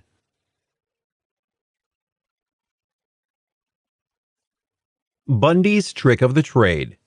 A prolific killer during the 1970s, Bundy drove a series of VW Beetles, which likely gave him a bit of the free-spirited vibe of the era, making him seem more like a peace-and-love hippie than the serial killer law student he was. He used his charm, along with a simple ruse that usually included feigning a broken arm or leg, and wore a cast or sling that amplified his supposed injury and elicited sympathy from his victims. He would ask them, his targets were long-haired college girls that resembled a girl who had broken off their relationship, for assistance with groceries or books, and as soon as they were in a vulnerable position, leaning into his car to load or unload something perhaps, he would bludgeon them with a tire iron or crowbar enough to stun them into submission. Then he would handcuff them, sexually assault them, and dump them somewhere alongside of the road. Sometimes, however, he brought home his trophies, sleeping with the corpses until the decomposition became too putrid to bear and displaying the heads around his house. His first known crime occurred in 1974, when he entered the dorm room of a University of Washington student and bludgeoned her with a rod from her own bed frame before sexually assaulting her with a speculum. Although she survived the attack, she suffered permanent brain damage. But Bundy, like many other serial killers, was now amped up from his first assault and would escalate almost immediately. Co-eds began to disappear about once a month. Bundy would either sneak into their rooms, knock them unconscious, and carry them away under the cover of night, or use his ruse to lure them into his vehicle. As for guilt, Bundy felt none of that. "What's one less person on the face of the earth anyway? I don't feel guilty for anything," he said. "I feel sorry for people who feel guilt." Vulnerability. Porn sparked his killer instinct, Bundy said. Instead, there was a bit of a blame-the-victim mentality. "I have known people who radiate vulnerability. Their facial expressions say, 'I'm afraid of you,'" he said. "These people invite abuse by expecting to be hurt. Do they subtly encourage it?" He also blamed pornography for much of his behavior and talked about that at length with his final interview with the controversial head of Focus on the Family, Dr. James Dobson. "As a young boy of 12 or 13, I encountered, outside the home, in the local grocery and drugstores, softcore pornography. Young boys explore the sideways and byways of the neighborhoods, and in our neighborhood, people would dump the garbage. From time to time, we would come across books of a harder nature, more graphic. This also included detective magazines, etc., and I want to emphasize this. The most damaging kind of pornography, and I'm talking from hard, real, personal experience, is that involves violence and sexual violence. The wedding of those two forces, as I know only too well, brings about behavior that is too terrible to describe, Bundy said. He later said that today's media would only worsen the problem, again taking no responsibility for his own heinous behavior. There are lots of other kids playing in streets around this country today who are going to be dead tomorrow, and the next day, and the next day, and month, because other young people are reading the kinds of things and seeing the kinds of things that are available in the media today. Well-meaning, decent people will condemn the behavior of a Ted Bundy while they're walking past a magazine rack of the very kinds of things that send young kids down the road to be Ted Bundys. Clues land, but police fail to catch them. It wasn't until 1974 that Bundy became a suspect in the disappearances, but on July 14th of that year, he was hanging around Lake Sammamish State Park in Issaquah, and two women, Janice Ott and Denise Noslin, both disappeared. At least 8 people called police to tell them a guy wearing a sling named Ted was asking for help with his sailboat, and one of them got close enough to his VW Beetle to see that there was no sloop, so they bolted. Police now had a description of both a man and a vehicle, along with a name, and they shared the information, along with a sketch artist rendering with the media. Both a former girlfriend, one of his psych professors, and Ann Rule called police pointing at Bundy, but they chose to overlook the law school student because they were getting as many as 200 tips a day and hardly had time to entertain the notion that a future lawyer was doing double duty as a serial killer. Meanwhile, Bundy moved on to the University of Utah Law School, where he added impersonating a police officer to his modus operandi. One victim, Carol Duranch, managed to escape by flinging herself from his moving vehicle, but Bundy's appetite had been whetted, and an hour later, he used the same police ruse to try to lure a high school drama teacher and student out of the theater in the middle of a play and into the parking lot. Both refused, but an hour later, the theater teacher saw Bundy again, this time looking disheveled, his shirt untucked and hair a mess, and a girl who had left the show at intermission was missing. He then shifted to Colorado, where his victims included Karen Campbell, who seemingly evaporated while on vacation in mid-January at the Wildwood Inn at Snowmass, Colorado, where she had been vacationing with her fiancé and his kids, vanishing somewhere between the elevator doors and her room, a span of about 50 feet. Her body was found on February 17, 1975. It wasn't until the school year had ended and several other young women had gone missing that Bundy was finally arrested for failing to pull over for a police officer.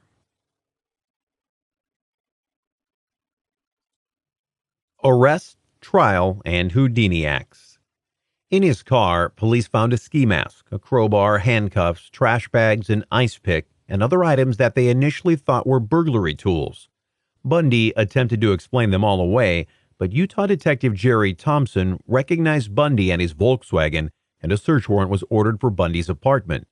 There, they found more clues, including Colorado ski resort brochures that connected him to Karen Campbell, and he was eventually connected to the Duranch kidnapping when she picked him out of a lineup. Bundy went to trial in late February of 1976, and on March 1st, following a week of testimony, he was convicted of Duranch's kidnapping and sentenced to 15 years in Utah State Prison. He was facing murder charges in Colorado, so he was extradited there to stand trial. After more than a year in a Colorado jail cell, Bundy was taken to Aspen's Pitkin County Courthouse to stand trial for Karen Campbell's murder, where he was allowed to visit the courthouse law library. He jumped from the library's second-story window, and although he sprained his right ankle, finally sustaining a real injury, he was able to walk undetected away from the courthouse. He stole a car and almost made a clean getaway until he was pulled over by cops who recognized Bundy's clean-cut face behind the steering wheel. He had been on the lam for 6 days. Back in custody, Bundy was held in jail at Glenwood Springs, Colorado, where he somehow charmed another inmate into giving him a hacksaw blade, which he used to saw through a metal plate in his cell's ceiling, accessing the crawl space above. An informant told guards he heard Bundy moving around the ceiling, but he was ignored, and a week before he was to be transferred to Colorado Springs to stand trial, he was out, albeit in the midst of a Colorado blizzard. He stole a car that wasn't meant for the mountains and it broke down, but a driver gave him a ride to Vail, where he caught a bus to the Denver airport and then jumped on a plane headed toward Chicago. Bundy, wanted for questioning in as many as 36 murders, had escaped again. He landed on the FBI's 10 most wanted fugitives list and tried to hide in sunny Florida, but after attacking 4 Florida State University sorority sisters, killing 2 of the Chi Omega members, including one on which he left bite marks that were deep enough to be used as critical evidence at trial, his days were numbered. He ended up spending another month a free man, but Bundy was arrested in February of 1978 for the third and final time, again on car charges. He went to trial in 1979 and was found guilty of 2 counts of first-degree murder, 3 counts of attempted first-degree murder, and 2 counts of burglary. He was sentenced to death for the murders of the 2 Florida sorority sisters. It is ordered that you be put to death by a current of electricity. That current be passed through your body until you are dead. Take care of yourself, young man. I say that to you sincerely. Take care of yourself, please. It is an utter tragedy for this court to see such a total waste of humanity as I have experienced in this courtroom. You're a bright young man. You'd have made a good lawyer, and I would have loved to have you practice in front of me. But you went another way, partner. Take care of yourself. I don't feel any animosity toward you. I want you to know that. Once again, take care of yourself, said Judge Dade County Circuit Court Judge Edward D. Cowart.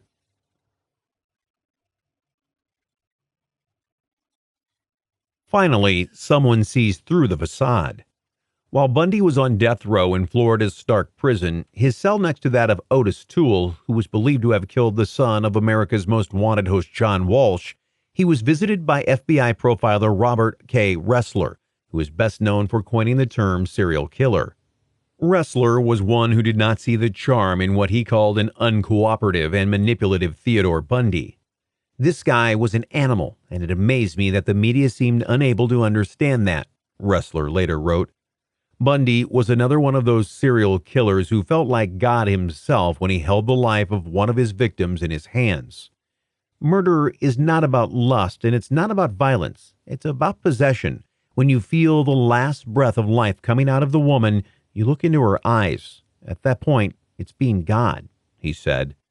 Bundy was executed in 1989 by electric chair. He was 42.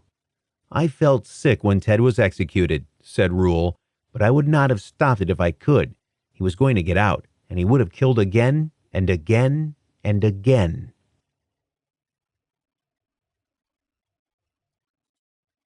Other charismatic killers. Richard Ramirez. It didn't matter that Richard Ramirez, better known as the Night Stalker, was charged with 13 murders, 5 attempted murders, 11 sexual assaults, and 14 burglaries by the time he had reached the age of just 29. He had those cheekbones or something, and we all know ladies love the bad boys, so he had no trouble attracting attention even after he was sentenced for his relatively short-lived crime spree. But maybe some of the women who wrote him in prison knew his story. Ramirez could have been influenced by his cousin Mike, a Vietnam veteran who boasted of his wartime kills and showed off Polaroid pictures of his tortured enemies to his enamored cousin. Ramirez was there the night that Mike shot and killed his wife, whose blood splattered covered Ramirez's 11-year-old face. So maybe something in him died that night. Either way, he began first by shooting his victims, then shooting and mutilating his victims post-mortem, then shooting and sexually assaulting his victims, including sodomizing one woman while her son was locked in the closet. He then slashed her throat, dragged her son out of his hiding spot, and tied the two together, the son still alive as his mother's body grew cold. He sexually assaulted another woman on the bed next to the body of her dead husband. You don't understand me. You're not expected to. You are not capable. I am beyond your experience. I am beyond good and evil. I will be avenged. Lucifer dwells in all of us, he said after he was eventually caught following a crime spree that lasted merely a year but terrorized a nation. His trial lasted longer and was one of the longest criminal trials in American history. More than 1,600 potential jurors were interviewed beginning in July of 1988, until Ramirez was finally found guilty of 13 counts of murder, 5 attempted murders, 11 sexual assaults, and 14 burglaries on September 20th, 1989.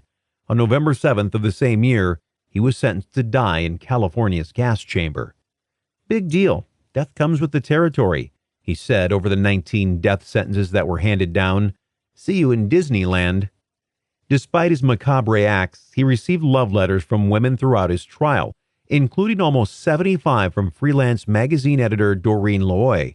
Ramirez proposed to Loy in 1988, and they were married on October 3, 1996. She had felt something for him, she said, since she first saw him the night before he was arrested in a mugshot that flashed on the TV screen while she was watching Dallas. "Looking back, I see it was a turning point for me. They showed his mugshot, and I saw something in his eyes, something that captivated me. It wasn't as if I knew him, but there was something in his eyes," she said. "Maybe the vulnerability, I don't really know." Ramirez spent the rest of his life on death row and died of liver failure on June 7, 2013. Psychotic Killers, Chapter 10, Andrei Chikatilo, the Killer School Teacher. Ukrainian-born killer Andrei Chikatilo realized early on that the only way he could get off was if he was stabbing a woman or child to death, an act he found highly sexually satisfying. But that was really the least of his problems. When he was 5 years old, born during a wartime famine, his mother told him that his older brother, Stefan, had been killed and eaten by their neighbors. Given that history, he was bound to be messed up. His sexual quirks, however, likely stemmed from school bullying, along with an unfortunate first sexual experience during which the 15-year-old ejaculated before he and his young sex partner even had a chance to begin, an incident she and his classmates never let him live down. In 1960, his sister fixed him up with a friend of hers, Fedosia, and in 1963, they got married. During his sexual hang-ups, who knows, perhaps he brought his knives to bed? The two had 2 children, and Chikatilo earned a teaching degree, which went well until school officials started hearing stories about how Chikatilo was being inappropriate with students, so he moved from school to school. He finally settled in at a mining school near Rostov, one of the oldest cities in Russia, although he didn't stay long there either. He instead landed a job as a factory supply clerk, which meant he rode the train to work each day, giving him a chance to troll for victims.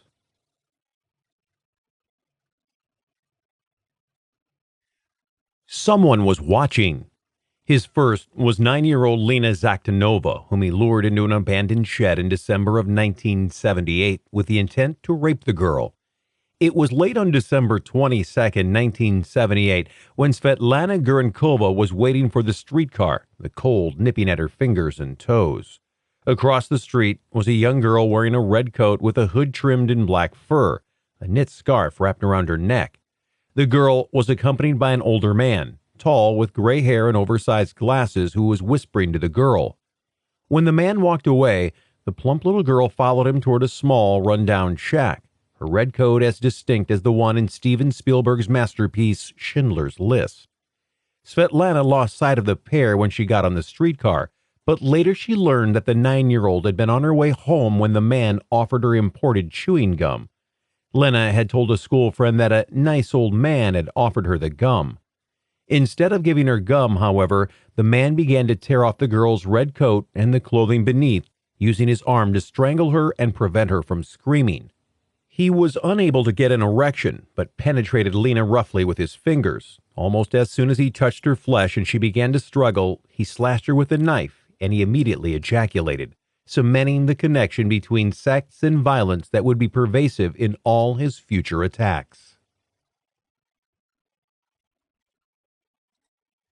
Immediately, Chikatilo's M.O. is revealed. He was a lust murderer, a term that was first referenced by Richard von Croft-Ebbing in an 1898 work discussing sadistic homicides. Most lust killers murder during sexual activity and often mutilate the sex organs of the victim. While some lust killers do have sexual intercourse with their victims, many, like Chikatilo, have other forms of sex acts.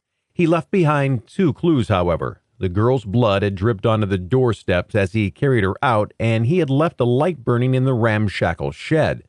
At the time he tossed her, followed by her book bag, into the river, Chikatilo had no idea Lena was still alive. She died floating down the river, struggling in the murky water while blood poured from her wounds, mixing with the frigid water. Her dead body was discovered the next day, as was a witness who had seen the young girl in the red coat with the fur-trimmed hood with the tall, gray-haired man. Svetlana Gurnkova immediately told police what she'd seen, and a sketch artist drew a photo of the man.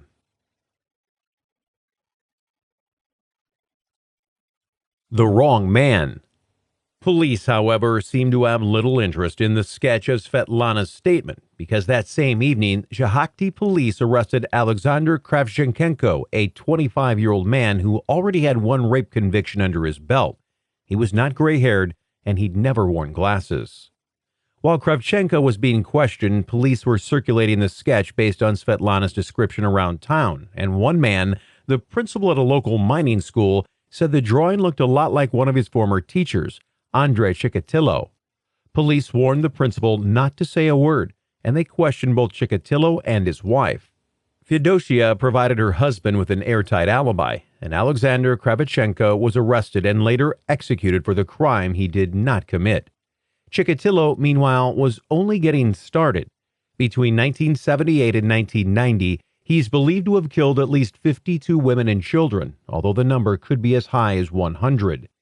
He was briefly arrested for soliciting a prostitute in September of 1984. Police found him with a briefcase that carried a knife, a rope, a jar of petroleum jelly, and a towel. His blood type, however, did not match that of the semen samples taken at previous crime scenes, so he was released. Unfortunately for police, Chikatilo was a non sequitur, which means that markers from his blood type, which would have been A or B, did not appear in any other bodily fluid, so it appeared he was not a match. It would be 8 more years before Chikatilo was arrested, and dozens more victims would die. The youngest was 7, and the oldest was 32. Some were prostitutes, others were runaways, but both were easy to target because he could befriend them at the bus or train station. He didn't care whether his prey were girls or boys, because he didn't intend to or was unable to rape them. After several failed attempts at getting an erection, he used his knife as a penis substitute, ejaculating as he mutilated his victims.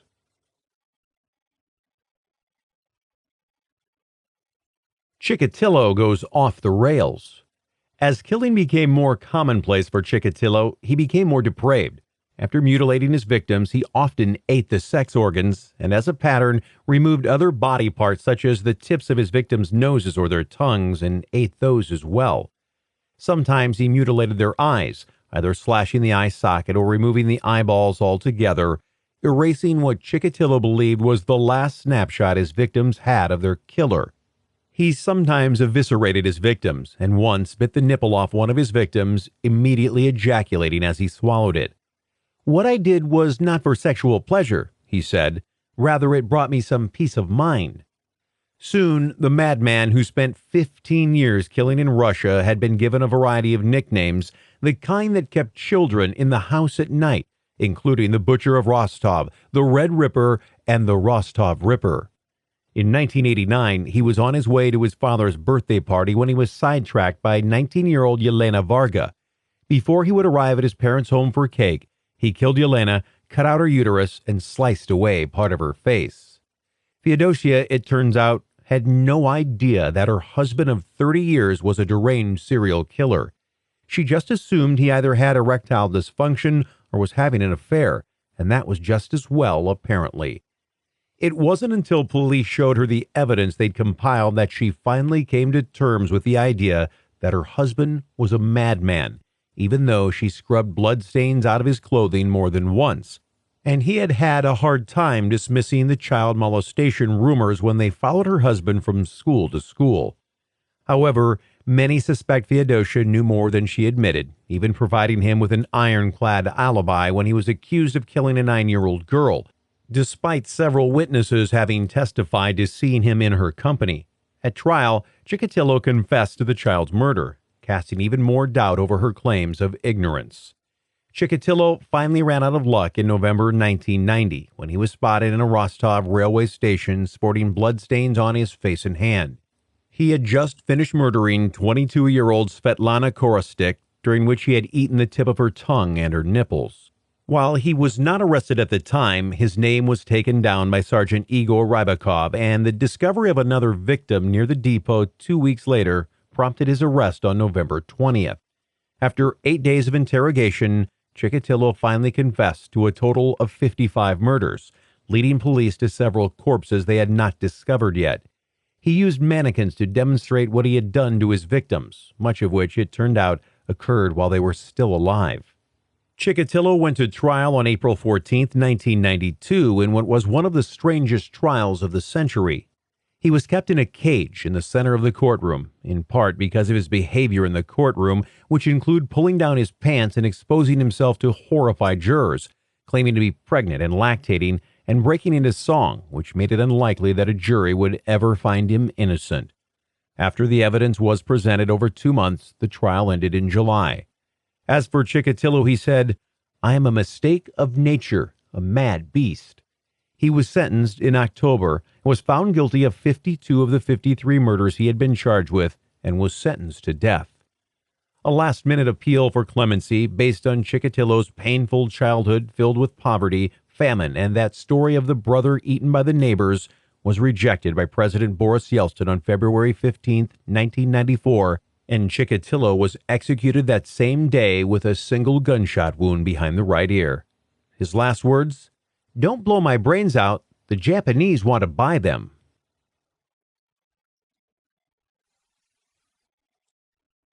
Other psychotic killers.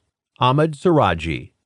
For the victims of Indonesian serial killer Ahmad Siraji, their murders came as a complete surprise. They had all come to the town's renowned witch doctor for help with straying husbands, financial woes, and other troubles, and he, as part of what was touted as the ritual, charged them between $200 and $400, and then buried them to their waist in the sugarcane field near his home. With his victims helpless, he strangled them with an electrical cable, then dug them up, drank their saliva, and reburied them fully, their faces pointed toward his home. He later told police that he was killing due to a dream he'd had in which his father had come to him and told him that if he killed 70 women and drank their saliva, he would become a mystical healer, or dukhan.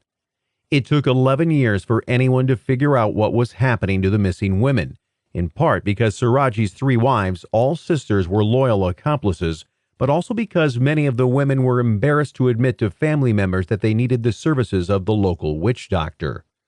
On April 27, 1998, Siraji, who later claimed he was innocent and had only said he was guilty to escape police interrogation, despite the bodies found in the sugarcane field, was found guilty in what was the worst killing spree in Indonesian history, and he was sentenced to death by firing squad. Alexander Pichushkin. Russia is apparently a competitive country.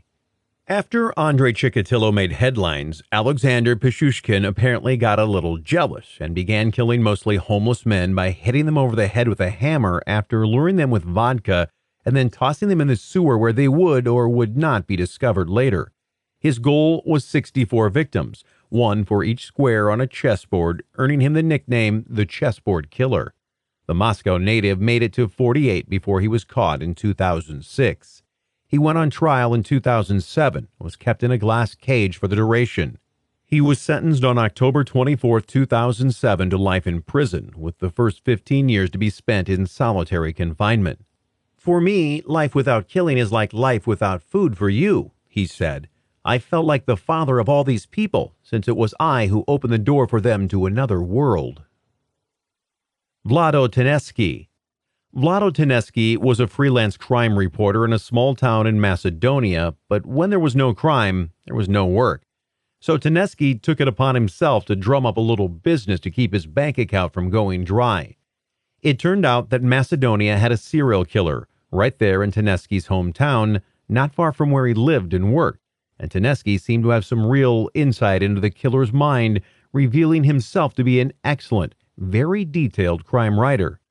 Tenesky, a married father who along with his family lived with his parents until they died, moved to Skopje, the capital of Macedonia and the country's largest city, in order to provide for his family. As far as the 55-year-old writer saw it, he could have done a better job on the family front if there had been better stories coming his way. Then suddenly, the stories started coming.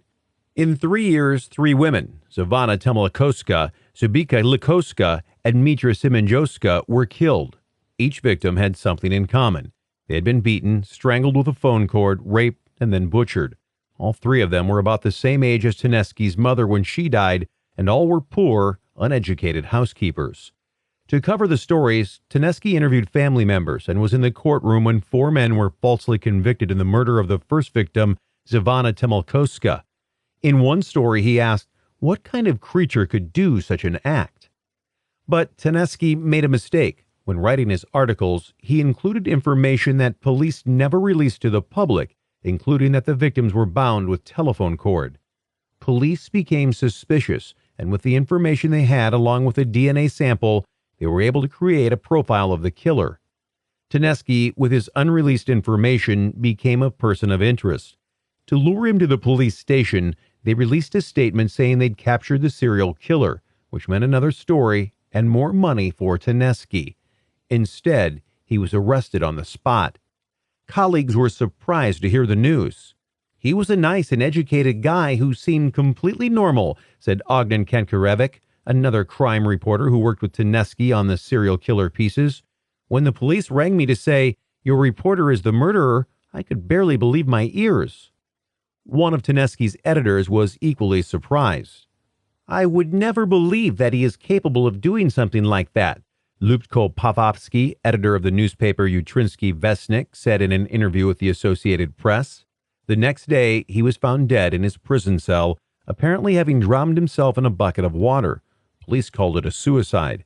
That theory remains questioned by residents of Macedonia.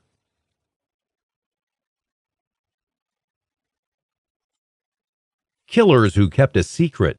Chapter 11, Dennis Rader, Family Guy by night, killer by day.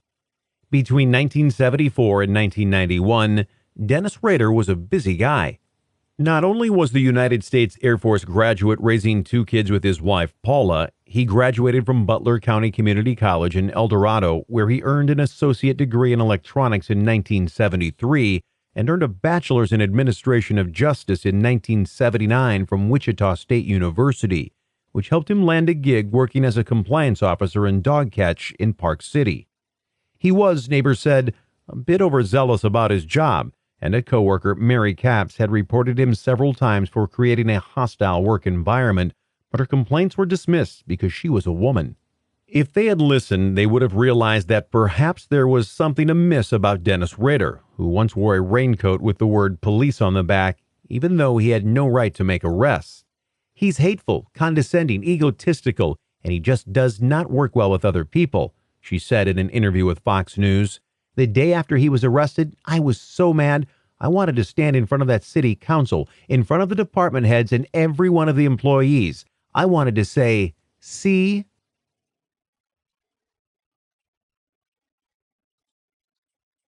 BTK Killer in Disguise. All the while Rader was leading his normal life, he was also acting out murder fantasies and killed at least 10 people in the Wichita, Kansas area over the course of 17 years. He deliberately drew media attention with notes he wrote to the media and local authorities that gave himself his own nickname, the BTK Killer, which stood for Bind, Torture, Kill, his murderous M.O. The letters were taunting, almost asking authorities to catch him. And eventually, the clues he sent led to his 2005 capture. It would take his family completely by surprise. When a man with an FBI badge knocked on Carrie Rawson's apartment door in Detroit, she almost ignored the knock, but something drew her to the door and she let the man into her kitchen, where a chocolate bundt cake was cooling on the table. After she learned what the agent had to say, she would never eat chocolate again. The FBI agent asked her if she knew who BTK was, and she immediately flashed back to her time back in Wichita when she and her mother were terrified of the killer who was taking the lives of 10 people, including 2 kids. Sure, she remembered, but she had no idea that BTK was her dad, Dennis Rader, a devoted husband and father, a man who regularly attended church, and that he had finally been arrested. The agent was there to check her DNA to cement its case.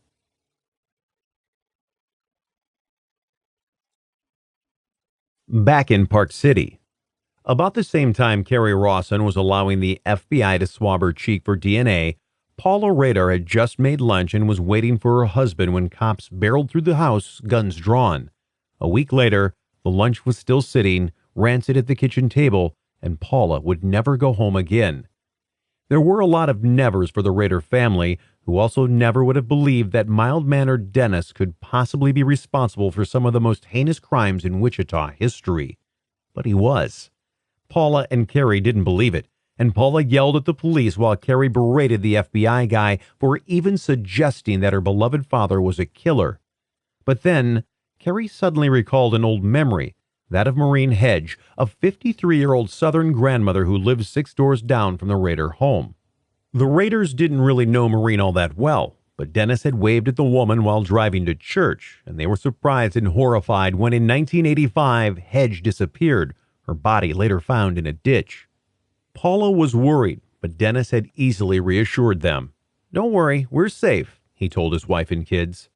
Carrie also remembered that her dad hadn't been home the night the woman disappeared because a storm had come through. "It was stormy, and I didn't want to sleep by myself. My mom let me in her bed. That's how I know he was gone," she said. It was then that she knew, and she realized that everything she believed about her life was a lie. The Rader family was nothing more than a cover for the BTK killer's depraved activities.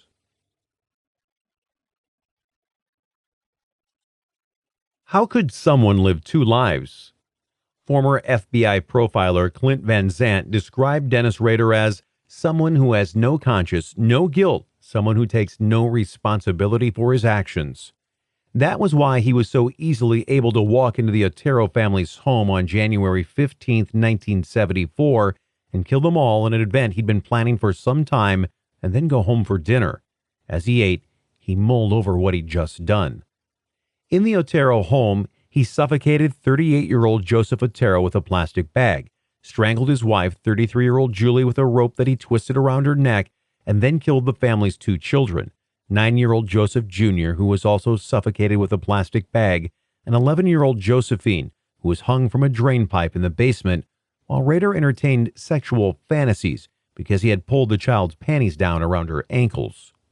Most of the family died in the bedroom, where Rader had tied them up at gunpoint, a move he'd had to make because he hadn't expected the father to be at home that day. The Oteros were then forced to watch as the people they loved most in the world were killed. First the father, then his wife, then the 2 children. In court, Rader was matter-of-fact about the entire thing, including the details about how difficult it actually is to suffocate or strangle anyone to death. But then again, that's what Rader liked. He enjoyed taking his victims to the brink of death, then bringing them back again, only to finally kill them. The act of murdering that way aroused him, and he would masturbate into an article of their clothing after he was done. Okay, first of all, Mr. Otero was strangled, or a bag put over his head and strangled. Then I thought he was going down. Then I went over and strangled Mrs. Otero, and I thought she was down. Then I strangled Josephine. I thought she was down. And then I went over to Junior and put the bag on his head. After that, Mrs. Otero woke back up and, she was pretty upset with what's going on. So I came back and at that point in time, strangled her with a death strangle at that time, Rader told Judge Gregory Waller. Rader said that Mr. Otero fought for his life by tearing a hole in the bag, forcing Rader to cover his head with a shirt and then another bag to ensure the job was done. His other victims included 21-year-old Catherine Bright, who he stabbed to death 11 times on April 4, 1974. Shirley Vian Relford, 24, who was strangled with a rope on March 17, 1977. 25-year-old Nancy Fox, who was strangled with a belt on December 8, 1977. Neighbor Maureen Hedge, who Rader strangled with his bare hands, the most intimate of his kills. On April 27, 1985, Vicki Wegerly, 28, who was strangled with a nylon stocking on September 16, 1987, and his final victim, Dolores E. Davis, 62, who was strangled with pantyhose on January 19, 1991. After Fox was killed, Rader himself called 911 and his voice was captured on tape. Her memories tortured Carrie, especially as she researched the timeline and learned that Nancy Fox was murdered in 1977 while her mother was pregnant with her. And that stormy night of Maureen Hedges' murder on April 27, 1985, Dennis had taken Brian, her 9-year-old brother, on a scout camping trip. Had it been an alibi so he could sneak out of the campout and murder Hedge?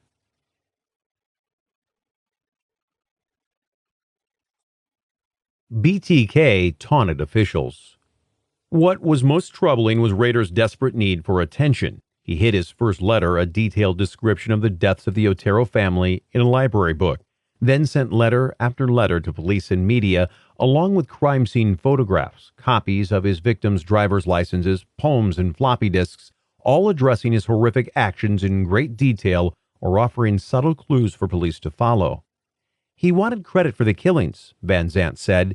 He wanted people to know who BTK was. He wanted to unveil his ultimate personality. I think he'll revel in this for the rest of his life. But, Van Zandt added, he wasn't trying to get caught for his crimes. He was so used to getting away, literally with murder, that he thought, they're never going to catch me. Then maybe Rader shouldn't have been so sloppy. It was that floppy disk sent to TV station KSAS in 2005 that was his downfall. The disc was traced back to Dennis at Christ Lutheran Church, and police then learned that Dennis Rader was the president of the church council.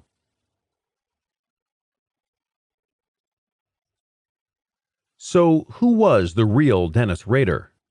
J. Reed Malloy, a forensic psychologist, said he believes that the serial killer is the real Dennis Rader, and the family man is the facade, which would fit what his former coworker said about how his personality shifted when his wife came around.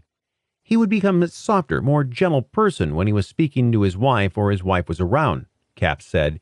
He would turn into Ward Cleaver. In reality, however, those with psychopathic personality disorder, the kind that leads them to kill, tend to be very cruel and aggressive, detached, grandiose, Malloy said, but are usually able to keep their dark side separate from their daily lives and hidden from family. For his daughter, the memories are haunting, especially when Rader confessed to his wife and pastor during their first visit while he was behind bars, including taking his older neighbor's body into the church and posing with her for photographs before dumping her in a ditch. Paula was horrified, and she filed for an immediate emergency divorce, which was quickly granted. She never saw or spoke to Dennis Rader again. For his daughter, it was more complicated. The family dreaded a trial. Every deviant act would be described on TV, but they argued maybe he was sick and needed help. The family was relieved when Rader chose to plead guilty in exchange for life in prison without the possibility of parole, sparing them the agony of a trial, although he gave a lengthy interview on national television about the murders, taking what seemed to be extreme pleasure in the telling. He said the Oteros pleaded for their lives, casually mentioning Carrie as he spoke, saying, Joseph Otero had a daughter, I had a daughter, and told the interviewer that Shirley Van Redforth's children, who he had locked in the bathroom, had screamed while he strangled their mother, her son's eye seeing everything through the door's keyhole. The one that got away. In 1978, he stalked one victim, Anna Williams, before breaking into her house one night when she wasn't home. The recently widowed Williams was out square dancing, and by 10 p.m., in order to not arouse suspicions at home, Rader left, enraged that he missed out on his murder. When Williams finally returned, she immediately sensed someone had been in the house, and when she grabbed the phone to call police, she realized that the phone lines had been cut. She called from a neighbor's house, and when police arrived, they found a wire noose next to her bed. This was a big clue, since BTK had said he intended to hang his next victim. Apparently, Josephine Otero's death had been a memorable one for him. A few months later, a letter arrived at Anna's home containing a drawing of what Rader had planned for his victim, along with a pair of pantyhose and a poem entitled, "Oh Anna, why didn't you appear?"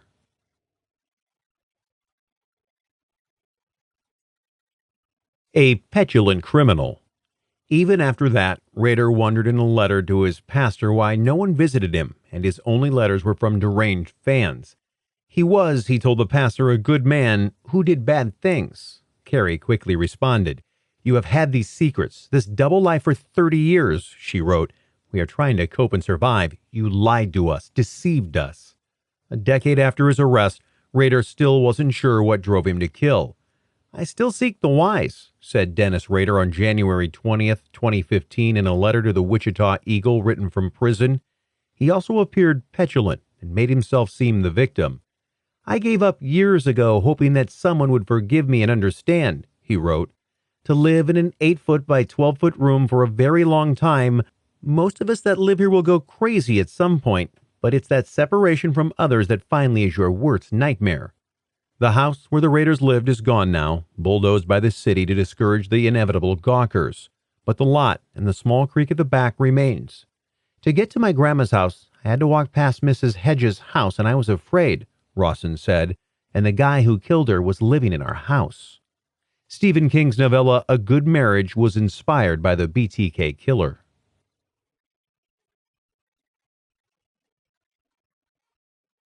Other killers who were normal by day, madmen by night. Robert Yates. For 26 years, Robert Yates wandered Spokane, Washington, killing at least 16 people. His wife, Linda Yates, had no idea. She thought his elusive behavior meant that he probably had a girlfriend on the side, and even when the back seat of their 1979 Ford van was covered with blood, she believed him when he said he'd taken a dog he'd hit by a car to the vet. But murder? No way. Not even when he came home late from work, covered in dirt and sweat and something else, a vague smell of something familiar yet not, she ignored it, or at least tamped it down into a place where she didn't think about it. His hunting trips, well, clearly he was hunting for dates because he left the house doused in cologne. But Linda Yates stayed and kept her mouth shut, even when Robert suddenly started paying attention to their credit card bills.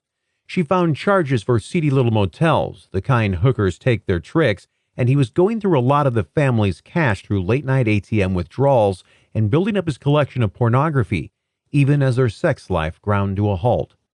The neighbors, though, he loved the neighbor ladies and even peeped at them having sex with their husband through a hole he drilled in the family attic, which was enough to make her decide it was finally time to pack up the kids and move on. She eventually went back to him and found out about his murder rampage when police told her there was a body, one Melody Murfin, buried in her yard right beneath her bedroom window. It turns out he killed at least 13 women, all of them sex workers on Spokane's version of Skid Row, as well as 2 earlier murders in Walla Walla, Washington in 1975 and another in nearby Skagit County in 1988. All of his victims were shot with a Raven .25 caliber handgun.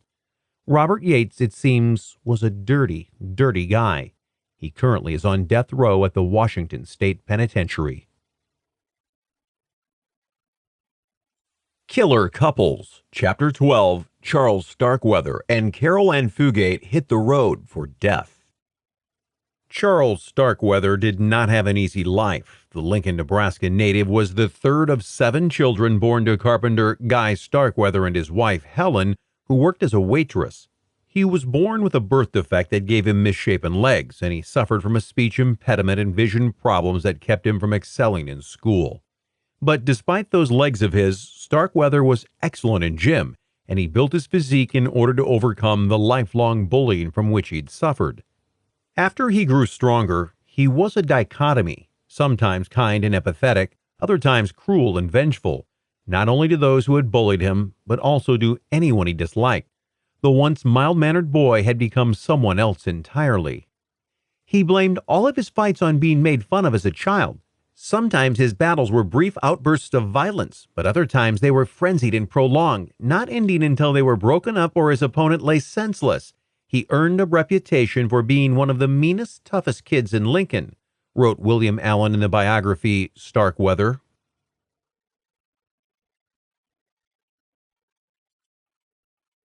An idol inspires terror. Starkweather became obsessed with teen idol of the era James Dean after seeing the movie Rebel Without a Cause, and he began to fashion himself after the actor, copying his hairstyle and developing the same rebellious attitude sparked by years of bullying. He could be the kindest person you'd ever seen. He'd do anything for you if he liked you. He was a hell of a lot of fun to be around, too. Everything was just one big joke to him, but he had this other side. He could be as mean as hell, cruel, If he saw some poor guy on the street who was bigger than he was, better looking or better dressed, he'd try to take the poor bastard down to his size," said his school friend Bob Von Bush, who shared Starkweather's obsession with James Dean. Of course, this was how Von Bush saw things much later, after everything that was yet to come. Bob Von Bush started dating Barbara Fugate, and his friend Charles Starkweather tagged along sometimes when he would visit his new girl. He then met Barbara's sister, Carol, and fell for her hard. She had just turned 13, but the foursome double-dated often, maybe because Carol had a wild streak too. She was impressed by his cars, his toughness, his looks, and despite his poverty, the way he could give her almost anything she wanted. Charlie said that Carol meant more to him than anything had before. Without her, he would be thrust back into the world he hated so much. Carol almost even made him stop hating himself. He saw himself as reflected in her eyes, and he looked good, wrote Allen. In 1956, 18-year-old Starkweather dropped out of high school to take a job at Western Union, simply because Carol went to school near the warehouse at Whittier Junior High School. He was not the best worker, his employer later said. Sometimes you'd have to tell him something 2 or 3 times. Of all the employees in the warehouse, he was the dumbest man we had. And he ended up paying for his relationship with Fugate when she crashed his dad's 1949 Ford, leading to an argument that got Starkweather tossed from his home. He quit his Western Union job and landed a gig as a garbage collector that paid just $42 a week, but interestingly, took him past the home of Dick Cavett father, with whom he spoke once or twice. While he drove, however, he stewed over his poverty and began plotting ways to get himself and his young girlfriend out of Lincoln, no matter who he had to step on in the process. His rage grew, and he developed his own personal motto: "Dead people are all on the same level."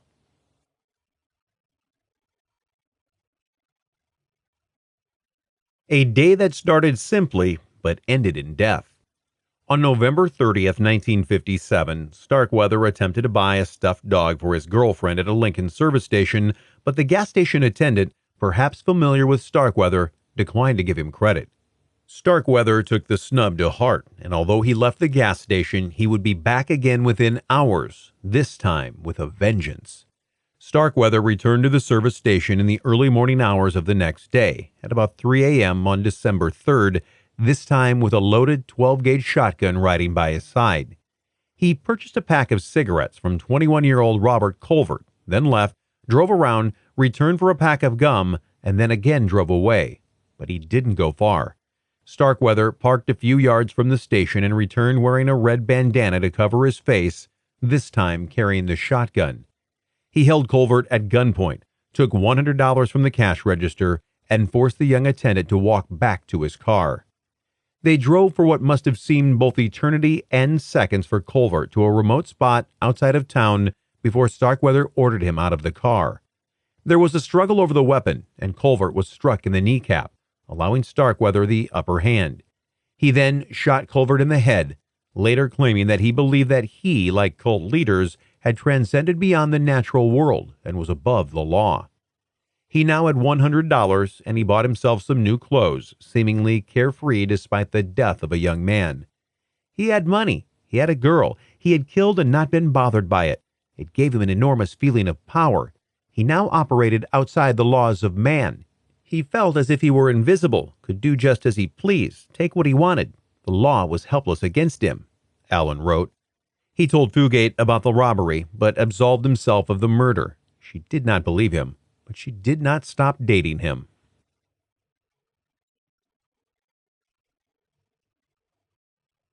A thirst for blood. Almost 2 months later, Starkweather stopped by his girlfriend's home, but when she wasn't home, he got an earful from her mother and stepfather, Velda and Marion Bartlett, who warned the older young man to stay away from their daughter. It was January 21st, 1958, and they would soon be sorry they'd spoken. Starkweather immediately returned with his shotgun and killed not only the Bartletts. Velda attempted to fight him off with a knife, but failed, but also their 2-year-old daughter, Betty Jean, whom he first strangled, then fatally stabbed. Starkweather later coldly recounted what had happened. "I picked up that knife that the old lady had, started to walk in the bedroom, and the little girl kept yelling, and I told her to shut up, and I started to walk again, and just turned around and threw the kitchen knife I had at her. They said it hit her in the throat, but I thought it hit her in the chest. I went on into the bedroom. Mr. Bartlett was moving around, so I tried to stab him in the throat, but the knife wouldn't go in. I just hit the top part of it with my hand, and it went in. When Fugate got home, she learned what had gone on in her absence, and she helped Starkweather hide the bodies behind the house. The two of them then drank Pepsi and ate potato chips, a little after-murder snack. They spent the next 6 days in the home, keeping people away with a note that read, "Stay away. Everybody is sick with the flu. Velda Bartlett."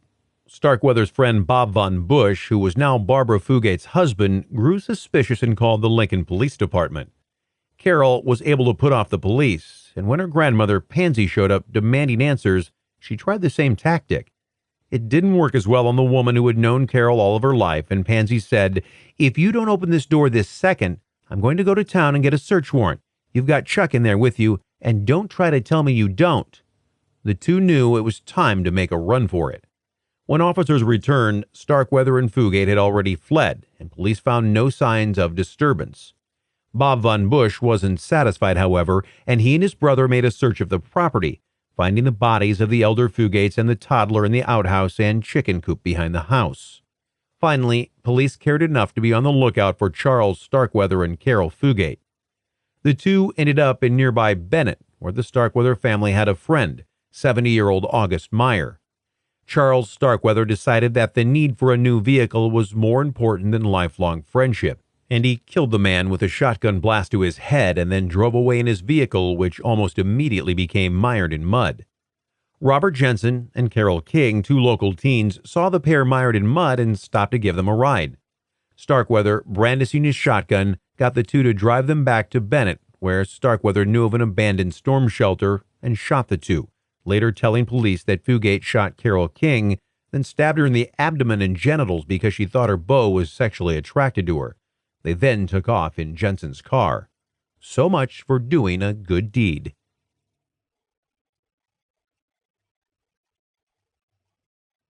Too close to home. Rather than fleeing the state, the two drove to a wealthier section of Lincoln, where they selected the home of C. Lauer Ward and his wife, Clara Ward, to ravage. Because of their weapons, they were able to easily overpower Clara and the family's housekeeper, Lillian Fenkel. At gunpoint, they forced Clara Ward to make them breakfast. They initially had demanded pancakes, but when she delivered them to the study, Starkweather decided he wanted waffles instead. The terrified Clara Ward made him waffles. He then followed her upstairs, stabbing her to death and breaking her dog's neck with the butt of his shotgun. He then enlisted Carol's help, and the two loaded the family's car with valuables and waited for the man of the house to return home. While they were there, the evening's Lincoln Journal arrived, and Starkweather and Fugate saw that they had made the front page. "Hey, Carol, get a load of this," Starkweather crowed. "We're stars, made the front page of the Journal." When C. Lauer came home from work that night, Starkweather shot him, then tied the family's maid, Lillian Fenkel, to a bed and stabbed her to death. Later, each blamed the other for the woman's death. They left behind an illiterate note. "I and Carol are sorry for what has happened, because I have hurt everybody because of it, and so has Carol. But in saying one thing, everybody then came out there was lucky. They're not dead, even Carol's sister." Then they drove away in the black 1956 Packard, finally leaving Nebraska for Washington State, but not before driving past Carol Fugate's house, returning as many criminals do to the scene of at least one of their crimes. When they realized that they would probably attract too much attention in the Packard, Starkweather and Fugate decided to hunt for a different vehicle. They were lucky enough to run into the equally unlucky Merle Collison, a traveling shoe salesman from Montana who had unfortunately fallen asleep on the highway in Douglas, Wyoming. The two woke Collison up, shot him, and then stole his Buick. Again, Starkweather later blamed Fugate for the murder, calling her the most trigger-happy person he had ever seen. Collison's Buick, however, had a push-pedal emergency brake that prevented Starkweather from getting away from the scene of yet another crime. When a passing motorist stopped to help, they began to fight, which attracted the attention of a passing deputy sheriff. Fugate immediately ran toward the officer, yelling, "It's Starkweather! He's going to kill me!" Her boyfriend, meanwhile, attempted to evade police by racing away at speeds up to 100 miles per hour in the now operational Buick, while Bonnie and Clyde-style bullets rained around him, shattering the windshield and cutting Starkweather. He then pulled over and surrendered. He thought he was bleeding to death. That's why he stopped. That's the kind of yellow son of a bitch he is, said Converse County Sheriff Earl Heflin at the time. But Allen wrote he still had that James Dean aura about him as he was led away in handcuffs.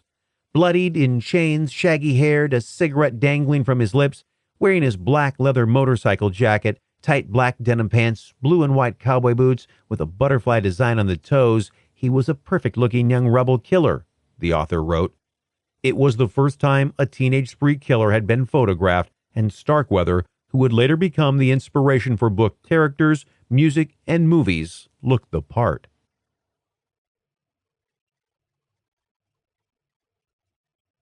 Trial and execution. On February 4, 1958, both Starkweather and Fugate entered separate not guilty pleas in a crowded Lancaster County courtroom, spectators filling the courtroom and lining the halls. The two were both appointed attorneys for their upcoming hearings, Starkweather's on March 1st and Fugate's on March 8th. Starkweather initially said Fugate had nothing to do with the murders. "Don't be rough on the girl, she didn't have a thing to do with it," he said, but he changed his story numerous times, eventually pinning more of the brutal crime spree on her. In his confession, though, he gave police a pretty good idea about what kind of guy he was. "The more I looked at people, the more I hated them because I knowed there wasn't any place for me with the kind of people I knowed," he said, his lack of education clearly evident in his words. "A bunch of goddamn sons of bitches looking for somebody to make fun of." As for Fugate, she always maintained her innocence and said she had been held hostage under threats that Starkweather had threatened to kill her family and claimed she had no idea they were already dead. Starkweather disputed her claim. "She could have escaped at any time she wanted," Starkweather said. "I left her alone lots of times. Sometimes when I would go in and get hamburgers, she would be sitting in the car with all of the guns. There would have been nothing to stop her from running away. If I fry in the electric chair, she should be sitting on my lap." One of Starkweather's attorneys made an emotional plea for his client's life. "This boy is a product of our society," said Clement Gaughan. "Our society that spawned this individual is looking for a scapegoat. Carol Fugate should get the same punishment as this lad, and I can tell you right now that she is never going to get the death penalty. His life, my life, are almost parallels until our 19th birthday. I stand here and weep unashamedly.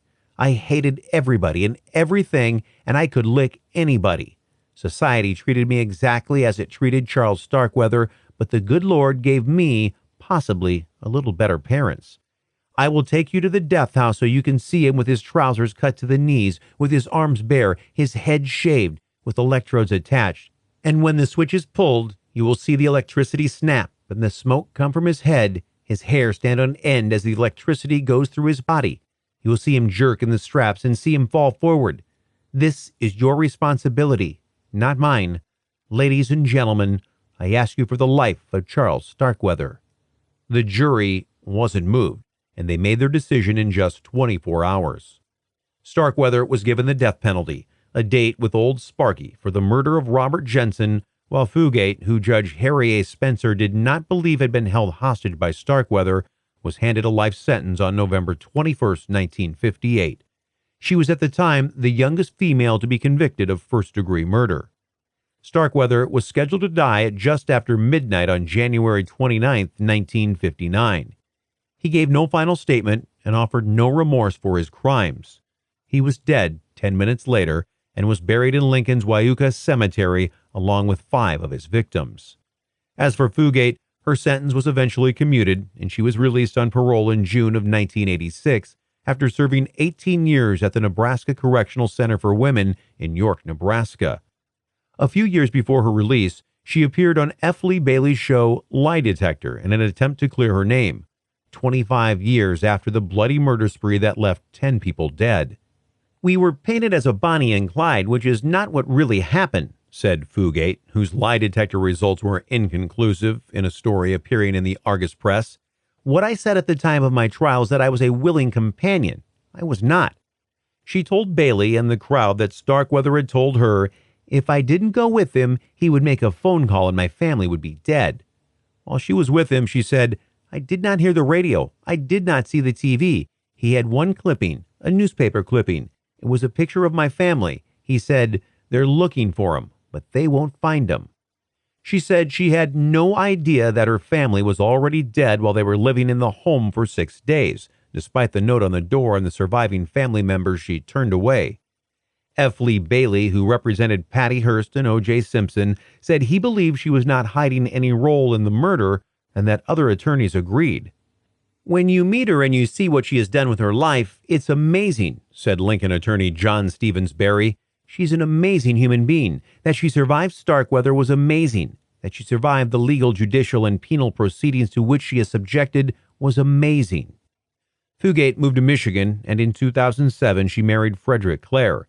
In 2013, the two were in a car accident when their SUV went off the road. Fugate suffered serious injuries but survived. Clare, however, passed away.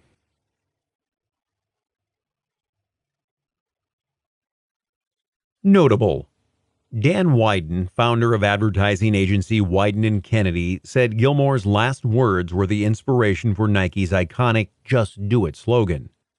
Gary Gilmore was the subject of Norman Mailer's 1979 nonfiction book, The Executioner's Song, which was turned into a 1982 movie starring Tommy Lee Jones and Roseanne Arquette.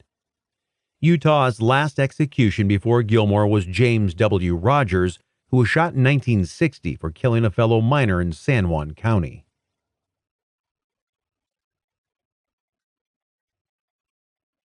Other killer couples: Paul Bernardo and Carla Homolka.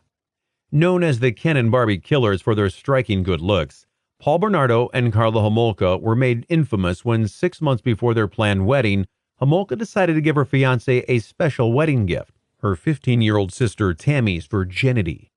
Bernardo was a charmer who used techniques he had developed selling Amway in the early 1980s, not only in business, but also in his relationships. Paul used Amway techniques in many facets of his life, not only in sales and business, but also in personal relationships, wrote Scott Burnside and Alan Cairns in the book Deadly Innocence, a chronicle of the couple's reign of terror in Canada.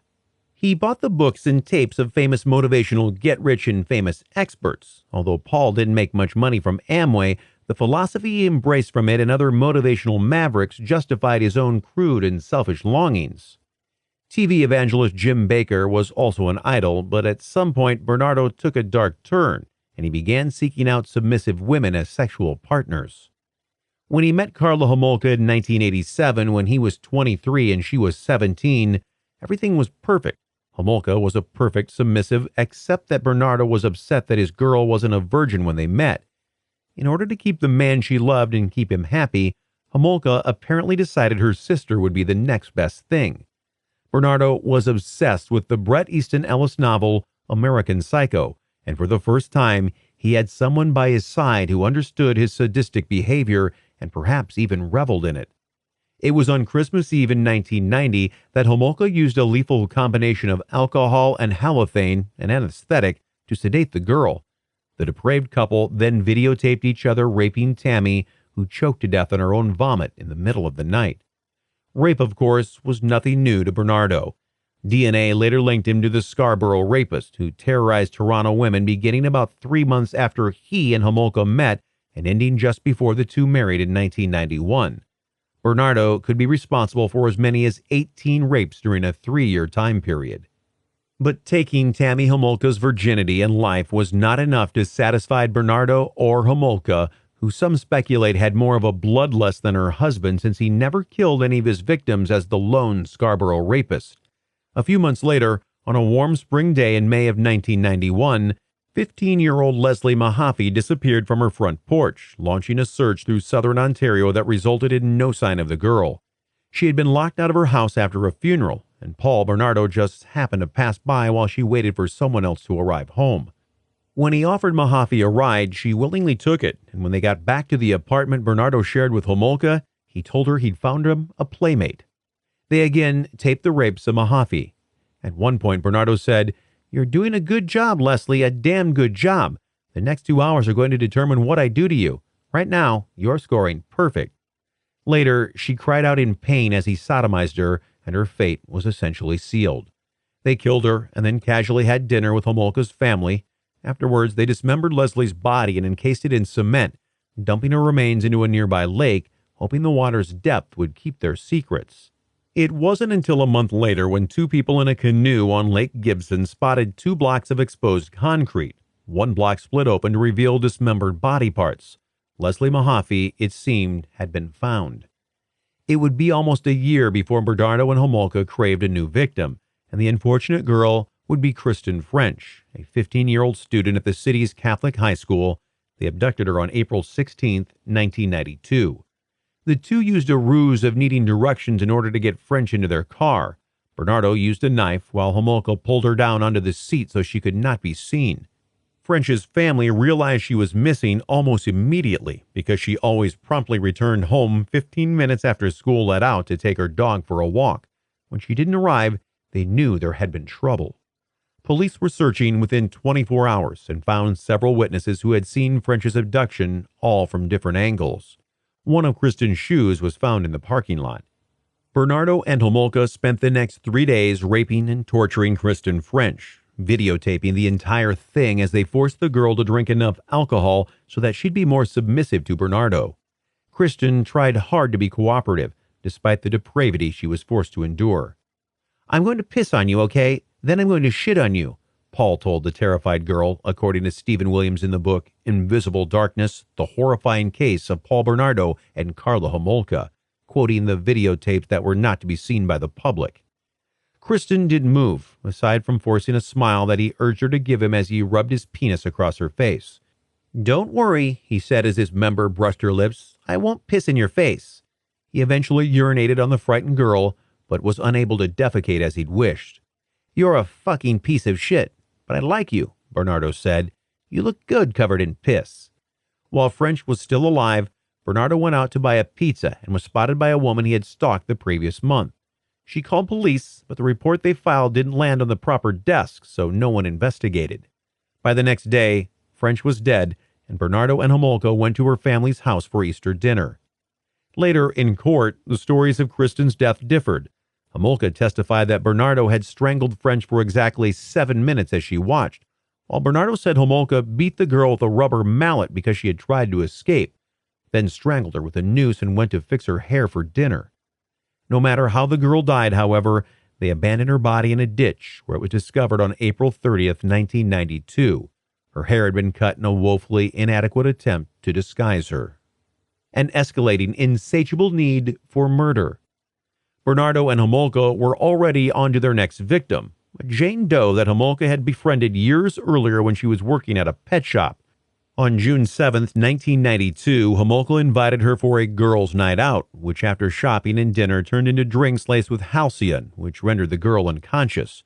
The two undressed her, and Bernardo videotaped Homolka as she raped her, before Bernardo turned over the camera to his girlfriend and raped their victim vaginally before he brutally sodomized her. When the girl woke up the next morning, she thought she was hungover and had no idea she'd been sexually assaulted. 2 months later, the couple invited the unsuspecting Jane Doe back to the house, this time to spend the night. Like Homolka's sister, Tammy, Jane Doe did not survive and died while Bernardo was raping her. A few years later, on another Christmas Eve, Bernardo was apparently reminiscing and mourning the death of Tammy Homolka, and when he asked his wife how she felt about the matter, she apparently wasn't quite sad enough to suit Bernardo. According to police photographs, she sustained a blow to the back of the head severe enough to send her brain forward, smashing into the front of her skull, giving her 2 black eyes called raccoon eyes, which are associated with the injury. It was then that Homolka confessed to the police in exchange for a plea bargain that would mean just a 12-year sentence if she agreed to testify against Bernardo. The tapes had not yet been found, and if they had, they likely would have changed things for Homolka. In court, she was casual about it all. "It's hard because you get to know these people," said Homolka, who was evaluated in prison and found to be as devoid of emotion there as she was in court. "She remains something of a diagnostic mystery," said one psychiatrist. "Despite her ability to present herself very well, there is a moral vacuity in her which is difficult, if not impossible, to explain." Even in prison, she continued to blame Bernardo, despite her very active role in the killings. "He wanted me to get sleeping pills from work, threatened me and physically and emotionally abused me when I refused," she wrote in a letter of apology to her own family regarding the death of her sister Tammy. "I tried so hard to save her, but no words I can say can bring her back. I would gladly give my life for hers. I don't expect you to ever forgive me, for I will never forgive myself." She never apologized to the families of any of the other victims. Homolka was released from prison in July of 2005 with no parole, although there were some conditions, including her being unable to contact either Paul Bernardo or the families of their young victims. 2 years later, she gave birth to a child. Thanks to Homolka's testimony, Bernardo received a life sentence in prison without possibility of parole. In 2006, Bernardo was interviewed in prison, and he said that insecurities led him down his path to hell. "I use sex as a vice," Bernardo said in an interview with detectives Brad Hoover and Darlene Kulis. "I'm the worst piece of crap on the planet. I wake up every day knowing I'm not psychopathic. I work out. I don't sit there crying in my cell. And I don't feel threatened because someone called me an idiot, or I have to attack. Everyone treats me that way. I have no friends. I have nobody. But I handle it. Every day, it's Bernardo, schoolgirl killer," he said. "It's horrible to be pounded with this all the time. I got it yesterday, today, all the time. And it's people that I could bully because I'm bigger physically and a better fighter. But I don't engage in that. I walk away disgraced and humiliated, but I can handle it. I'm losing the battles to win the war. The war is the war of life, my mistakes in life." In 2013, Bernardo's father spoke to Joe Warmington, a reporter with the Toronto Sun. "As far as I'm concerned, Carla has got away with it and is free, but that is a whole other story," Ken Bernardo said. Gerald Gallego and Charlene Williams. Teenagers in Sacramento weren't safe in the late 1970s thanks to the deranged brains of Gerald Gallego and Charlene Williams, who kidnapped their victims and kept them as sex slaves before finally, mercifully killing them. It was a surprise that Charlene Williams' life took such a turn. Her father was vice president of a Sacramento supermarket chain, and although her mother had been in a car accident, requiring Charlene to take over some of her mother's duties, including meeting her father's clients, she was described as being an intelligent and well-spoken young lady. But perhaps it was too much responsibility for a child to handle, because by the time she was in high school, Williams was using drugs, drinking too much, and sleeping around. Within a few years, she'd married and divorced a heroin addict and a military man before launching into an affair with a married man, which ended when he suggested a threesome with his wife. A distraught Williams attempted suicide, but then she met Gerald Gallego. By comparison to the childhood Williams had experienced, Gallego's life was brutal. His father did time in San Quentin and was executed in Mississippi for killing 2 police officers, and both his mother and her string of boyfriends ignored his needs and beat him regularly, leaving him starved for both food and any sort of affection. By the time he met Williams, he'd already been arrested 23 times, but the two fell madly in love, even more so when they realized that sexually he was a dominant while she was a willing submissive. They moved in within a week and married soon after. Everything was perfect, as long as Williams did what her new husband said. Gallego particularly loved brutal anal sex, and Williams pretended to as well to make her man happy. Everything was going well until Gallego brought home a young dancer that he wanted to add to the couple's sexcapades as long as Williams and the girl never touched one another. Some people just have no self-control, however, because the next day, Gallego came home to find the two in bed together. He threw the young dancer out the window and then brutally beat Williams, enhancing the punishment by withholding sex from her for a month, letting her know that as long as she was able to be sexually satisfied by someone else, he would find her less attractive. During that month of imposed celibacy, Gallego took advantage of every opportunity for sex, including sodomizing his 14-year-old daughter from a previous relationship along with her teenage friend. He also found sex partners where he worked as a bartender, leaving Williams desperate to find a way to restore the original lust that had punctuated the passionate early days of their relationship.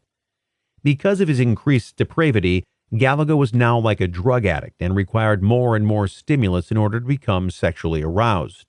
He finally told Williams he needed sex slaves, and it would be up to her to find them for him. The couple's first 2 victims, 17-year-old Rhonda Shuffler and her 16-year-old friend Kippy Vaught, were shopping at Country Club Plaza in Sacramento County on September 10, 1978, when Gallego and Williams enticed them into their van. It was a long night for the 2 girls who were sexually abused by both of their captors.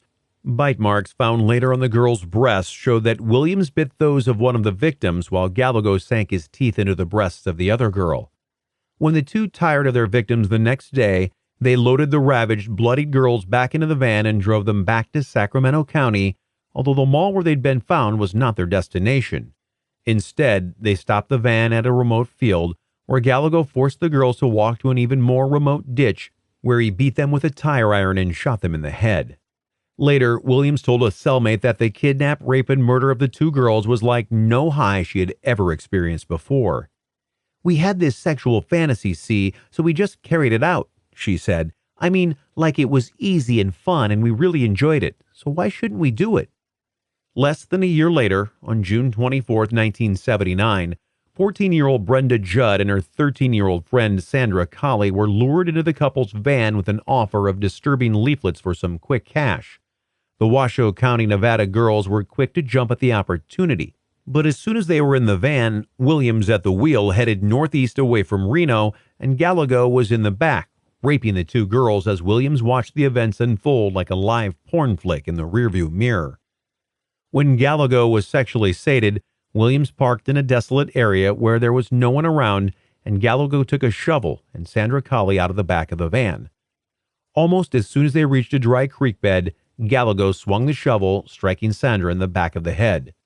The sound, Williams later said, was a loud splat like a flat rock hitting mud, and the girl sank to her knees and slowly toppled over on her face. Gallagher continued to beat the girl and then dragged Brenda from the van and beat her to death as well. Energized by the rapes and murders, he then dug a deep hole, placed both girls' naked bodies at the base, and covered them with dirt. He finished the grave with a rock as a marker. For 4 years, the girls were considered runaways.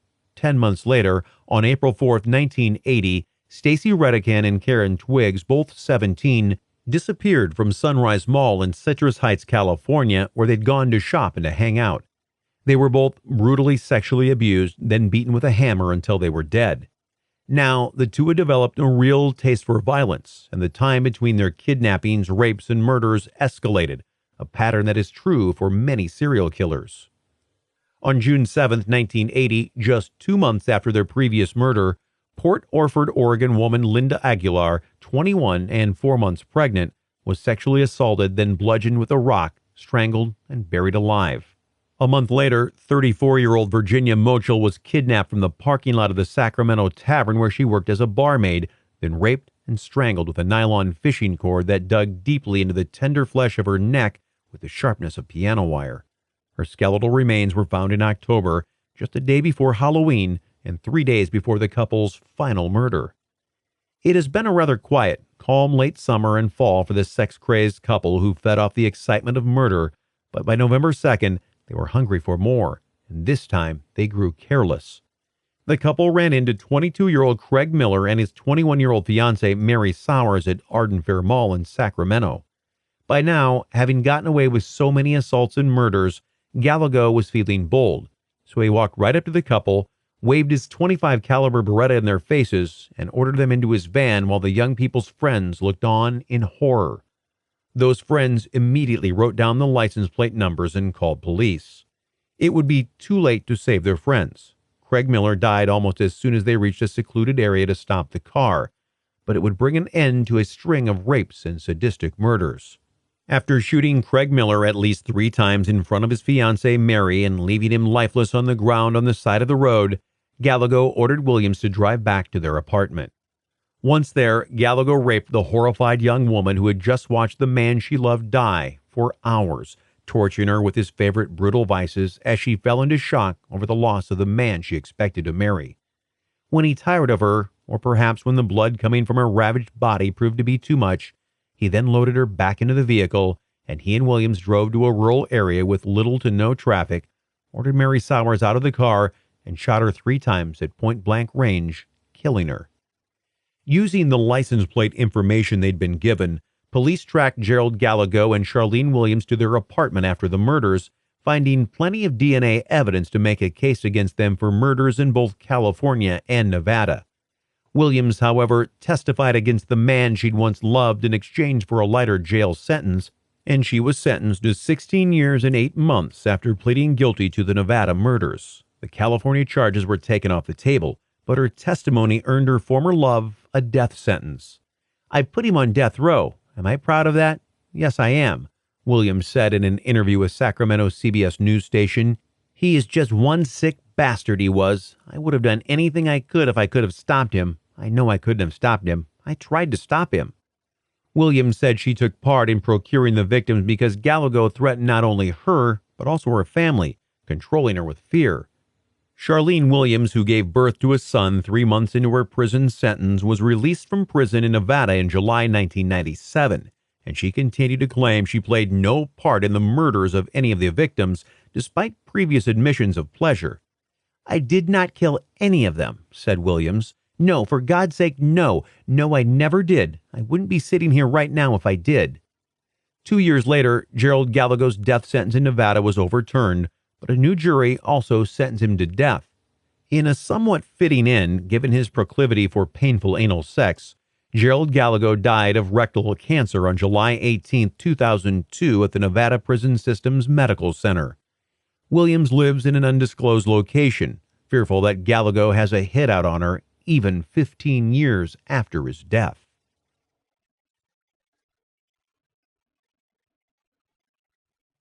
Killers Who Asked to Die. Chapter 13, Gary Gilmore Waived Appeals. In 1977, at just 37 years old, Gary Mark Gilmore became the first person to be executed in the United States in 10 years. He died by volunteer firing squad after firing his legal team and waiving his rights to further appeals. But maybe Gilmore was destined to die from the start. Born in Stonewall, Texas on December 3, 1940, Gilmore was one of 4 children who called conman Frank Gilmore, who sold ads to non-existent magazines and kept the profits for himself, and his wife Bessie, Mom and Dad. The family moved constantly so Frank could avoid detection, but Frank Gilmore's drinking and rage-filled physical abuse made family life even more unstable. The children got beaten frequently, for no reason or for what he considered a good reason, said cousin Brenda Wagstaff in an interview with A&E. Sometimes he would even hide behind the door and wait for them to come in.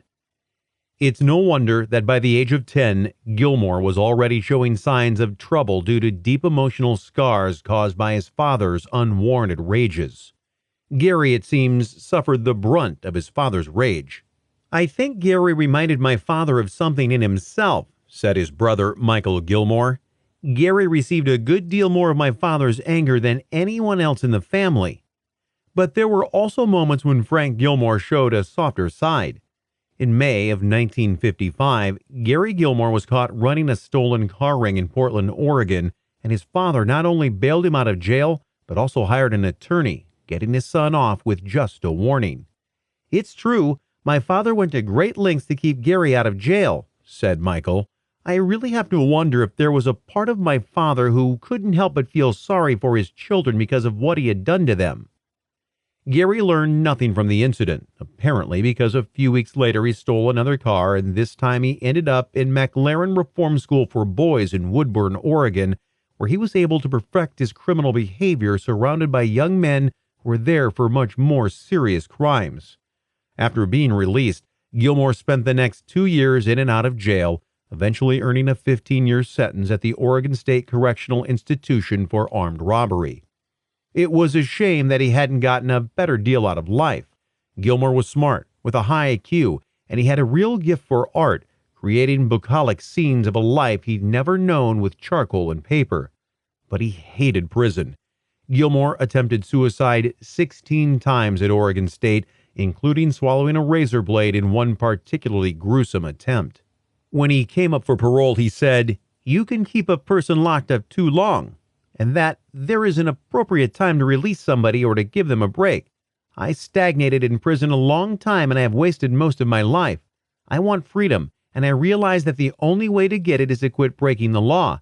I've got problems, and if you sentence me to additional time, I'm going to compound them." Finally, he was released on parole on April 9, 1976, and he went to live with an aunt and uncle in Provo, Utah. He got a job there and met a girl, 19-year-old Nicole Baker Barrett, a mother who had already been married 3 times and had 2 children. They moved in together for 6 weeks, and even in such a short time, theirs was a volatile relationship with fighting and brutality. The two broke up, and Gilmore flew into a rage, going to a gas station in Orem, Utah, and holding up the attendant, Max Jensen, at gunpoint, eventually shooting him twice in the back of his head. "This one's for me, and this one's for Nicole," and killing him. Jensen had been a married law student with a child. Gilmore walked away with $125 and blood on his hands. The next day, motel manager Ben Bushnell also lost his life, despite complying with Gilmore's demands like Jensen the day before. But Gilmore, like many criminals, became cocky and careless, and when he tried to dispose of the gun, he shot himself in the hand, attracting the attention of a garage mechanic who called police, as did his cousin Brenda.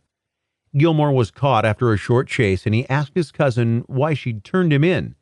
"You commit a murder Monday and commit a murder Tuesday. I wasn't waiting for Wednesday to roll around," she told him. Girlfriend Nicole decided that the murder victims were surrogates of sorts for her, who was Gilmore's intended target.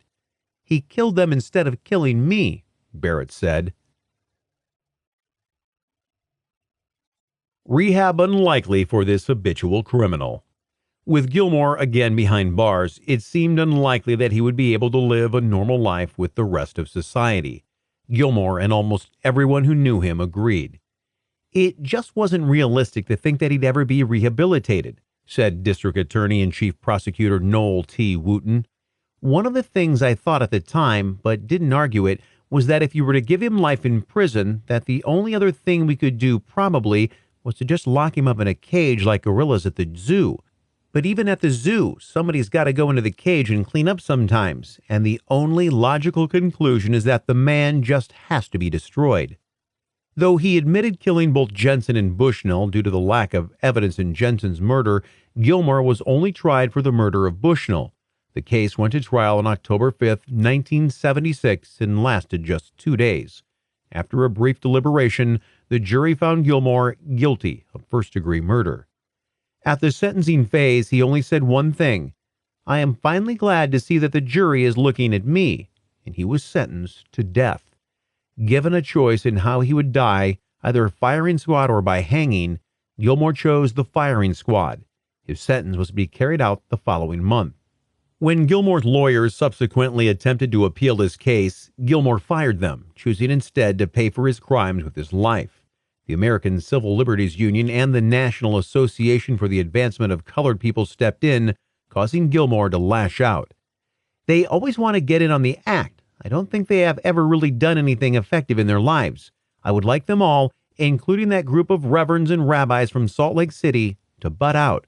This is my life and this is my death. It's been sanctioned by the courts that I die, and I accept that." New legal representation attempted to make his point in court. "He doesn't wish to spend the rest of his life in prison," said his new attorneys. "He does not wish to, as he put it, languish in jail for the rest of his life." Even waiting for his upcoming execution was stressful for Gilmore. He attempted suicide twice, the first time on November 16th after a first stay was issued, and again 1 month later on December 16th. When his execution was stayed the second time, his girlfriend smuggled Seconal into prison during a visit, and they both overdosed. He was rushed to a hospital and ended up back in prison. Nicole lapsed into a coma, and when she came out of it, was sent to a psychiatric hospital. Gilmore then went on a hunger strike, so any attempts at saving his life, even an attempt at intervention from his mother, ground to a halt.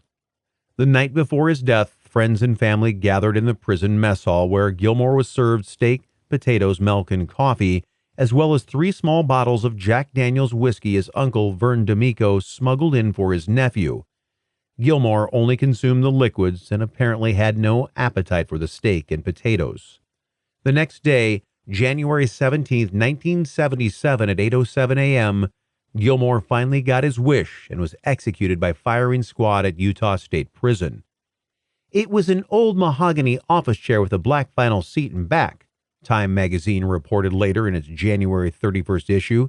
There, in an old tannery known as the Slaughterhouse in the southwest corner of the Utah State Prison, sat Gary Mark Gilmore, 36, freshly shaven and wearing a black T-shirt, crumpled white trousers, and red, white, and blue sneakers. His neck, waist, wrists, and feet were loosely bound to the chair. 26 feet away hung a sailcloth partition with 5 slits. Hidden behind the curtain stood 5 riflemen armed with 30-30 deer rifles, 4 loaded with steel-jacketed shells, the 5th with a blank. His final words? "Let's do it." "He died like he wanted to die, with dignity. He got his wish," said Gilmore's uncle, Laverne D'Amico. Gilmore's corneas were donated to 2 people following his death. Prison officials had said that the firing squad would be made up of 5 men, 4 with blanks, the 5th with a live round, so no one would know who fired the fatal shots. Justice has been served. No death can be elevating, and there is much sadness when anyone dies, but I am definitely more sorrowful about the 2 victims' families than the fact that Mr. Gilmore is no longer alive, said Robert B. Hansen, Utah's Attorney General. According to Michael Gilmore, however, there were 5 gunshot holes in Gary Gilmore's shirt after his execution. The state of Utah apparently had taken no chances on the morning that it put my brother to death, Michael Gilmore wrote in his memoir, Shot in the Heart. Gilmore's ashes were spread over Provo, Utah.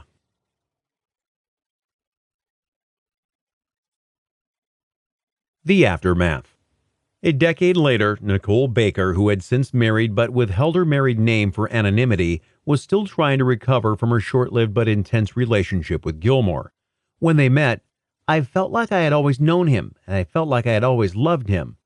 Both came with baggage. Gilmore, his feelings of worthlessness he'd carried since he was a child. Baker, her numerous marriages before she'd turned 20, but they somehow thought it could work, the 2 of them together, despite the challenges they faced and the demons that lived inside them. "We both knew that. It took so little time to understand that in each other, and it was like just knowing each other and loving each other healed them all," she said. But just a few weeks after meeting, Gilmore had killed 2 people, and their short-lived relationship was now coals, not a blazing pyre. She knew, despite being hospitalized following their failed suicide pact, the instant Gilmore died, when an image galvanized her into wakefulness from a sound sleep. She said, Gary's face contorted with pain, just like he'd jerked up. It was terrifying. At that moment, when I saw Gary's face, I knew that was it. She tried to move on with new relationships, but found herself telling new boyfriends, "I'm in love with a ghost. I always will be." It didn't make for strong bonds, and she suffered a string of failed relationships and still struggles to come to terms with what happened between herself and Gilmore. "The things I went through are still in me," she told the Los Angeles Times. "I still feel them sometimes, like a cold winter morning. I look out the window, and I get that same lonely feeling I felt when I knew I wasn't going to see Gary anymore." She burned the letter Gilmore sent her from prison, along with a poem he'd written for her. "It was just one more thing I felt was keeping me back. There wasn't any reason to keep it," Baker said. But still, she can't forget. "I have a tendency to think about Gary, about how it might have been," she said. Notable. Author Stephen King kept a scrapbook about Starkweather and Fugate as a teen, and his character in The Stand, the kid, was based on Charles Starkweather. Stephen King was not the only one intrigued by the Starkweather case. The story inspired the movies Badlands, a 1973 film starring Martin Sheen and Sissy Spacek, Natural Born Killers, a 1994 chiller featuring Woody Harrelson and Juliette Lewis, and Murder in the Heartland, a 1993 biographical movie starring Tim Roth and Fairuza Balk. The Bruce Springsteen song Nebraska, the title song of his 1982 album, is based on the story of Charles Starkweather and Carol Ann Fugate. It features the lyrics, "I saw her standing on her front lawn, just twirling her baton. Me and her went for a ride, sir, and 10 innocent people died. From the town of Lincoln, Nebraska, with a sawed-off 410 on my lap, through to the Badlands of Wyoming, I killed everything in my path. I can't say that I'm sorry for the things that we done.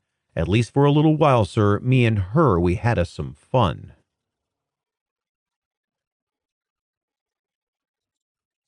Other killers who asked to die.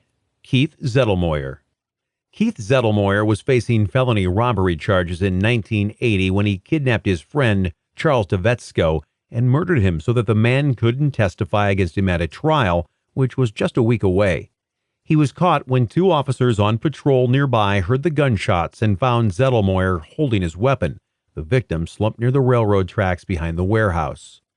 At his subsequent trial for murder, despite a claim from Zettelmoyer of diminished capacity that made him less culpable in the killing, he was convicted of first-degree murder and sentenced to death. His lawyers spent 14 years appealing that sentence until Zettelmoyer fired them and said that a brain disease he suffered from made prison life at Rockview State Prison in Pennsylvania unbearable, and he was ready to die. "I see my execution as an end of suffering to my punishment, a blessed, merciful release from all these health symptoms that I am constantly suffering with," he told a court. The victim's mother, Aldana Devetsko, 79, made a plea for clemency on Zettelmoyer's behalf. "Life is sacred. It's about the only sacred thing on earth, and no one has a right to do away with it," she said, and doctors said that while Zettelmoyer suffered from post-traumatic stress disorder, he did not have a specific brain disorder impacting his health. Lawyers for the Pennsylvania Post-Conviction Defender Organization also argue that Zettelmoyer was not mentally competent to make decisions, but Zettelmoyer said that he was fully aware of what he was asking of the court. "I'm not crazy. I'm not loony. I understand perfectly what's going on with the execution and everything." He would be the first inmate executed in Pennsylvania in 33 years and the first in the state to die of lethal injection. Zettelmoyer's last meal included 2 cheeseburgers, French fries, chocolate pudding, and chocolate milk. Zettelmoyer took a sedative before his death by lethal injection, the same cocktail of chemicals used to kill John Wayne Gacy, and was declared dead at 10:25 p.m. May 2, 1995, about 10 minutes after the execution began. Afterwards, Republican Governor Tom Ridge said in a statement, "Nearly 15 years ago, Keith Zettelmoyer brutally murdered his friend Charles Devetsko. May Keith Zettelmoyer's soul rest in peace. May the soul of Charles Devetsko rest in peace." The last inmate to be executed in Pennsylvania was Elmo Smith in 1962. Since the United States Supreme Court allowed states to resume the death penalty in 1976, Pennsylvania has scheduled 34 executions.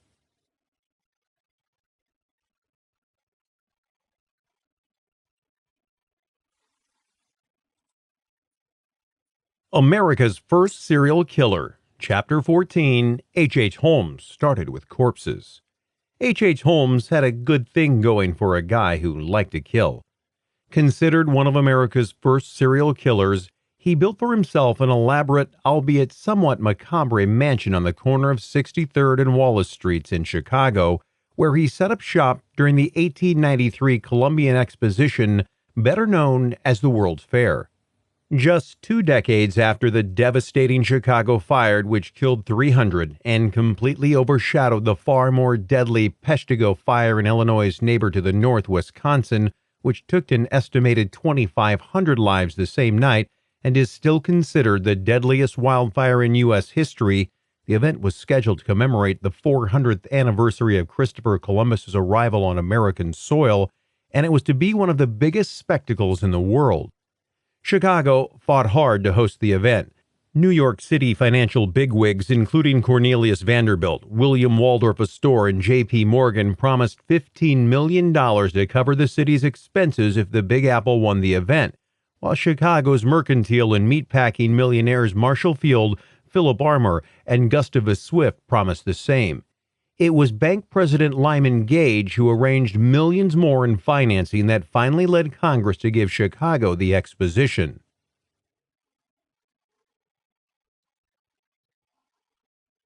Cream of wheat, PBR, a Ferris wheel, and murder.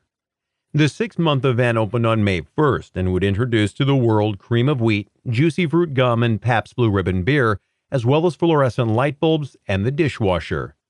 Buffalo Bill Cody and his troupe of performers were expected to perform at the event but were turned down, causing Cody to bring his Wild West to Chicago anyway, setting up right outside the fairgrounds and almost driving the World's Fair to bankruptcy despite the money funneled into the event by Chicago's elite. If not for steel magnate George Washington Gale Ferris Jr.'s new invention, the Ferris wheel, the fair might have gone bust. The amazing contraption, a 264-foot tall wheel, could carry 2,160 people at a time, and it cost 50 cents to ride, more than twice the price of an entry ticket to the fair itself. The 6-month exposition was a massive affair that would draw people from all over the world, and for the man born as Herman Webster Mudgett on May 16, 1861 in Gilmanton, New Hampshire, it would serve as the perfect way to lure victims into his murder castle. He was, it would seem, in bliss over the prospects, and in preparation for the fair, Holmes acquired furniture from local merchants on credit, planning to use the mansion as a hotel to serve guests during the expo. Just a few months before the fair was set to open, however, the Chicago Tribune published a story about Holmes's failure to pay for the furniture which was repossessed. When merchants arrived at Holmes' mansion, however, the rooms were mostly empty, just one room packed with the furniture, while other spaces had just mattresses and box springs. They took the furniture back, and all the rest was odd, to be sure. The shopkeepers had been made whole by getting their furniture back, so they failed to report the essentially empty house to police.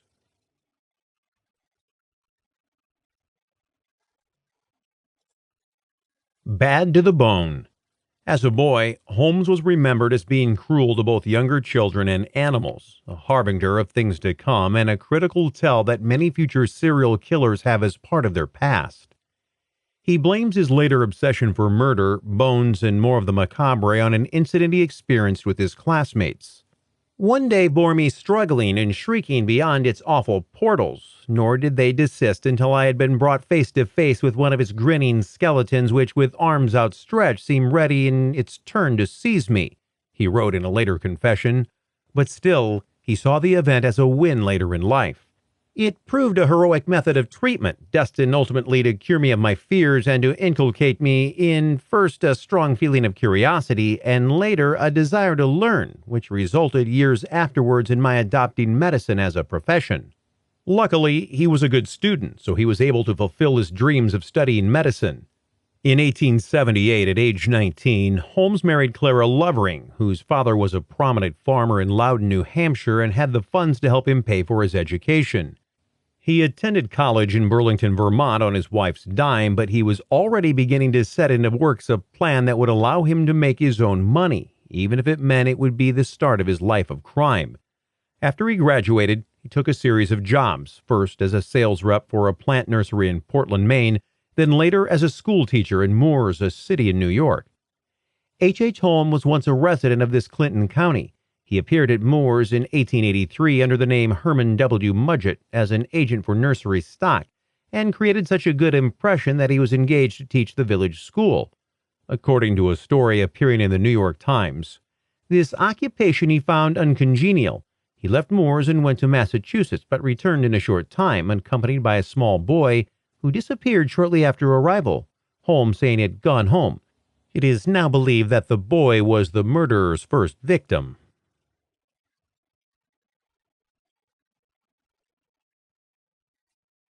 An insurance scam to beat them all. He transferred to the University of Michigan in Ann Arbor to further his medical education, and there he found another med student with whom he shared his idea to cash in on their studies with an insurance scam to top them all. The swindle, which they carried out with the help of a man who would eventually become one of New York City's most prominent doctors, earned them $12,500. It was simple, really, if you had access to the right materials. The two would take out insurance policies on family members. Then they would disfigure fresh cadavers so that it would appear that they'd been killed in accidents, and then bring paperwork showing themselves as the beneficiaries of life insurance policies. Finding the corpses proved difficult, however, so it was arranged that I was to go to Chicago for the winter, and sometime during the intervening months we should both contribute toward the necessary supply, Holmes said. When he got back to New York, however, he learned that his scheme was not as foolproof as he'd thought. Upon my trip from Chicago to New York, I read 2 accounts of the detection of crime connected with this classwork, and for the first time, I realized how well organized and well prepared the leading insurance companies were to detect and punish this kind of fraud, and this, together with a letter I received upon reaching my destination and the sudden death of my friend, caused all to be abandoned, he added. The scheme had already netted Holmes enough money that he no longer needed his wife Clara's funds, and although she had recently given birth to their son, he abandoned them both. She returned to New Hampshire, which was probably a lucky move on her part. Holmes wasn't one to give up on a good idea, and working alone would mean more money and no loose ends in the form of partners who might eventually talk. He perfected his insurance fraud scheme on women he hired to work for him, many of whom disappeared under mysterious circumstances, most likely becoming family members that Holmes could cash in on. As an all-around fraud, Holmes had a wonderful success with men, but he preferred women and insurance companies. According to a story appearing in the Chicago Tribune, he said they came easier. Swindler of men, betrayer of women, he has left behind him a wake of ruin and tears that not all of the courts of America can wash away. While Holmes went off the grid for a few years, in 1887, before he divorced Clara, Holmes married Myrta Belknap, whose father was a businessman from Wilmette, Illinois, just north of Chicago, who also had some cash. The marriage was unconventional, to say the least. Myrta stayed on in Wilmette while Holmes moved to Chicago, where he landed a job selling copiers, encouraging neighborhood bigwigs to become investors. Unfortunately, the venture, one of Holmes' only honest ones, failed, and he left his investors holding the bag for $9,000. Holmes and his wife had enough contact for Myrta to give birth to their daughter, Lucy, and for Holmes to try to scam Myrta's father, John, who later found out that not only did Holmes forge his signature on financial documents, he also attempted to poison him when he called Holmes out on the forgery. That brought the marriage to Myrta to an end, and she and Lucy stayed in Wilmette while Holmes went back to Chicago, where he landed a job at a Chicago pharmacy, a move that changed the course of his already horrifying life of crime.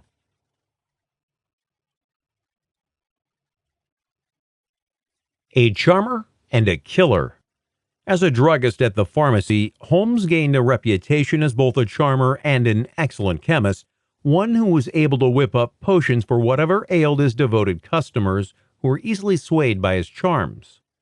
When Dr. Holmes compounded even the simplest prescriptions, he did so with a flourish, as if he were an alchemist in the midst of some arcane ritual, wrote Troy Taylor in The Murder Castle of H. Holmes, a lengthy 2003 post about the infamous murderer. His long, pale fingers moved with the surgeon's skill, his handsome face grew intense, and his blue eyes grew bright. But he was no means a socially inept scientist. He was a gentleman of fashion and charming manner. His politeness and humorous remarks brought many new customers into the drugstore, especially the ladies in the neighborhood.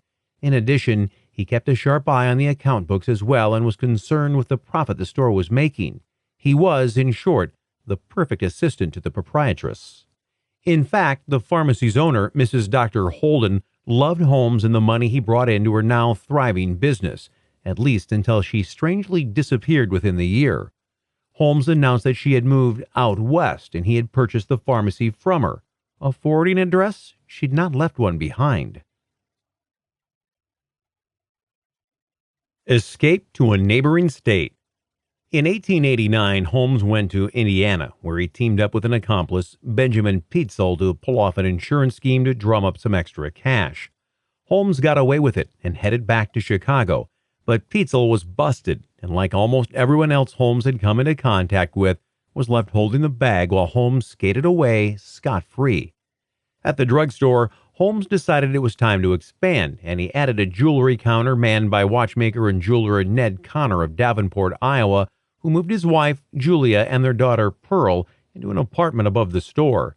Holmes soon hired Julia to take over bookkeeping, canning the existing man who'd kept the books.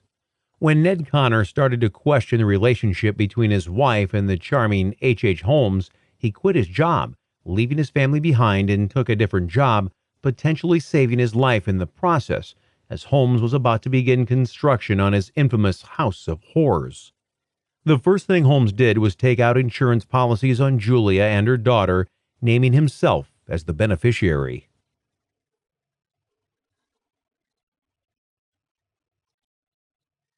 Mansion construction begins. It was then that he purchased the lot across the street from the pharmacy and began construction on his multiple-story mansion, the hotel where he would house visitors to the upcoming exposition. The mansion was a mystery to everyone, including the numerous contractors hired to build doors that opened to brick walls, rooms with no windows, and stairs that went to nowhere. When anyone expressed any concerns about what was going on, they were fired, and construction on what would become Chicago's biggest house of horrors continued with a new crew.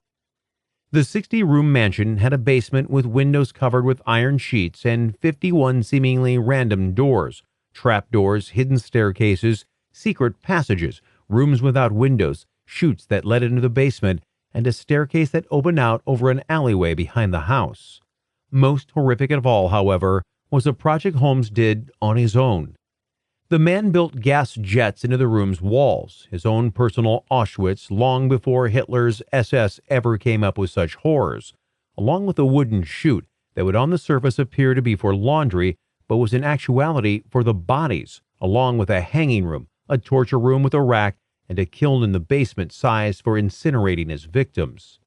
When the kiln failed to ignite enough heat, Holmes called in some help, and it was only later that the furnace repairman realized what the kiln, which Holmes said was used to blow glass, was really for. In fact, he said in an excerpt from the book The Devil in the White City by Eric Larson, the general plan of the furnace was not unlike that of a crematory for dead bodies, and with the provision already described, there would be absolutely no odor from the furnace. But of course, the repairman didn't realize that at the time, and why would he? The bottom floor of the mansion was the new, improved pharmacy, operated by the charming, charismatic Holmes, whose reputation around town was impeccable. And soon there would be a hotel in place just in time for the biggest thing to hit Chicago since the infamous fire. The house was finished in 1892, and Holmes announced that he would be renting rooms on the second floor to visitors to the fair. He hired workers through classified ads he'd placed in small-town newspapers, luring young women to work at the hotel, offering them any job they wanted. He instructed them to pack their bags and withdraw all their money from their bank for expenses, and admonished them not to tell a soul where they were going, lest his competitors catch wind of what plans he had in the works. Those hapless girls then became Holmes' captives and were sometimes held for months in windowless prisons before being asphyxiated in one of Holmes' homemade gas chambers and either burned in the crematory or unceremoniously dumped into vats of acid or lime. He also had a dissecting table, which allowed him to break down bodies so they would better fit into the acid vats or lime pits. When the whole skeletons were clean, he often sold them to med schools for educational purposes. Surprisingly, no one questioned how he came upon the skeletons. After the Columbian Exposition was over, at least 50 people had gone missing. The fair was the last place they had been expected to be, and for many, they likely ended up in Holmes' Hotel from Hell. Their families, however, would never know for sure.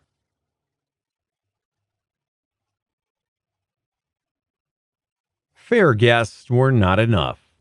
Despite all the activity going on at his hotel, Holmes was apparently lonely, and despite his two estranged wives, he also placed newspaper ads in search of a life partner.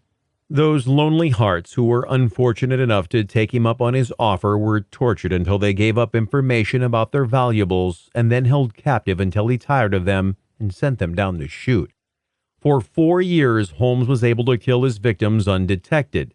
Chicago's first serial killer would later confess to 28 victims, mostly women, but most believed that number to be much, much higher. 2 of his victims were his bookkeeper, Julia Connor, and her young daughter. Julia, it seems, was not happy when Holmes met another woman, Minnie Williams, who was heiress to a fortune in Texas real estate. Holmes's eyes saw green, and the man with the penchant for marriage, or at least fake engagements, had asked Minnie to marry him, which made girlfriend Julia unhappy enough that Holmes no longer wanted to listen to her bitching about it. Later, when Ned Connor came looking for his wife and daughter, Holmes told him that they'd moved to Michigan. Connor was lucky enough not to question Holmes any further, because if he had, he'd likely also be dead. Holmes eventually confessed that Julia had died during a botched abortion, which forced him to poison and incinerate poor Pearl to get rid of any evidence that either had died on his property. It was only a move he'd been forced to make earlier than planned, however. Holmes had already planned to kill her. He nonchalantly told police because of her increasing jealousy over Minnie. "I would have gotten rid of her anyway. I was tired of her," he said in his confession. Now that she was his betrothed, Holmes encouraged Minnie to sign over some of the property she had in Texas in his name, and asked her to invite her sister, Annie, to Chicago for a visit in order to celebrate their engagement. Minnie had lived with him in his house of horrors for more than a year, so some thought that she was well aware of the nefarious activities that kept Holmes occupied. While she was living in the castle, 17-year-old Emily Van Tassel, a blonde girl who worked at the candy store Holmes had added to the ground floor of his mansion just next to the pharmacy, disappeared, and some believe that Minnie herself had gotten rid of the girl, perhaps in one of the rooms where Holmes had created nooses for hanging because she had caught her lover's eye. And maybe Holmes did have a thing for the candy girl, but she wouldn't be the only one. Another woman, stenographer Emmeline Segrand, also disappeared after taking a job at the castle, although she had already begun taking steps to return to her hometown of Dwight, where she planned to marry a man from Indiana named Robert E. Phelps. When Phelps showed up to inquire about his future bride, he also disappeared.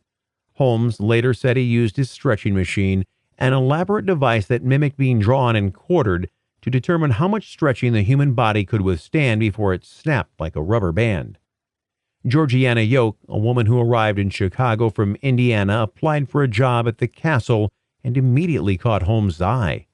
Eventually, the trio, Holmes, Minnie, and Georgiana, traveled to Colorado, and on January 17, 1894, Holmes and Georgiana were wed at Denver's Vendome Hotel, with a likely seething Minnie as a witness. He was not yet divorced from his other two wives. They then went to Texas, arranging for the transfer of Minnie's land, and stole some horses that he purchased with counterfeit banknotes under the name of another alias, O.C. Pratt. Then they returned to Chicago, and Minnie's sister, Annie, Emily from the candy store, and Minnie, her use for Holmes apparently gone, all went missing.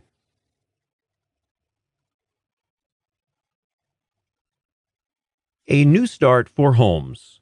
With the exposition gone from Chicago, the economy in what was then the nation's second-largest city slumped, and newcomers were less likely to move to the Windy City. So Holmes moved to Fort Worth, Texas, where he now owned property courtesy of the Williams sisters. He intended to construct a new murder mansion, but perhaps folks in Texas were not so gullible, because he left the area and began touring the country looking for new money-making schemes. He eventually reconnected with his old friend Benjamin Pitezel in Philadelphia, although this time he wasn't planning on teaming up with him in the same way Pitezel might have believed. It was on September 4th, 1894, that policeman George Lewis was called to 1315 Callowhill Street over a locked door. The officer broke in and found a dead man with burns that had left his face unrecognizable and had singed his left arm. Nearby were the makings of a pipe bomb as well as a broken bottle containing a flammable liquid. The coroner estimated the man, believed to be B.F. Perry based on letters from his wife in his pockets, had been dead for 3 days. He had been in Philadelphia as an inventor of sorts and was waiting for his wife to join him from St. Louis. He was in the morgue for 10 days before he was buried in a nearby spot for indigents. A few days later, however, Fidelity Mutual Life Association of Philadelphia received a letter from St. Louis which claimed that P.F. Barry was really Holmes' associate Benjamin F. Pitezel. Following the letter, the Fidelity Mutual office received some visitors, H. Holmes, who was representing the widow, and her attorney, Jephthah Howe. The two brought the couple's 14-year-old daughter, Alice, who said Mrs. Pitezel was too sick to come in person to prove that Perry was in fact her late husband. They described a mole, the man's teeth, a twisted fingernail damaged by a child's rocking chair, and a broken nose.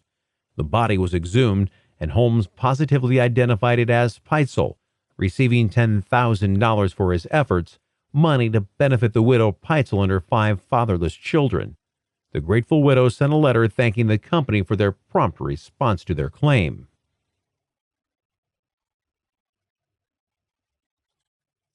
The best laid plans. 2 months later, Philadelphia Chief of Police Larry Harrigan received an interesting letter from train robber Marion Hedgepeth.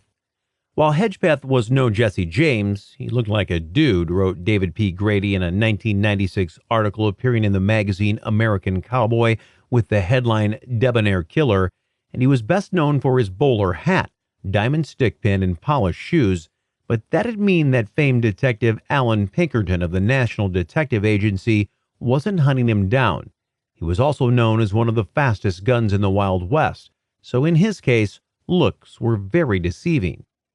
Hedgepeth was in a St. Louis jail, and he had information that Harrigan might find interesting.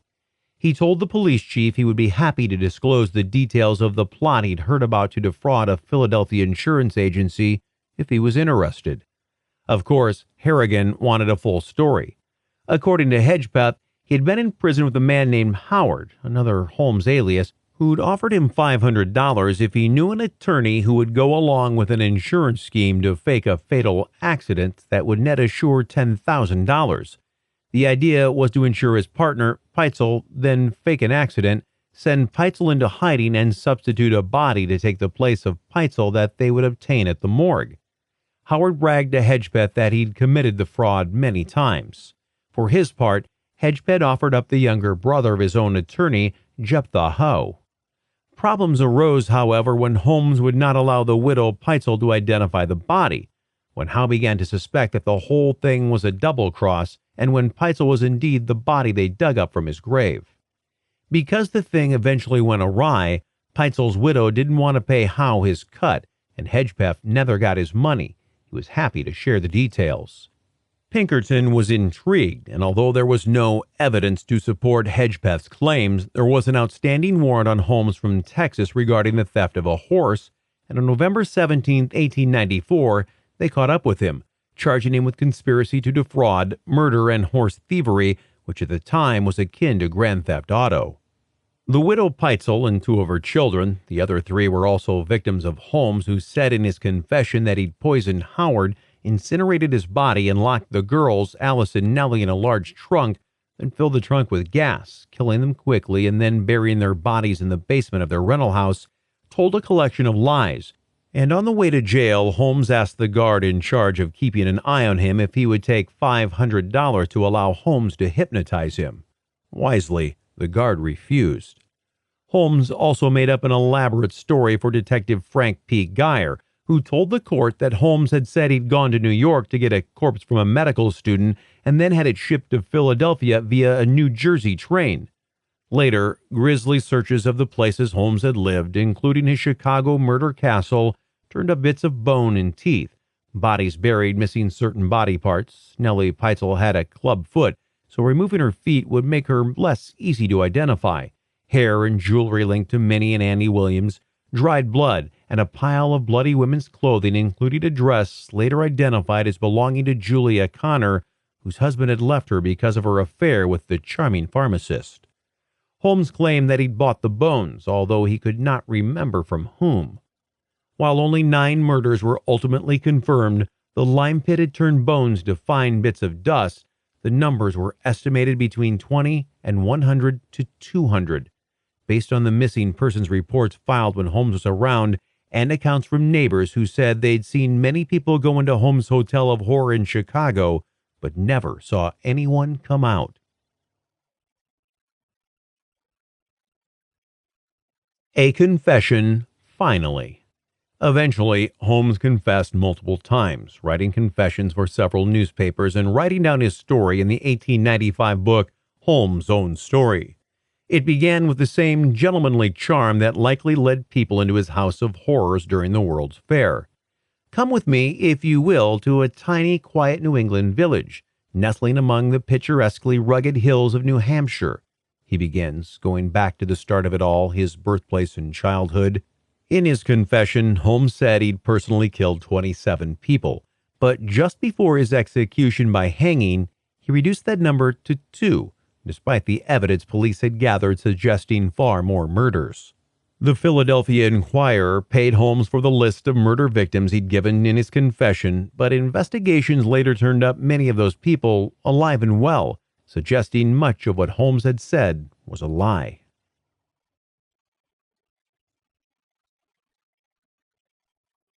Holmes on trial.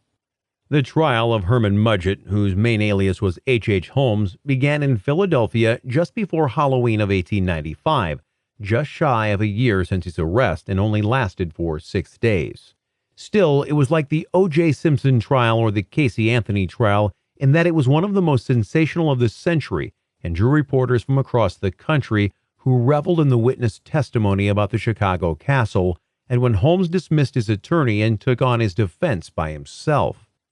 No one had ever heard of a case that featured so much horror, all committed by one singular man, and Chicago especially was outraged as the murder castle overshadowed the entire Columbian Exposition, with its Ferris wheel, its cream of wheat, the birth of the hoochie coochie version of the belly dance, the Norwegian ship the Viking, and the Smithsonian train the John Bull, which traveled from Washington, D.C. especially for the event, then traveled back. On October 31st, 1894, it was reported that he spent nearly 30 minutes with his head in his hands, sobbing due to the arrival of his third wife, Georgiana Yoke. While Holmes had had his share of dalliances, wives he never divorced, mistresses he murdered to make room for new ones, it seemed that Georgiana was the wife who truly stole his heart. When he was finally under arrest for his slew of crimes, including multiple murders, Georgiana's witness statement was the one that sparked some emotion from the man who was able to kill without feeling, reckless in his abandon. The prospect of her appearance in the witness box completely unnerved him, wrote a reporter for the New York Times. It would seem as if Holmes really loved this woman. As she came forward, his pallid face flushed to the brows, and then the blood retreated, leaving him ghastly white. Holmes bowed his head and struggled with a sob that shook his frame while he wiped the tears from his face. The Philadelphia Inquirer also took notice of Holmes' reaction to his wife. Holmes, the brilliant, the fearless, this being so apparently devoid of emotion, was actually crying. His cheeks were red and his handkerchief was at his face. What memories the young woman's appearance called up to him none could tell. Was it love? Was it fear that moved this man? His emotion could scarcely be assumed. The heaving chest, the panting lips were too real for that. Unfortunately for Holmes, she never looked his way. Holmes never perked up until a witness for the prosecution, Fort Worth attorney Sidney L. Samuels, took the stand and referred to Holmes as the individual, apparently unwilling to say his name given the many aliases he had used during his cross-country crime spree. Each time he said it, Holmes smiled broadly, wrote a reporter for the Chicago Daily Tribune. In court, there was much debate over his sanity. In the earlier days, when sanity or insanity was still being based on how a brain appeared on the outside rather than what was happening on the inside, although Dr. Sigmund Freud was on the cusp of developing psychoanalysis which would change how insanity was perceived. But none of that would help or hinder H. Holmes. Dr. Horatio Wood told the court, "There are several things that are striking about the shape of his head, but they do not show insanity as much as a low type. It is the head of what is called a degenerate. The most noticeable characteristic of the head is the enormous development of the head back and the small development of the head fore. The forehead is low, receding, and narrow around the most important part of the brain. The minute ear and peculiar lobe are other signs. Any abnormality of the ear is apt to indicate a low type of man. Of course, pictures of people are deceptive, but that picture has those characteristics. They do not indicate insanity, but low type." For the defense, Dr. Charles Mills said, according to the New York Press, "Holmes's head appears to me to be a well-shaped one. It does not show any decidedly abnormal features one way or another. He looks like a fairly intelligent man, without any outward signs of being a criminal. There is this to be said in the case of great criminals, that they are either strikingly abnormal in development or perfectly normal. It is the same in the brains of idiots, you know. There are just as likely to be intricate or regular convolutions of the brain as the smoothness that is supposed to indicate idiocy. It is hard to estimate a man offhand in this way, and I don't pretend to do it with any degree of accuracy, because careful study and examination might determine something completely different. As far as a casual glance will go, Holmes shows neither signs of insanity or criminality. He certainly is a wonderful man. His conduct at his trial has been amazing." It took jurors 2.5 minutes to find Holmes guilty, although they later said that they had only deliberated for 1 minute, holding out for the sake of appearances. On November 30th, the judge gave Holmes a sentence of death, which was appealed and affirmed by the Pennsylvania Supreme Court. He was scheduled to die on May 7th, 1896, just 9 days before his 36th birthday.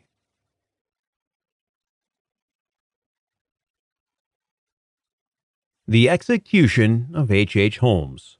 Holmes met with 2 Catholic priests before his execution and took communion, but did not ask forgiveness for his heinous crimes. Instead, he was calm throughout. Holmes died by hanging on May 7, 1896, at Moymensing Prison, also known as the Philadelphia County Prison. It took 20 minutes for Holmes, who requested that he be buried 10 feet deep in a coffin wrapped in cement for fear of grave robbers, to die. His neck did not snap when the gallows trapdoor opened, and instead he was strangled slowly by the rope for more than 15 minutes. He was finally declared dead at 10:25 a.m. A year earlier, his murder mansion in Chicago had been gutted by fire, a case of arson either by those wanting to hide evidence that had yet to be discovered or from citizens who were afraid of macabre house would someday become a tourist attraction, clogging their neighborhood with looky-loos. It was still used, however, and was not torn down until 1938. The site is currently home to the Englewood branch of the United States Postal Service, although most people who walk or live nearby would say the place never really escaped from its horrible past. Dogs whose owners walk them past often pull away, whine, and bark at unseen things, and postal workers often hear sounds that they can't explain.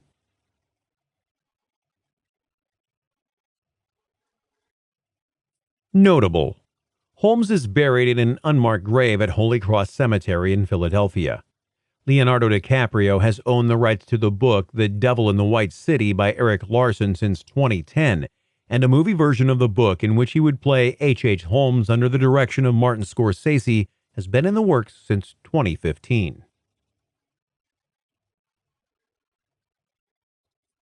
Other hotel killers: Lavinia Fisher. Lavinia Fisher was the first female serial killer to attract attention in the United States for the same reason H. Holmes went down in history as a depraved killer. Fisher, born in 1793 and died in 1820, operated a hotel in the stately community of Charleston, South Carolina, where everyone was very proper, aside from Mrs. Fisher. She and her husband had a neat little system worked out. She would poison the male guests, her husband would return to finish what she'd started, and they'd steal whatever their guests had on hand, whether it was money or material goods. He would then dispose of their bodies. Both were hanged, although reports say that Lavinia Fisher jumped from the gallows rather than allow the executioner to take her life.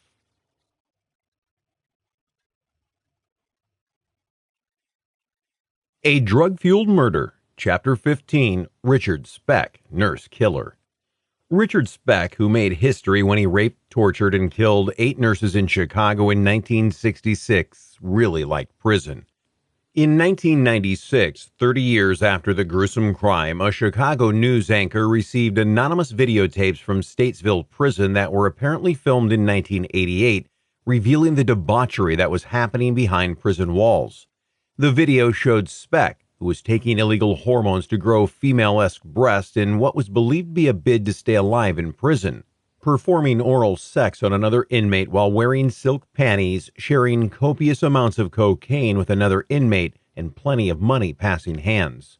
Essentially, life at Statesville was sex, drugs, and rock and roll without the rock and roll, although in 2016, long after Speck could appreciate it, 2 would-be rappers, Clint Massey, better known as Rondo Number 9, and Courtney Ely, who rapped under the stage name Sade, were sentenced to almost 40 years each for the 2014 murder of cab driver Javon Boyd. "If they only knew how much fun I was having, they'd turn me loose," said Speck in the video, which likely enraged the survivors of the nurses he murdered that night back in 1966.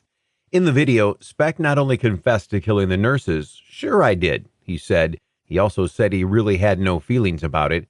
"It just wasn't their night," he joked. "I had no feeling. If you're asking me if I felt sorry, no." He also complained about how difficult it was to strangle someone. "It's not like TV," he griped. "It takes over 3 minutes and you have to have a lot of strength." In an interview with Chicago Tribune's Bob Greene, he was equally casual. He told Greene he spent his days drinking moonshine and taking barbiturates in his cell in hopes of falling asleep at night, and he had no concerns about getting caught with any contraband. "How am I going to get in trouble? I'm in here for 1,200 years, he said. Speck didn't deserve to have fun in prison, not 1 minute of it.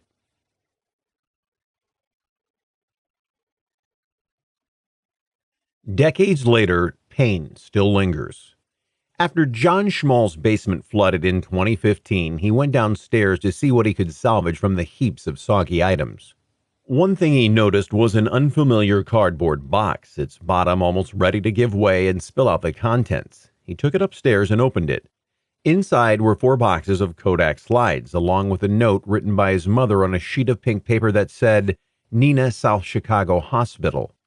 Nina Schmall was one of the 8 nurses who were killed in their townhouse on July 14, 1966 by Richard Speck, who became known for perpetrating one of the most horrific crimes in Chicago history.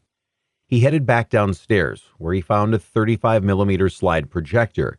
He'd inherited both when his father passed away, but had never inspected the contents of the boxes.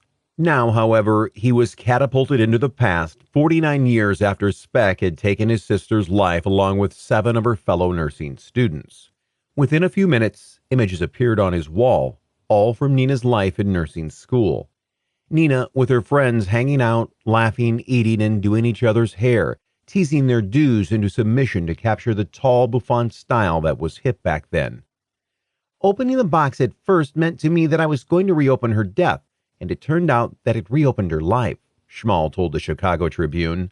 There was a photo of Nina wearing her favorite yellow 2-piece swimsuit, which she wore to sunbathe but also to take advantage of the beaches along Lake Michigan. He realized that the slides would be perfect as a way to remember the incident and honor the victims, many of whom no longer had surviving family members to carry on their legacies. Unwilling to let the story be erased by the passage of time, Schmall mulled what to do with the damp, faded, grainy slides that would remember the victims, not their infamous killer. Time is moving on, he said. The families are slowly disappearing. And while Speck was made famous by the murders, he was the subject of countless books, documentaries, and news stories that captured the attention of the world long before things went viral, and the 2007 movie Chicago Massacre, Richard Speck. Very few people likely remembered the names of the nurses who died at a place they felt absolutely secure. They were Nina Jo Schmall, Patricia Ann Matusek, Pamela Lee Wilkening, Mary Ann Jordan, Suzanne Bridget Ferris, Valentina Passion, Merlita Gargulo, and Gloria Jean Davy. Each was attending nursing school to follow a dream, to make their lives and the lives of others better. In the 1960s, women had only a few options in the working environment: teacher, stewardess, secretary, and nurse. Richard Speck, an Illinois native with a long rap sheet that included forgery, disorderly conduct, several cases of aggravated assault, selling stolen goods, and burglary for robbing a grocery store for beer, cigarettes, and $3 in cash, took those dreams away from each of them.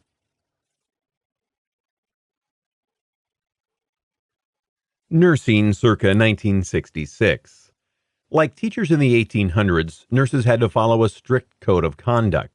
Student nurses weren't allowed to wear jewelry, makeup, or nail polish while on duty, and their white and gray uniforms had to be starched and pressed, their caps perfectly in place, despite the popular sky-high teased hair most of the girls wore.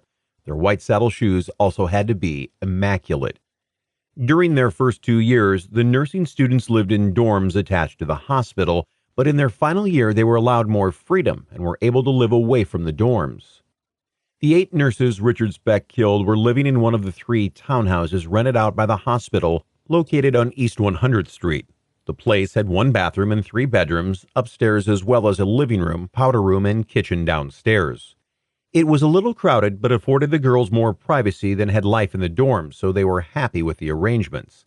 Students weren't allowed to marry until after graduation, but Nina Schmall had a boyfriend, Peter McNamee, seen smiling on one of the slides her brother had found as he washed the white wall tires on Nina's slick Chevy Bel Air, a soft yellow convertible her father had given her as a gift despite the financial sacrifice.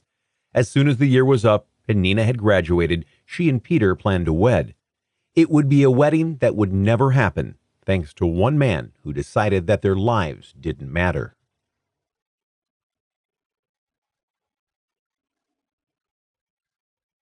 One move might have saved 8 lives.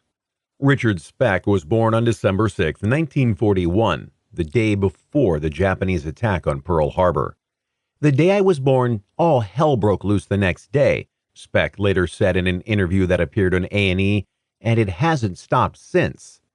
Speck's father died when he was young, and his strict, deeply religious mother fell in love with a traveling salesman from Texas, Carl Lingberg, and moved the youngest two of her 8 children, Richard and Carolyn. The others were much older, and one died in a motorcycle accident at the age of 23, with her from Illinois to the Lone Star State. Speck didn't handle the move well, in part because he'd idolized his late father and resented his mother for remarrying, but also because he was now living in a new place with an abusive drunk and felt self-conscious about his performance at school. He didn't really enjoy his new church family much either. Later, from his prison cell, he recalled the family's first day in church, when the pastor said the new family would have the privilege of picking out the 3 hymns they would sing for the morning services. Speck stood up and said, "I'll take him and him and him," he said, and was promptly ejected from the church. His stepfather made him pay for the incident for the rest of the time Speck was in the house, and said he couldn't stand the sight of him. He seemed sort of lost, a former teacher told the Chicago Tribune. "It didn't seem as though he knew what was going on. I don't think I ever saw him smile. I was never able to teach him anything. I don't think anyone could get through to him. He seemed to be in a fog." He started drinking at a young age, and eventually he dropped out of school at the age of 15, setting off a series of criminal offenses that led to 2 stints in jail. He also got 15-year-old Shirley Annette Malone, a girl he'd met at the Texas State Fair, pregnant, and the two married on January 19, 1962, and moved in with Speck's mother, Sister Carolyn, and Carolyn's husband. His mother and her husband were separated at the time. Speck landed a job driving a truck for the 7-Up bottling company, but he spent much of his money on prostitutes and booze. Thanks to his wasteful habits and illegal activities, Speck's marriage didn't last long. He was in jail during the birth of his daughter, Robbie Lynn, and his irate young wife soon filed for divorce. Speck's drinking and criminal behavior only escalated after he and Shirley split up, and he would have gone to jail for a 3rd time for stealing 72 cartons of cigarettes from a grocery store and then selling them from the trunk of his car. But when they learned there was a warrant out for his arrest, Speck's sister Carolyn took him into the bus station, where he caught the next bus to Illinois to avoid another jail term. If she hadn't given him a ride that day, the rest of what happened, the act that would put Speck on front pages of newspapers across the world, might not have been set in motion. A move, but more of the same. He initially moved to the quiet town of Monmouth, where he stood out from the rest of the town. "I think Richard Speck was just another cut of person than we were used to in our town. He was a stranger and dressed kind of flashy," said one of his drinking buddies, Danny Johnson, who later admitted he had abject fear of Speck after one night on the town, when Speck showed them an 8-inch knife he referred to as his insurance policy and talked about attacking a woman back in Texas, nearly killing her. "It was a little bit off the wall for our group of people," said Johnson. "Plain and simple, I was scared of him."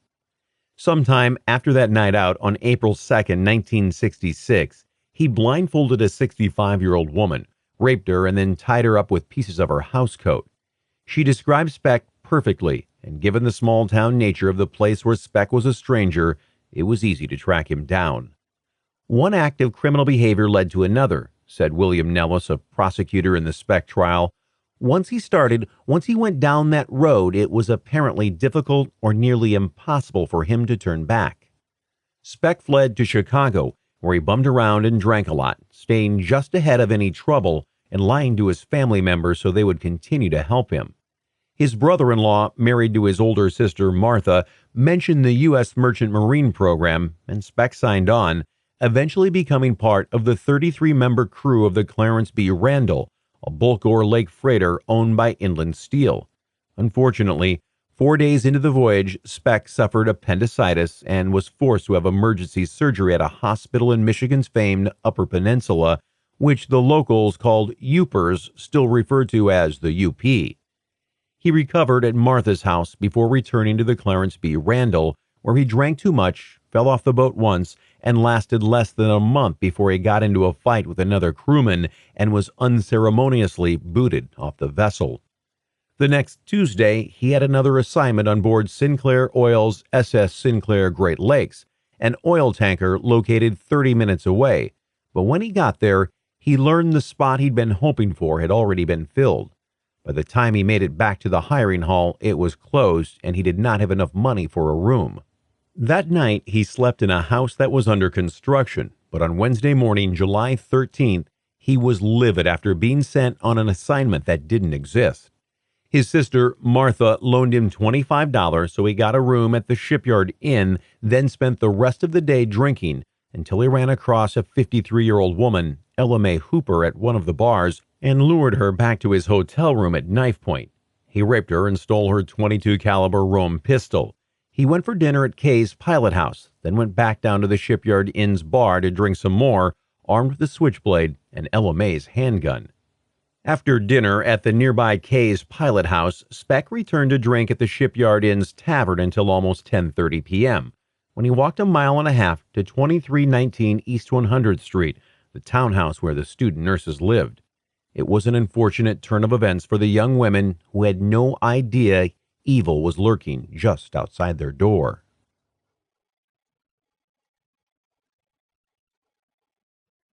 A nightmare begins. At 11 p.m., Speck broke into the townhouse by prying open an aluminum door and cutting the screen. He climbed the stairs to one of the bedrooms and politely knocked on the room where 23-year-old Corazon Amuro, affectionately known as Cora, and a companion were asleep. Brandishing the handgun, he forced those two girls and four others in another room into a single room to keep an eye on them. He told them he was there because he needed money to get to New Orleans. He spoke softly, and his manner wasn't threatening, so the girls didn't immediately sense a threat, although that likely changed as he bound their hands behind their backs, one at a time. Cora, meanwhile, rolled beneath one of the bunk beds and was out of Speck's line of vision. While the girls were upstairs, two more student nurses returned home, one with a girlfriend along to spend the night, and both checked in by phone with a house mother before heading upstairs, having no idea what kind of horrors awaited. At about 12:15 a.m., a nursing student from a neighboring townhouse knocked on the kitchen door, hoping to snag some bread to make a late-night snack, but she got no answer. Rather than investigate, she assumed all the girls had gone to sleep, and she went home. Meanwhile, upstairs, Cora and the other Filipino exchange students were ready to fight for their lives, while the American girls suggested that they should remain calm given Speck's demeanor. "They told us more or less we had to trust them," Cora later said, adding that the girls said, "Maybe if we are calm and quiet, he will be too. He has been talking to us all, and he has been calm, so that's a good sign." It was absolutely the wrong move. One by one, Speck led each nursing student out of the room, while Cora, a slight girl weighing less than 100 pounds, rolled beneath one of the beds, hoping she wouldn't be seen. Unable to see anything, her ears were on alert, and although Cora said she heard cries from some of the girls, none of them screamed, as they were likely told by Speck to keep quiet as he held a knife through their throats. Finally, after the eighth girl was gone, Cora was alone, tucked under the bed, and terrified. Speck did not return. Dawn came, alarm clocks rang, and Cora struggled with the sheets around her wrists, trying to stay quiet in case Speck was still in the house. Hidden away upstairs, she had no way of knowing what was going on in the rest of the house. Despite her fears, she continued to struggle with her restraints, and at around 5 a.m., she was finally able to free her hands. She then rolled out from under the bed and began investigating. She encountered nothing but carnage. She first found the body of Suzanne Ferris, stabbed to death just outside the bathroom door. Patricia Matuzek had been strangled, her hands still bound behind her back. Pamela Wilkening was strewn across one of the beds. She also had been strangled, although there was also a stab wound to her chest. Mary Ann Jordan had suffered numerous stab wounds, including one to her left eye, and Nina Schmall, who had planned to get married after she graduated, had been stabbed, her mouth stuffed full of a piece of sheet that Speck had used as a gag to muffle her cries. Valentina Passion had been stabbed, while Merlita Garulo's throat had been slashed. Blessedly, Cora did not notice Gloria Jean Davy, whose naked body was on the couch where she too had been strangled. A hysterical Cora scrambled over 3 bodies to get to a window. She climbed out on the 2.5-foot ledge and began to scream. It was 6 a.m. and her words, "They are all dead! They are all dead!" erased the quiet of the dawn. 52-year-old Robert Hall was walking his dog when he heard the screaming, and when he looked up and saw Cora on the ledge 12 feet above the ground, he immediately ran toward her. The house mother and nursing students at other townhouses had already entered the house of horrors, had seen what had happened, and stopped Hall from going in. He ran to flag down a police car instead.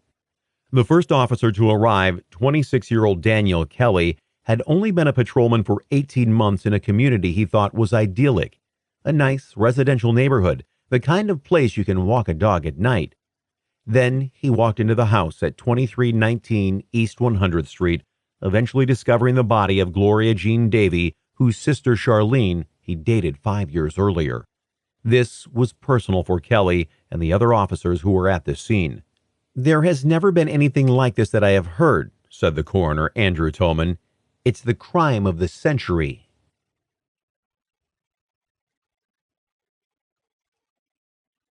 Crime of the century.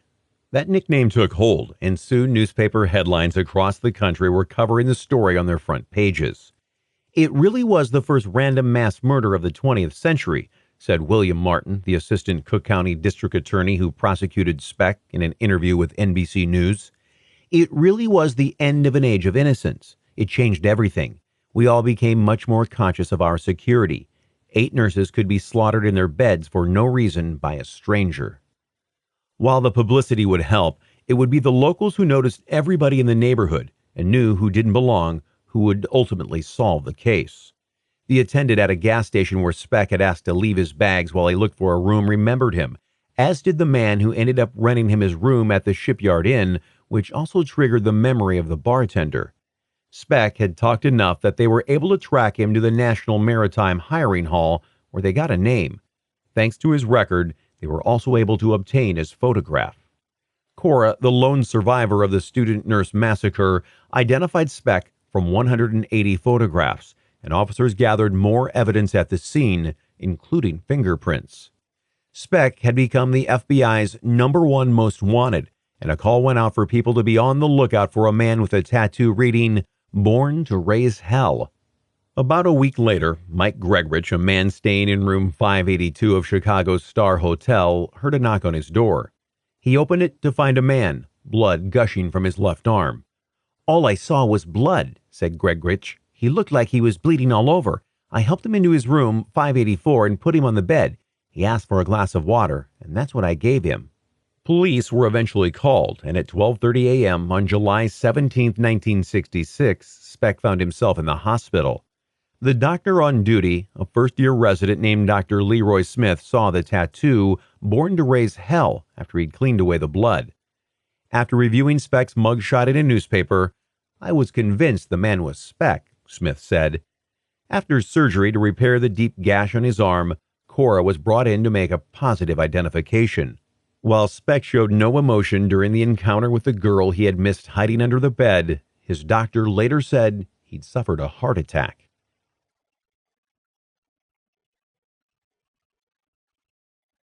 Richard Speck on trial.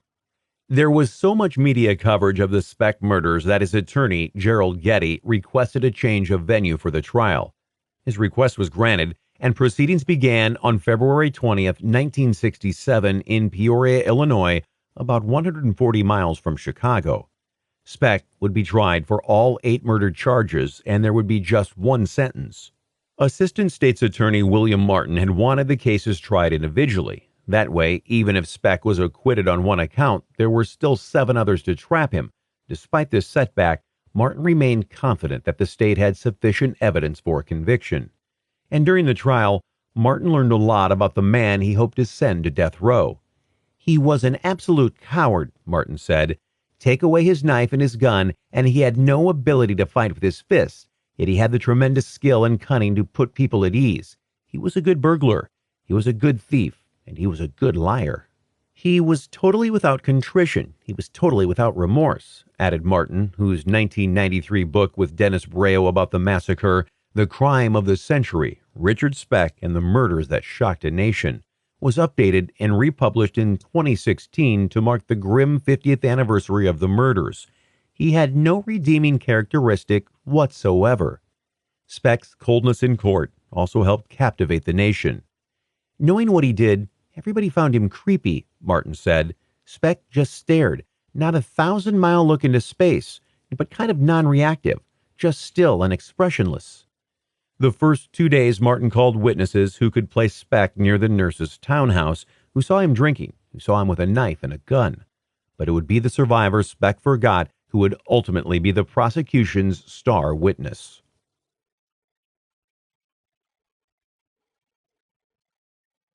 Corazon Amarahu rivets on the stand. On the third day of testimony, Corazon Amarahu told the story of that night in July in grim detail. First came the knock on her bedroom door. I went to the door. I unlocked it. Then I saw a man with a gun in his right hand pointing towards me, and I noticed that he had marks on his face, and his hair was blonde, she said.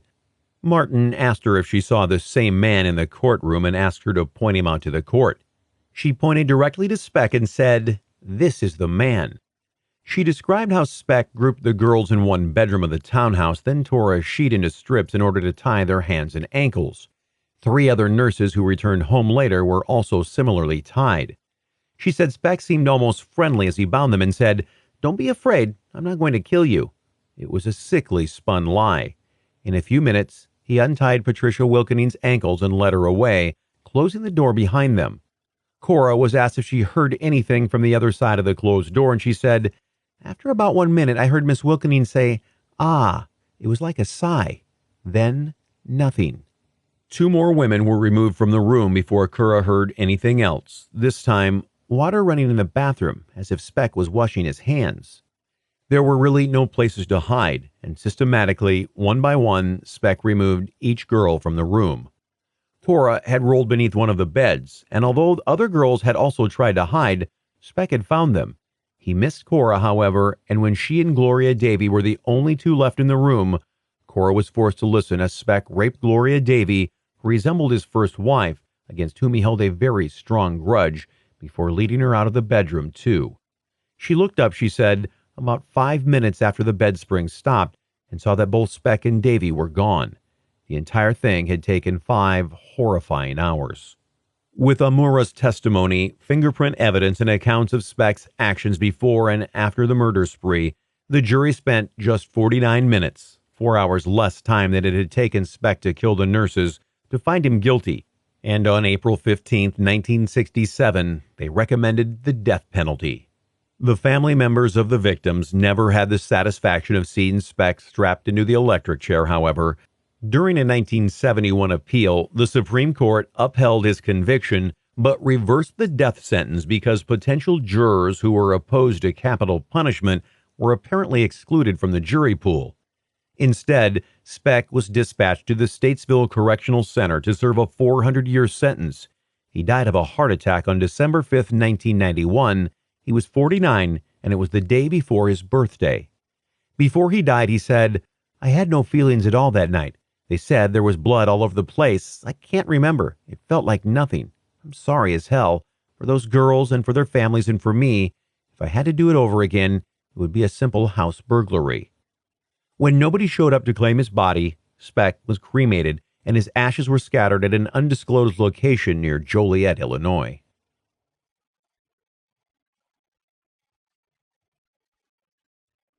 Never forgotten.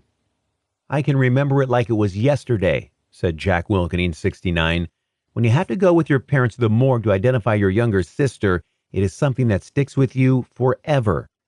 And Peter McNamee still remembers the chill he got when he heard a sketchy report on the radio about the murder of some unidentified nurses from South Chicago Community Hospital, where his fiancée, Nina Jo Schmall, was finishing her schooling.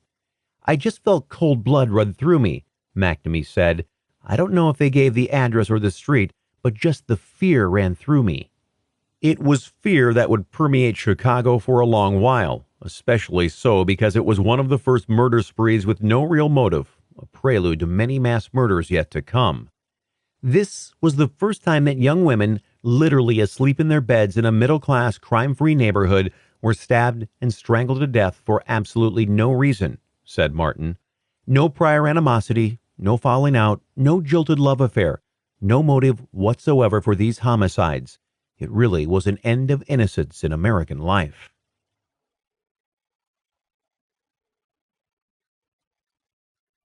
The aftermath.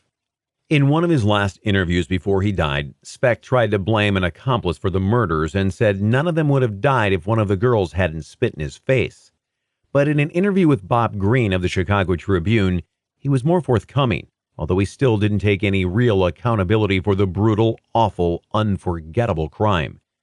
"It was just one of them weird coincidences. I was high on heroin that night. Heroin and whiskey. I'd never shot heroin before, so 8 people got killed," he said. "Dillinger and them guys, that was the Depression. They were robbing banks because that was their only way to survive. Me, I'm not like Dillinger or anybody else. I'm freakish." He showed Greene his arm, where his Born to Raise Hell tattoo had once given him away. It was nothing more than scars. "I burned that tattoo off with a cigarette," he said. "I had that put on me when I was 14 or 15. By the time I was 16 or 17, I knew it was nasty and cheap. I wanted to get rid of it. My mother had an appointment for me at Parkland Hospital, the same place where Kennedy ended up dying. I was going to get that tattoo removed, but I ended up in jail before I could keep the appointment."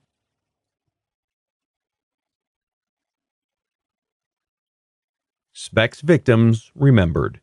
When John Schmall opened the box of slides, and along with them the terrible memories, he also was given a chance to celebrate the lives of 8 young women who were the victims of Speck's night of rage. While many family members shuddered away their memories, the 50th anniversary of the event seemed an ideal time to bring the women into the light and send the deranged Speck into the background. Nina Jo Schmall. Nina told her parents she was going to nursing school when she was 19. She worked as a secretary for a while but found the job tedious. But after volunteering at a nursing home, then known as the Poor Farm, she developed fast friendships with the residents and realized that nursing could be her calling. She would be the second member of the family to enter the medical field. Her brother John, who'd found the slides in his soggy basement, was studying to be a doctor when Nina entered nursing school. Nina was a good student with several good friends and had an excellent sense of humor. "She wasn't the prom queen or the valedictorian," said John. "She was kind of your average good kid who was really dedicated to being a caregiver." Her favorite things were Elvis, cats, and her 1957 Chevy Bel Air convertible. Nina and her housemates hung out mostly in the kitchen, where they cooked, laughed, listened to music, and talked on the phone that hung on one of the kitchen walls. John and his wife established a scholarship in Nina's name at Wheaton College, a Christian liberal arts school in the family's hometown, where John and Nina had spent their childhood, and gave John some of his best memories of his sister. A few years ago, he bought himself a 1957 Chevy Bel Air convertible in the pale yellow called Colonial Cream. He drives it when he feels the need to connect with his sister. Patricia Ann Matusek. Patricia's first experience with healthcare was when she was just 14. Her cousin Tommy, just a year older, was dying, spending his last days at Roseland Community Hospital, not far from where Patricia was attending Fenger High School. She would visit him after school regularly to keep him company and bring him sips of cool water. The experience of helping was devastating for Patricia, but it introduced her to the compassion required to be a healthcare professional, so she decided she might be well suited to become a nurse. Patricia's father ran a tavern, Matusek's Club, and the family lived upstairs. Her best friends were Arlene Baskey, her closest neighbor, and Arlene Kubasek. The trio spent winters sledding in the Chicago snow and summers sunbathing and people-watching on the flat roof that connected Patricia's father's bar with the funeral home Arlene Baskey's dad owned next door. Their close-knit neighborhood on Chicago's far south side was considered safe, and kids walked everywhere. Both girls remember Patricia as being sweet, funny, and compassionate, and they missed their friend. "It hurt everyone down to your soul and your being and your bone," said Kubasek. "You didn't think you'd ever stop crying." And they haven't really, because 50 years later, talking about Patricia to the Chicago Tribune reporter who was interviewing them brought them both to tears. Kubasek narrowly escaped dying herself that hot night in July. She had been driving when she dropped Patricia off at the townhouse, and her friend had invited her in for coffee. Kubasek, however, thought it was too hot for coffee and told Pat they'd get together on Friday. She waved and watched her 20-year-old friend walk inside. The next day, Patricia's mother called Kubasek in a panic after hearing a radio report about the murder of some nursing students, and she wondered if Pat had made it home the night before. Kubasek drove to Pat's townhouse, where police cars, Cameras and neighbors, still in their pajamas and robes, were huddled around, talking about the bodies. She knew then that her friend was dead. The family wanted to bury their daughter in her nursing cap and uniform, and Patricia's sister, Betty Jo, asked Kubasek to go with her to the townhouse to retrieve the items. They were escorted by police. It was terrible, Kubasek recalled. Kubasek also helped Betty Jo do Pat's hair and makeup at the funeral home next door to her family's home. She wanted to make her sister look like her sister, she said. Pat's dad, who faithfully attended every one of Speck's parole hearings, died in 1990 on Pat's birthday. Her mother passed away in 2005, and her sister, Betty Jo, died 10 years later. One of her surviving daughters was named Patricia Ann. Pamela Lee Wilkening. Pamela Lee Wilkening was planning on heading home for a weekend visit on the night she died, but exams were coming up, and she really needed to study, so she called her mother and said she would not be coming after all. Pam, who grew up in Lansing, a suburban community just outside Chicago, was quiet and studious, not very into the practical jokes her housemates liked to play. She had been a Brownie and a Girl Scout, and had her future all planned out from high school, where she was a member of the high school nursing club. She was so disciplined that her brother Jack once told her she'd be an excellent military nurse. 7 years older than his sister, Jack was more free-spirited, and he loved to race cars. Pam attended as many races as she could. Her last was in June of 1966. Jack remembers watching her wave goodbye, saying, "See you next week." Instead, there was a funeral, followed by cards and letters of sympathy sent from all around the world. The mailman would bring them in boxes, Jack said. Pam's mother filed away the cards, letters, and newspaper clippings, but even after Speck's death in prison, there was still no reprieve, thanks to the awful video of a remorseless Speck doing drugs and having sex in prison. It was devastating for John, knowing that the man who took his sister's life, ensuring that John's children would never know their aunt, didn't care at all. "I just would have liked her to see the kids," he said. Mary Ann Jordan. Mary Ann Jordan's grandmother, Grace, was a surgical nurse at the University of Michigan in the early 1900s, breaking all kinds of barriers to earn such a heady accomplishment. It was easy then for Mary Ann to want to follow in her groundbreaking grandmother's footsteps. Only adding to her desire to take up nursing was her younger brother Billy, who was born with Down syndrome. The brother and sister had a close bond, so Mary Ann was planning to specialize in pediatric nursing. "She was great with them," said their sister, Susan Jordan Morin, who was born 5 years after Mary Ann. "Always very playful and very compassionate. Billy loved her tremendously." Mary Ann was athletic and loved swimming, ice skating, softball, and badminton. She also turned the basement of their 3-bedroom home into a roller skating rink of sorts, ideal for days when she couldn't be outside. Mary Ann was often in charge of both Susan and Billy, walking her sister to school and taking her along while running errands and swimming at a nearby beach with Billy, who laughed all the while. Mary Ann could make anyone laugh. "She had a wicked sense of Irish humor," said her sister Susan. Mary Ann was living at home the night of the murders, but her brother Phil and his fiancée, fellow nursing student Suzanne Ferris, stopped by, and Suzanne asked Mary Ann to spend the night so they could make plans for the upcoming wedding. The girls were the last two home, and Richard Speck was waiting for them. Suzanne Bridget Ferris. Suzanne Ferris was excited about her upcoming wedding on the night that she died. Her brother, John Ferris, was 15 when she was murdered, but he doesn't like to remember her that way. Instead, he carries in his wallet a photo of his sister when she was around 10, a small black and white photo of his sister in her Brownie uniform. The family also used a photo of Suzanne when she was young for the prayer card they used at her funeral, held on July 18, 1966. Suzanne's father, John, had considered becoming a priest and even entered the seminary, but he couldn't forget Mary, a girl who'd grown up 3 blocks away from him, so he passed on priesthood and married his love.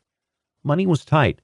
The family of 5 had a 2-bedroom home, with Mary and her older sister Marilyn in 1 bedroom, younger brother John in the other. Her parents slept in the living room on a rollaway bed. Suzanne, whose dad called her Cookie, was the family cook, and she taught John how to make grilled cheese, French onion dip, and other teenage delicacies. "Older sisters take care of you, and I always felt taken care of," John said. "You're afraid in life, and here's someone who is comforting you." Suzanne was pretty and popular, with a wardrobe she'd made for herself, and she saved money for college tuition by working as a file clerk for a gas company. She hadn't intended to become a nurse, but she was a natural, people said. She did well with other people in situations that you're not necessarily in control of, Ferris said, which I think is a good skill for nursing. John last saw his 21-year-old sister Susie just after he'd won a track meet. She was hanging out with her boyfriend Phil, a public school teacher who liked to take his sailboat out on Lake Michigan. Her life was coming together beautifully. She found the thing she loved doing. She meets a guy that she says yes to about being married. He said, "Life is looking good for Susie." Retired at the time of the Chicago Tribune interview, John plays a lot of solitaire and reminds his niece that the cookie jar labeled cookie must always be part of the family. Valentina Passion. A few months before she died, Valentina Passion left the Philippines for the United States to take her first nursing job after graduating as one of the top 10 students in her class at Manila Central University. She had planned to make the trip earlier, but passport problems caused the year-long delay. There was still some snow on the ground when Valentina landed in Chicago, which is not uncommon in the Midwest, but it was nothing like her hometown of Jones, almost 250 miles from Manila. Many women from the Philippines were coming to the United States during that era in order to work and send money home to their families. "If I send you money, you'll be able to fix the house," Valentina wrote in one letter to her family back home. Valentina had gotten a job at South Chicago Community Hospital and rented a space in a townhouse rented by the hospital, along with two other exchange nurses from the Philippines, Merlita Gargula and Corazon Amura. She also wrote about Chicago's weather, which she described in one letter as really horrible. Her letters also told about the difference between the two cultures. The weather, she said, was really terrible, and work is easier than in the Philippine Islands, enough so that she wrote to her sister and said she wished she could live in Chicago forever. That's despite the one problem she encountered in her new Midwestern home. "The patients are as big as water buffalo," the slight girl said in one letter. Cultural differences kept the American student nurses and the Filipino graduates from becoming very close. The Filipino trio ate traditional food such as noodle dish called pancit on their own, but the American girls showed their roommates around the Windy City. They also pointed out the best spots to visit, such as the Art Institute of Chicago, home to pieces including the famous George Seurat's pointillist piece, A Sunday on Le Grand Jatte, one of the world's masterworks. Merlita Gargalo. Merlita Gargalo was a hardworking, pretty girl with a shy side and a beautiful singing voice, which she would often share with her roommates while doing dishes. She was the first person from her village on the island of Mindoro, which offered a plethora of produce including bananas, rice, and coconuts, to leave for America. But the oldest of 8 siblings, her grades were good, and she was easily admitted into Manila's nursing program at Arellano University, and leaving for Chicago would really help out her family, especially since she would be earning $350 a month. She was on the same plane as Corazon Amura, who would be her roommate at the Chicago townhouse. In the spring of 1966, she stepped in an airplane bound for Chicago. On board was another exchange nurse, Corazon Amura, whom she had met a month or so earlier. The two were destined to be roommates in a townhouse on Chicago's South Side. Merlita, 23, also wrote a lot of letters, and in one of her last ones, she shared information about a trip she'd taken to Wisconsin, which featured woods, lakes, and vaster, wider open spaces than the heavily populated Chicago area. "It was a fine, dizzying, exciting, and wonderful weekend, but I still believe there is no place like home," she wrote. Merlita shared a bedroom with Cora, and on the night of July 13, 1966, they heard what was happening on the other side of their closed bedroom door, although they could not summon the police because the only phone was in the kitchen. The two girls hid in the closet, holding the door shut until one of the other girls enticed them out. "He's not going to harm you," the girl said, according to Cora's later testimony about the event. They opened the door, and it would be one of the last things Merlita would do. Gloria Jean Davy. Gloria Jean Davy, the second of 6 siblings born into a military family, made her debut at the same hospital where she would eventually study nursing. Her father had been a Marine, and he expected all his children to excel. While she originally studied at Northern Illinois University, pursuing a degree in English, She switched to nursing, and the year before she died was named president of the Student Nurses Association of Illinois. She was well on her way to fulfilling her father's wishes. On that summer night in 1966, her sisters were crowded in their parents' bed for an impromptu slumber party since their father was in Pittsburgh, away on business. They were excited because Gloria Jean was coming home the next day, and it was her last night away from her family in the townhouse. They got a call from 22-year-old Gloria at about 11 p.m. that night, as they did every night. She was calling from the townhouse's kitchen phone to let her family know that her fiancé had just dropped her off at home after a date, and she was safely in for the night. "I'm in," said Gloria. "I'm home." She was, however, anything but safe, because Speck was already upstairs. The phone at the Davy house rang again the next morning, this time from Pittsburgh. Their father had been watching the news and had seen the stories coming out of Chicago. Soon after, the family matriarch, Arlene, had to tell her surviving daughter some devastating news. "Gloria's been murdered," Sister Lori remembered. "A lot of people will be here shortly. Girls, we need to clean the house." Soon, the house was full of people and roses, and the mother who had let her girls snuggle with her as her older daughter was being murdered would never be the same. "We kind of lost her. She was not the same person. He killed more than 8 people, Lori Davy Sevick said. The next month, on August 7, 1966, 11-year-old Lori accepted her sister's nursing school diploma in her honor. She was instructed to stand with her head held high and not to shed a tear. The family was never really allowed to properly mourn, Lori said, because her military father saw it as a weakness. When she herself had children, she lied about how their Aunt Gloria had died, until one daughter saw a TV show about Richard Speck and saw her grandfather in news footage. She then told the story and then broke down. The family later shared a poem Gloria had written following the assassination of President John F. Kennedy that seemed to send a message to her grieving family. "God, please instill in the hearts of the people the understanding of the meaning of this tragedy. I plead for a purpose, a worth for this loss. Why this death? The reason I do not know, but in the years it will show, I trust in this." Cora Amura Adianza, the survivor. While the others may have been surprised that Cora Amura survived the long night of Richard Speck, she herself was not. "You are surprised I survived?" she asked friends following the murders. "But I come from the place where they make bailsong, a folding pocket knife that allows the blade to be concealed. Why should you be surprised?" Cora came from the small village of Batangas, which had a population of about 200. She graduated from Far Eastern University in Manila and worked as a staff nurse in the Philippines for a few years before applying for a nursing assignment in the United States. She landed at O'Hare Airport on May 1st, 1966, ready for her new job at South Chicago Community Hospital. She worked the 7 a.m. to 3:30 p.m. shift and sent as much money as she could home to her family. On the night of July 13th, 2.5 months after leaving home, she was writing letters to her family after supper, feeling homesick and alone despite her 2 Filipino roommates. She went to bed at around 10:30 p.m.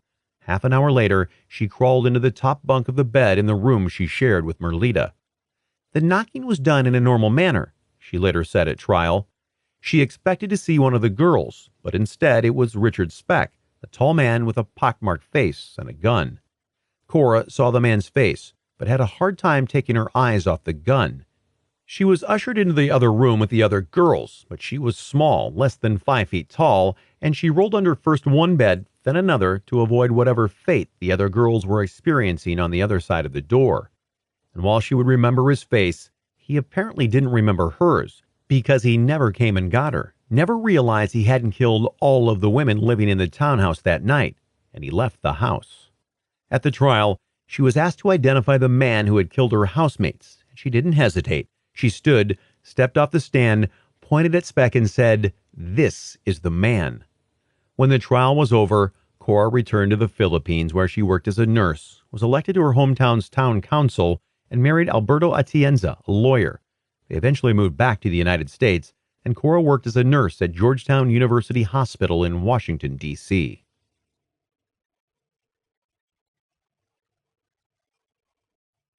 The aftermath. The nursing students who lived in the remaining 2 townhouses moved back into the dorms, terrified at what had happened to their fellow student nurses. They kept their beds edge to edge and listened for the security guard's footsteps as he patrolled the halls at night. There was little sleep. "It was just awful," said Tammy Suchoff. "Awful, awful. We were just totally out of our minds." For Suchoff, it was particularly awful since she had gone down to the townhouse in search of bread on the night of the murders, only to learn later that Speck had forced two of the girls downstairs at gunpoint to open the door for her, but Cora recognized the sound of the back doorbell and led Speck to the front door instead. They then returned upstairs, still at gunpoint. Cora, it seemed, had saved a life aside from her own. After Corazon Amora was found screaming on the ledge of the townhouse, she was hailed as a hero and offered a $10,000 reward. She only took half and said, "It is my desire to make clear that the memory of my dear colleagues is of such character that I do not want to have it tainted by the acceptance by me of money or any other personal benefit." Instead, she did what was necessary to catch the man that had killed her roommates and took away their abilities to help people heal. "Without her identification, we wouldn't have nothing," said Detective Jack Walenda, the first homicide investigator at the crime scene. "She was a petite little girl, you know, but what she went through, it's unbelievable." And although she kept a low profile following the horrific incident, since she was the one who unlocked the bedroom door of the room she shared with Merlita, a move that contributed to the women's death, she likely felt a degree of regret. Her bravery afterwards was never forgotten, nor were the lives of her fellow Filipino nurses. For Filipinos and Filipino Americans who came of age during the 1960s, Catherine Sinza Choi, a professor at the University of California at Berkeley, said in an email interview, "I think Gargula and Passion are remembered as nurses who encountered American violence and tragedy, and Amura is remembered as the nurse who used her wits to survive."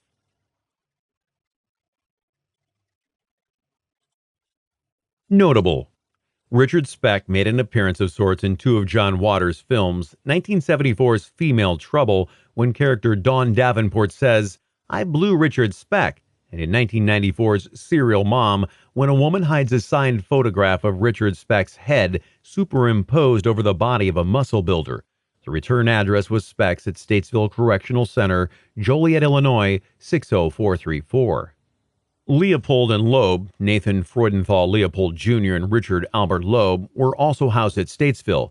The two were students at the University of Chicago when they kidnapped 14-year-old Robert Franks in May of 1924 in an attempt to commit the perfect crime. It was called the crime of the century, and the wealthy students had Clarence Darrow as their defense attorney.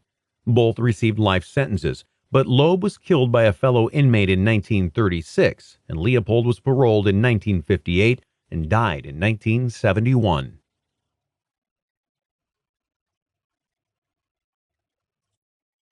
Hate Crime Killers. Bonus chapter. Notorious Hate Crimes. Emmett Till's death erases humanity. Emmett Till was from Chicago, so when he went to visit family in Money, Mississippi for a 2-week summer vacation, the 14-year-old had no idea how much different life was in the segregated South. He had attended a segregated elementary school. School segregation had only ended in 1954, and although his mother had warned him to be careful down south, Emmett was a prankster who loved to tell tall tales, and his big personality would get him noticed, sometimes for all the wrong reasons. On August 24, 1955, Emmett had gone with his cousins and some of their friends to a country store in Money when Emmett captured the group's attention by saying he had a girlfriend back home and she was white. His friends were very incredulous and dared Emmett to ask the white woman behind the counter, 21-year-old Carolyn Bryant, for a date. He went into the store, bought some candy, and was heard saying, "Bye, baby," as he sauntered out of the store.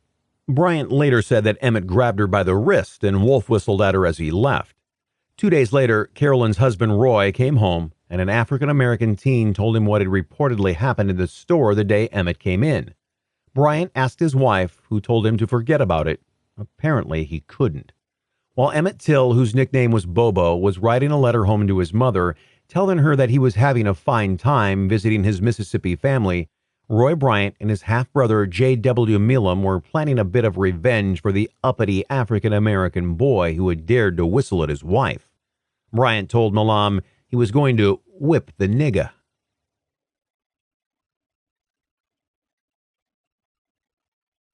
A Night Where Humanity Ends. Malam decided he wanted to take part in the melee and went to the filling station to gas up his truck.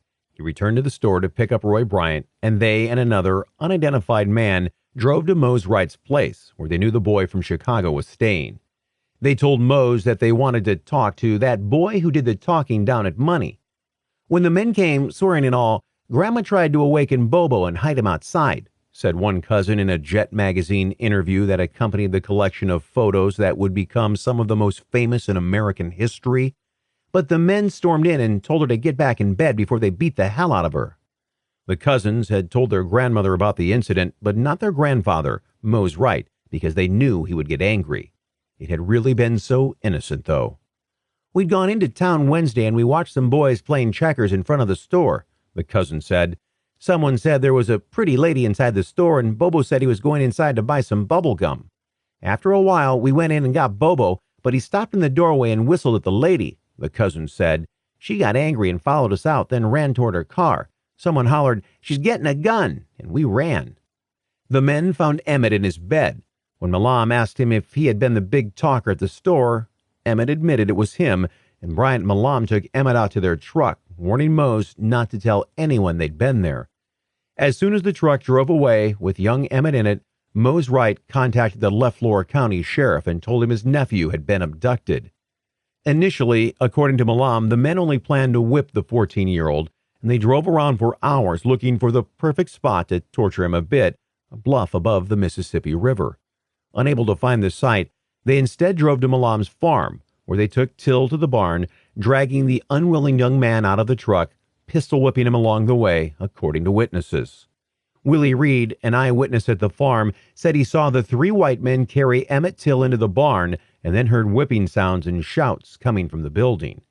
Till, attempting bravado, said he'd been with white women before in Chicago, and his fate was sealed. The men then decided to kill him for his audacious talk. Bryant and Malam said they loaded Emmett back into the truck and drove to Progressive Ginning Company, a cotton facility near Boyle, Mississippi, to obtain a ginning fan which they would use as a weight. They drove over the Tallahatchie River Bridge, tires bumping over the wooden slats, to a deserted dirt road not far from the water's edge. They forced the battered Emmett to carry the fan to the riverbank, then ordered him to undress, beat him some more, injuring him nearly to death, then shot him in the head. The men then ended the night of brutality by tying the fan to Emmett's young neck with barbed wire and throwing him into the river. Night turned to day, and by the afternoon, both Bryant and Malam were arrested and jailed on charges of kidnapping. It would not be until 3 days later, on August 31st, 1955, that a 17-year-old boy who was fishing saw a pair of knees above the water's surface and called the sheriff's office. Mose Wright identified the body, whose misshapen head revealed the horrors he suffered during the final hours of his life, by a ring engraved with Emmett's initials that was still on his hand. Authorities wanted to bury Emmett's body as quickly as possible, likely to hide any evidence, but his mother, Mamie Till Mobley, asked that her son be sent back to Chicago for a proper burial. A nation mourns. By the next day, the entire nation knew the name Emmett Till. The head of the NAACP, Roy Wilkins, called the incident a lynching, and Mississippi Governor Hugh White demanded vigorous prosecution of the case. When Emmett arrived back in Chicago, his mother demanded that her son's casket was to remain open despite his disfigured face. "Let the people see what they did to my boy," Mamie said. "Let the people see what I've seen." She wanted civil rights leaders and political leaders to see what had been done to her child, said attorney Bryant Stevenson, founder of the Equal Justice Initiative. She invited photographer David Jackson and Jet magazine to take pictures of this child's battered body, and these images were widely circulated. It was her way of making her son's death matter more, to reveal the darkest elements of the American South through the vivid detail of her son's battered, abused young body. She wanted no one to forget what had happened. "I believe that the entire United States is mourning with me," she said later in a Time magazine documentary. "And if the death of my son can mean something to the other unfortunate people all over the world, then for him to have died a hero would mean more to me than for him just to have died." By showing the photograph, no matter how disturbing, she was able to visually explain something words could never capture. "I said, I want the world to see this because there is no way I could tell this story and give them the visual picture of what my son looked like," she said. Emmett's head, after his death, was swollen to twice the size before he was killed, and juxtaposed against the image of a young boy wearing a pressed white shirt and a tie, his eyes bright, a slight smile across his face, it was impossible not to take notice. Crowds estimated from 10,000 to 50,000 attended the viewing, and the sheer horror of it all helped spark a fire in those seeking an end to Jim Crow laws that infringed on the rights of African Americans, preventing them from voting, from getting a proper education, from having access to books. When people saw what had happened to my son, men stood up who had never stood up before, Mamie Till Mobley said, and how could they not, given the sheer horror of the crime?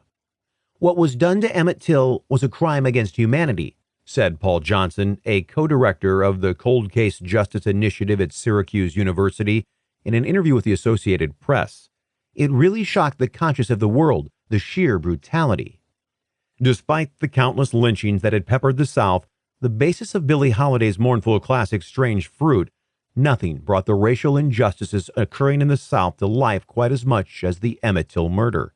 And it became a catalyst for a nation-changing movement that would eventually inspire the Greensboro Four to refuse to leave their seats at the whites-only section of the Woolworths, and many other moments that brought an end to Jim Crow laws, including the March in Selma for voting rights and the impactful speeches of Dr. Martin Luther King Jr., who died talking about peaceful protests to reach a place of equality. It was the appalling level of violence that made what happened to Emmett so horrifying. It takes a lot of hatred and a lot of rage to do the kind of violence that was done to Emmett Till, said Stevenson. Being a black boy in the American South could be perilous. The trial of Milam and Bryant. 2 weeks after Emmett Till's body was buried, his accused killers went on trial in a segregated courthouse in Summer, Mississippi, a town ironically billed as a good place to raise a boy. One of the most prominent figures was the Tallahatchie County Sheriff Clarence Strider. Sheriff Strider was a big, fat, plain-talking, obscene-talking sheriff you would expect to find in the South, said journalist John Herbers, who covered the trial for United Press Associated. His actions at the trial were not, I think, to seek justice, but to be sure that his courtroom was totally segregated. Each day when he entered, he greeted the black press, relegated to a card table at the back of the courthouse, by saying, "Hello, niggers," and tried to prevent Detroit Congressman Charles Diggs, a black man, from entering the courthouse at all until the judge ordered him to allow the representative entry. He was seated at the black press table. There were witnesses, including Mose Wright, who positively identified the defendants as the men who had come to the house that night and kidnapped the boy. Still, racism was evident, as jokes circulated around town. Wasn't it just like a nigger to try and cross the Tallahatchie River with a gin fan around his neck? Was one, and the local newspaper, the Jackson Clarion Ledger, ran headlines including, "Sumner folk already plenty bored with all this ruckus." An 18-year-old sharecropper, Willie Reed, testified that he had heard the sounds of beating and screaming from J.W. Milam's shed, even though when the group came out of the shed, Milam pointed a .45 pistol at Reed's head and asked him if he'd heard anything. To save his life, Reed said no at the time, but in court, he told the story on the stand despite the risk he was taking with his life. Mamie Till Mobley cried as she identified her son in photographs. Bryant's wife and Emmett had made ugly comments to her, then had whistled. And Sheriff Strider said that despite Mose Wright's positive identification of the body, he himself was unsure the body was that of Emmett Till, since his swollen face made it appear as though he had been in the water for more than 3 days. The defense attorney, Sidney Carlton, said in his closing arguments that if the all-white, all-male jury didn't free Milam and Bryant, your ancestors will turn over in their grave, and I'm sure every last Anglo-Saxon one of you has the courage to free these men. On September 23, 1955, after less than an hour of deliberation, 4 hours less than Emmett had been tortured on the night of his death, the all-white jury found both men innocent. One juror said it would have taken them less time if they hadn't taken a break to drink a pop. Accused men confess. Months after the trial, Roy Bryant and J.W. Milam confessed to murdering Emmett in a story that appeared in Look magazine titled "The Shocking Story of a Proved Killing in Mississippi." They were paid $4,000 for their story. They told the reporter William Bradford Huey that initially their intention was just to whip him and scare some sense into him, Milam said. The boy, however, stood his ground and, according to Malam, said, "You bastards, I'm not afraid of you. I'm as good as you are. I've had white women. My grandmother was a white woman." This enraged the men. "Well, what else could we do?" Malam said. He was hopeless. "I'm no bully. I never heard a nigger in my life. I like niggers, in their place. I know how to work 'em. But I just decided it was time a few people got put on notice. As long as I live and I can do anything about it, niggers are gonna stay in their place. Niggers ain't gonna vote where I live. If they did, they'd control the government. They ain't gonna go to school with my kids. And when a nigger gets close to mentioning sex with a white woman, he's tired of living. I'm likely to kill him. Me and my folks fought for this country, and we got some rights. I stood there in that shed and listened to that nigger throw that poison at me, and I just made up my mind. 'Chicago boy,' I said, 'I'm tired of him sending your kind down here to stir up trouble. God damn you, I'm going to make an example of you, just so everybody can know how me and my folks stand.'" It was Malam who fired the gun that finally killed Emmett Till. They later spent 3 hours burning the boy's clothing, including his rubber-soled shoes. It was a Sunday morning. The Emmett Till murder trial brought to light the brutality of Jim Crow segregation in the South that was an early impetus of the African-American civil rights movement. The aftermath. In 2007, 72-year-old Carolyn Bryant Dunham told author Timothy B. Tyson, author of The Blood of Emmett Till, that she had lied on the stand about Till physically and verbally accosting her. "That part's not true," she told Tyson. "Nothing that boy did could ever justify what happened to him." Based on that revealing testimony, according to a report in February of 2017, Till's cousins, Wheeler Parker and Deborah Watts, would like the case to be reopened to finally bring justice for Emmett Till.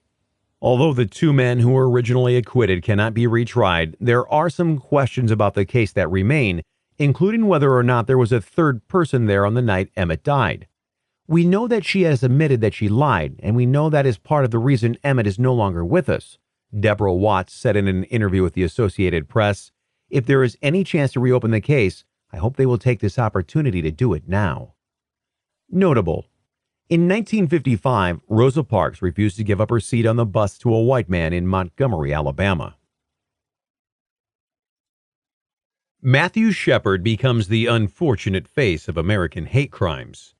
It was a cold October night in 1998 when 21-year-old Matthew Shepard, a student at the University of Wyoming at Laramie studying political science, foreign relations, and languages, went to a bar to unwind. By night's end, the blond young man with the shy, tentative smile was brutally beaten and tied to a fence with a rope and barbed wire miles away from the place he'd stopped for a drink. He was found 18 hours later by a passing cyclist and rushed to the hospital, where he fought for his life for almost 5 days before finally succumbing to his injuries. Shortly after Shepard's body was discovered, bloodied, battered, and tied to a wooden fence, his friends Walt Bolden and Alex Trout expressed concern that the incident was the result of Shepard being openly gay. "I know in the core of my heart it happened because he revealed he was gay, and it's chilling. They targeted him because he was gay," Bolden said in a 1998 interview with 2020. "We knew in the newsroom the day it happened. This is going to be a huge story. This is going to attract international interest," said Jason Marsden of the Casper Star-Tribune. "I remember one of my fellow reporters saying, 'This kid is going to be the new poster child for gay rights.'"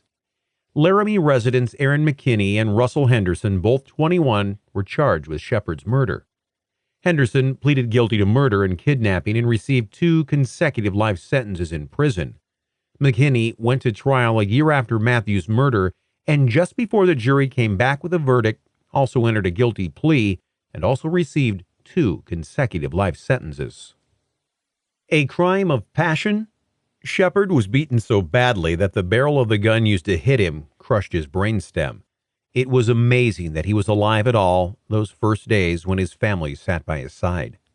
Shepard's parents said in a statement just before his death that they wanted to emphasize he does not want the horrible actions of a few very disturbed individuals to mar the fine reputations of Laramie or the university. He is a trusting person who takes everyone at face value and does not see the bad side of anyone. His one intolerance is when people don't accept others as they are. Witnesses said McKinney had been awake doing meth for 5 days and spent the day Matthew was beaten searching for more drugs. One of his stops included the bar where Shepard was having a few drinks, where he went with his friend Russell Henderson. McKinney remembered seeing Shepard sitting at the bar. He was dressed nice, which made McKinney think he might have had some money on him. He said he was too drunk to go home, and then he asked me if I'd give him a ride, so I thought, yeah, sure, what the hell, McKinney said. The trio, Henderson at the wheel, McKinney in the middle, and Shepard against the right passenger door, left the bar. McKinney later told police that Shepard grabbed his leg, then his genitals, which caused McKinney to develop enough rage toward Shepard that he hit him with the pistol he already had in his pocket, his hand gripping the handle. I was getting ready to pull it on him anyway, he told police. I don't do that stuff. I hit him, and he kept throwing himself all over me. He didn't hate gays, McKinney then said, but I don't like them. Shepard's wallet, which the dazed young man handed over, only had $30 in it, which enraged McKinney all the more, and he continued to use his gun as a weapon. Sometimes when you have that kind of rage going through you, there's no stopping it. I've attacked my best friends coming off of meth binges, he told Elizabeth Vargas in an interview appearing on the news magazine 2020. McKinney ordered Henderson to drive to a remote location outside of the Laramie city limits where they could abandon Shepard and head back to town.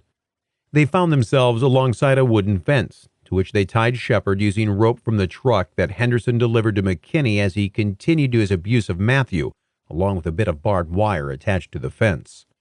Henderson said he tried to make McKinney stop beating Matthew, but the other man's meth-fueled rage was too great, and McKinney hit Henderson with the gun as well when he attempted to intervene.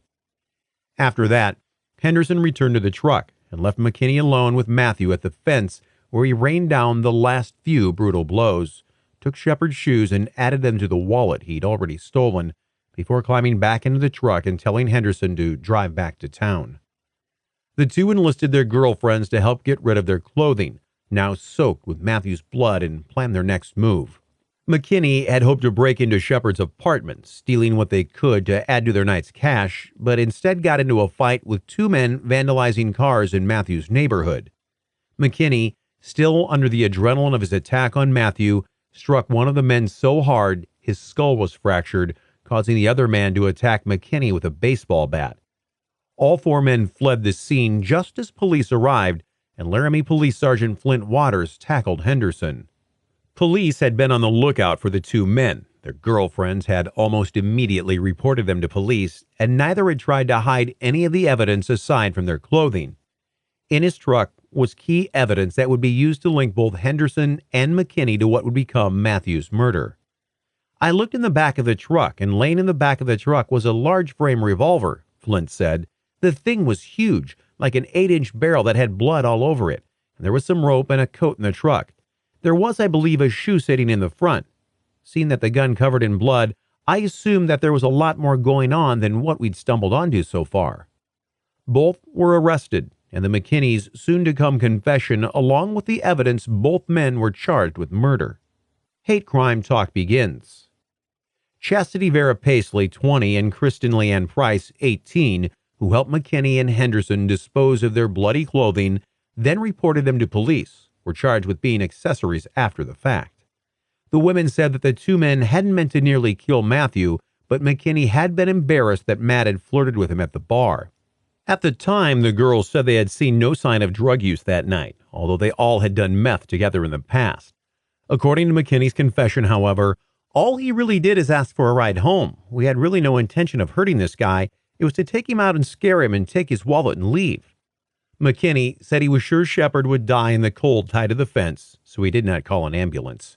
Just hours after Shepard's battered body was discovered and before anyone knew who had beaten him, Shepard's friends Walt Bolden and Alex Trout began spreading the word that Shepard was openly gay and that they were concerned the attack may have been a gay bashing. The news spread across the world and brought both support and hatred to the Shepard family, because by the time Shepard died on October 12th, Westboro Baptist Church, a group of family members led by Fred Phelps who make it their mission to picket funerals and other events to deliver their own personal message of hate, had already gathered together protesters to attend the funeral solely to torment Matthew's surviving family members. The saddest part of this whole case was at Matthew's funeral, when these people, refused to let Matthew be buried with dignity, said Cal Rarucha, who prosecuted McKinney and Henderson and had initially hoped for the death penalty. I never saw people that could hate so much. 2. There was love and support that came from across the world, including from friends who formed an angel brigade complete with giant angel wings that created a wall to protect family and friends from the vile messages produced by the Westboro Baptist Church. I think a lot of gay people, when they first heard of that horrifying event, felt sort of punched in the stomach. I mean, it kind of encapsulated all our fears of being victimized, said writer Andrew Sullivan, a prominent gay rights advocate. In 2013, however, the story changed. Drugs again become focus of crime. According to journalist Steven Jimenez, who wrote the Book of Matt, Hidden Truths About the Murder of Matthew Shepard, the murder was more about drugs than hate because McKinney and Shepard were occasional lovers, although McKinney had sex in trade for drugs and Shepard did drugs to help him cope with being HIV positive. The purpose of the book is not to say hate wasn't involved. It's to examine the complex human factors that resulted in such a grotesque murder and how that murder was reported and perceived. Once they read the book, some readers might still conclude the crime was motivated by hate, but not out of the gay panic variety that we have come to associate with Matthew's murder, Jimenez said. The issue was further explored by both Matthew's killers and their prosecutor, who spoke to Vargas on 2020. After the interview, Vargas became a villain in the gay community for a twist on Shepard's tragic story, which almost made his murderer seem sympathetic. Cal Rarucha, the prosecutor who had pushed for the death sentence for McKinney and Henderson, said in an interview with the television news magazine that it was a murder that was driven by drugs. Both McKinney and Henderson had troubled childhoods that led to their drug use. Henderson's teen mom was an alcoholic who collected abusive boyfriends like action figures, and McKinney's mother had died of medical malpractice, which left him a $100,000 settlement that gave him the funds he needed to bury his pain with drugs, at least for a while. Shepard, a small young man who weighed little more than 100 pounds, had been raped during a high school trip to Morocco, which changed his previously bold personality completely. It made him pull within himself. He became withdrawn. He had depression, panic attacks, said his mom, Judy Shepard. He spent some time studying the arts at 2 schools in North Carolina before deciding to return to his home state. Friends there said he had not left behind his demons when he enrolled at the University of Wyoming in the fall, just weeks before he would die. He said, "Everywhere I move, it seems like I get sucked into the drug scene," said a friend, Tina Labrie, in the 2020 program. Others said Shepard was despondent enough to be considering suicide. It was the lure of meth that brought the three together on that fateful night, the new information alleged. The methamphetamine just fueled to this point where there was no control. It was a horrible, horrible, horrible murder. It was a murder that was once again driven by drugs, Rarucha said. One of McKinney's drug friends, Ryan Bopp, said that McKinney, the parent of a new baby with Price, was struggling because the drugs were taking over his ability to care for his family, and the money from his mother's malpractice suit was long gone. On this night, he had been on a week-long drug binge, Bopp said. Aaron and I had been awake for about a week or so prior to this whole thing happening, he said. We were on a hardcore bender that week. McKinney would not have had the gun, a .357 Magnum, if Bopp hadn't traded it to him for meth a week before the incident. On 2020, McKinney told Elizabeth Vargas that his plan was to rob a local drug dealer of his $10,000 stash of meth, but that went sour. He and Henderson then went to the Fireside Lounge, where Henderson hoped that McKinney would forget his robbery plans. He might have if he hadn't spotted Shepard, who was well-dressed and small enough that he would be easy to overpower, making him look like an easy mark. Price said that she only testified that Shepard had made passes at McKinney because she thought he would get a lighter sentence using the gay panic defense. I don't think it was a hate crime at all, she told Elizabeth Vargas in a 2020 interview. I never did. The two men were looking for drugs and money, and Matthew Shepard, himself a drug user because of depression brought on by his HIV-positive status, was an easy target. Former Laramie Police Detective Ben Fritzen, one of the lead investigators in the case, also believed drugs and money were more of a motive than unwanted sexual advances. Matthew Shepard's sexual preference or sexual orientation certainly wasn't the motive in the homicide, said former Laramie police detective Ben Fritzen. If it wasn't Shepard, they would have found another easy target. What it came down to really is drugs and money and two punks that were out looking for it. Even the man who put McKinney and Henderson behind bars blamed meth for the incident. If Aaron McKinney had not become involved with methamphetamine, Matthew Shepard would be alive today, Rarucha said. According to Bopp, McKinney and Shepard were not strangers, and Matthew had purchased drugs from McKinney prior to the night of his murder. It was that relationship that led him to ask for a ride from the guy in the first place. A bartender at the fireside said she immediately suspected drugs when she learned who was involved. It's either money or dope. Yeah, he'd be the perfect target, especially because Aaron knew him, she said. But not everyone was so quick to believe the 2020 drug defense. Former Laramie Police Commander Dave O'Malley heard all about the drug rumors, but still believes that Matthew's death was a hate crime. I really don't think he was in a methamphetamine-induced rage when this happened. I don't buy it at all, O'Malley said. I feel comfortable in my own heart that they did what they did to Matt because they had hatred toward him for being gay. Matthew's mother feels the same.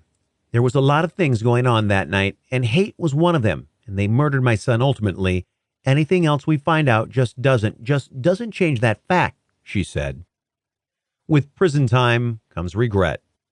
McKinney expressed regret that Henderson ended up in jail for life despite playing no real part in the beating. As for Henderson, he has finally come to terms with his role in the event. For a long time, I thought that his death wasn't my fault, and then, as time has gone on, I got a better understanding to know that I could have prevented it and I could have stopped it, but I didn't. Matthew died because I didn't stop it, he said. I'm sorry to the Shepard family. They've had the hardest of all this. I'm sorry to the nation as a whole because this affected a lot of people, and I wish every day I could change or fix it. The aftermath. Matthew Shepard's story has been told in documentaries, television movies, and the dramatic theater production The Laramie Project, which explores hate and prejudice and has become one of the most produced pieces of theater in the country. After Matthew Shepard's death, the Matthew Shepard and James Byrd Jr. Hate Crimes Prevention Act. Byrd was a black man murdered in 1998 by white supremacists who dragged him behind their pickup truck for 3 miles until his head was severed upon impact with a culvert. A federal bill against hate crimes was signed into law on October 29, 2009 by President Barack Obama. Judy Shepard created the Matthew Shepard Foundation, dedicated to promoting tolerance and diversity in honor of her son. The foundation fights for hate crime legislation and against laws that promote discrimination.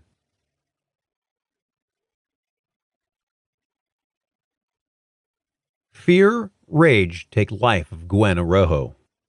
Gwen Arrojo was born on February 24, 1985 as Edward Arrojo Jr., but by the time she was a teen, the Newark, California native knew she was truly a girl at heart and chose to live her life as one. While she was taking hormone treatments and was distinctly feminine, she was afraid to tell too many people about her transgender status. And that would come as little surprise. According to current statistics compiled by Planet Transgender, a transgender woman is killed every 29 hours worldwide, making the community as a whole one of the most vulnerable to violence.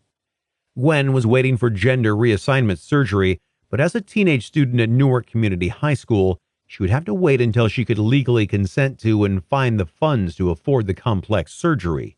He said he felt so abnormal, like a freak, her mother, Sylvia Guerrero, told USA Today.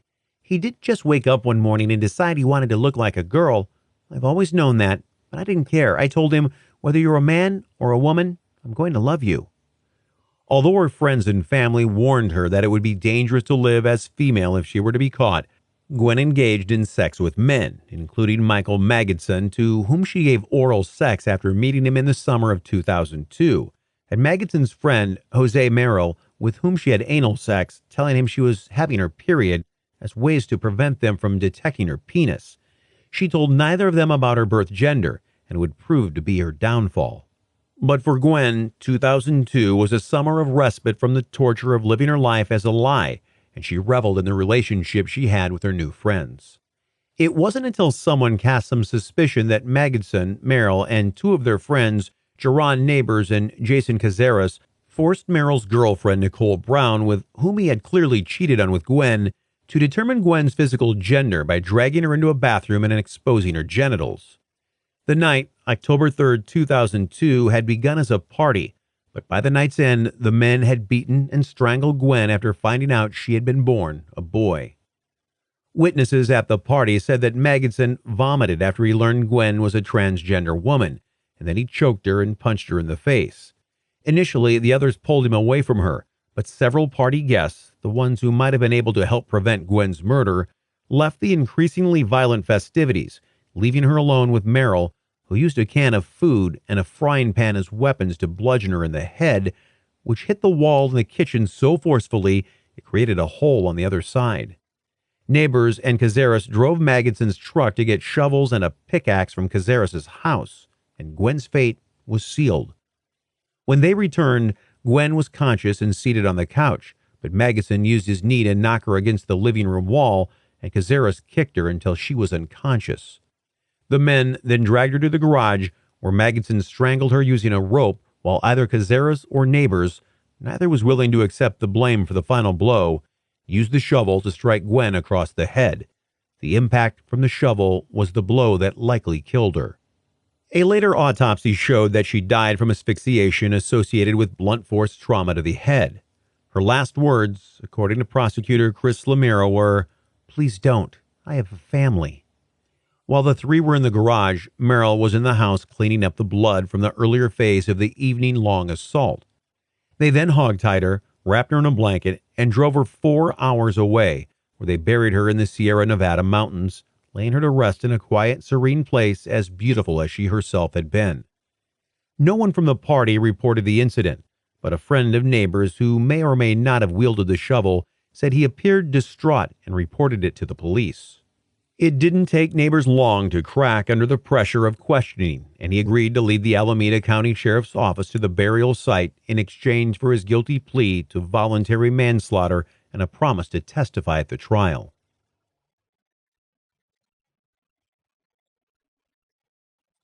The trial and a flawed defense. Gloria Allred, a famed civil rights attorney who has handled cases including that of Nicole Brown Simpson's family during the O.J. Simpson trial, Hunter Tylo, who was fired from the hit nighttime soap Melrose Place after she became pregnant, winning the actress almost $5 million, and Amber Frey, who had an affair with Scott Peterson and testified against him in his trial for the murder of his wife and unborn son, among others, was the lawyer for Gwen's family. In court, the four claimed the murder was a crime of passion, echoing the so-called gay panic defense because they were enraged to find that they'd been intimate with someone born male. Magidson's attorney, Michael Thorman, said that finding out Gwen's biological identity was a violation so deep that was almost primal, as he asked for a charge of manslaughter. Alameda County Assistant District Attorney Chris Lamero, representing the prosecution, echoed that line of defense and said, "Gwen being transgender was not a provocative act. He's who he was. However, I would not further ignore the reality that Gwen made some decisions in his relation with these defendants that were impossible to defend. I don't think most jurors are going to think it's okay to engage someone in sexual activity knowing they assume you have one sexual anatomy when you don't." The first trial in 2004 ended in a deadlocked jury. During the second trial, the jury rejected the idea that the murder was a hate crime, despite Gwen being murdered only because she was a transgender woman. In front of Superior Court Judge Harry Shepard, Magidson complained that he'd not had a fair trial because both witnesses and his co-defendants had been coerced into lying on the stand. "The truth hurts," Magidson said. "It seems nobody can handle the truth or is willing to accept the truth." Shepard then accused Magidson of blaming everyone but himself and of showing no remorse whatsoever for the death of Gwen Orojo. "You haven't explained to me at all that you're sorry," Shepard said. The attorneys for both Magidson and Merrill argued for probation and said their clients had no prior criminal history and were unlikely to experience similar circumstances again. Shepard pointed out the brutality of the crime before handing down his sentence. "This crime was a brutal beating of a vulnerable victim," he said.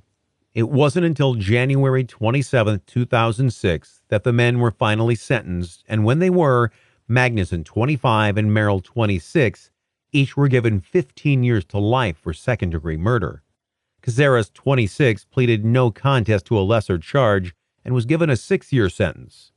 Neighbors, 22, who was a witness for the defense, was sentenced on May 22, 2006, to 11 years in prison. I know that my words offer nowhere near a sense of consolation. I do not forgive myself. I do not see how I ever can, said neighbors. In court, Gwen's mother, Sylvia Guerrero, mourned her loss. We have been given a lifetime sentence of loss and sadness, Guerrero said. While any one of them could have stopped this from happening, none of them did.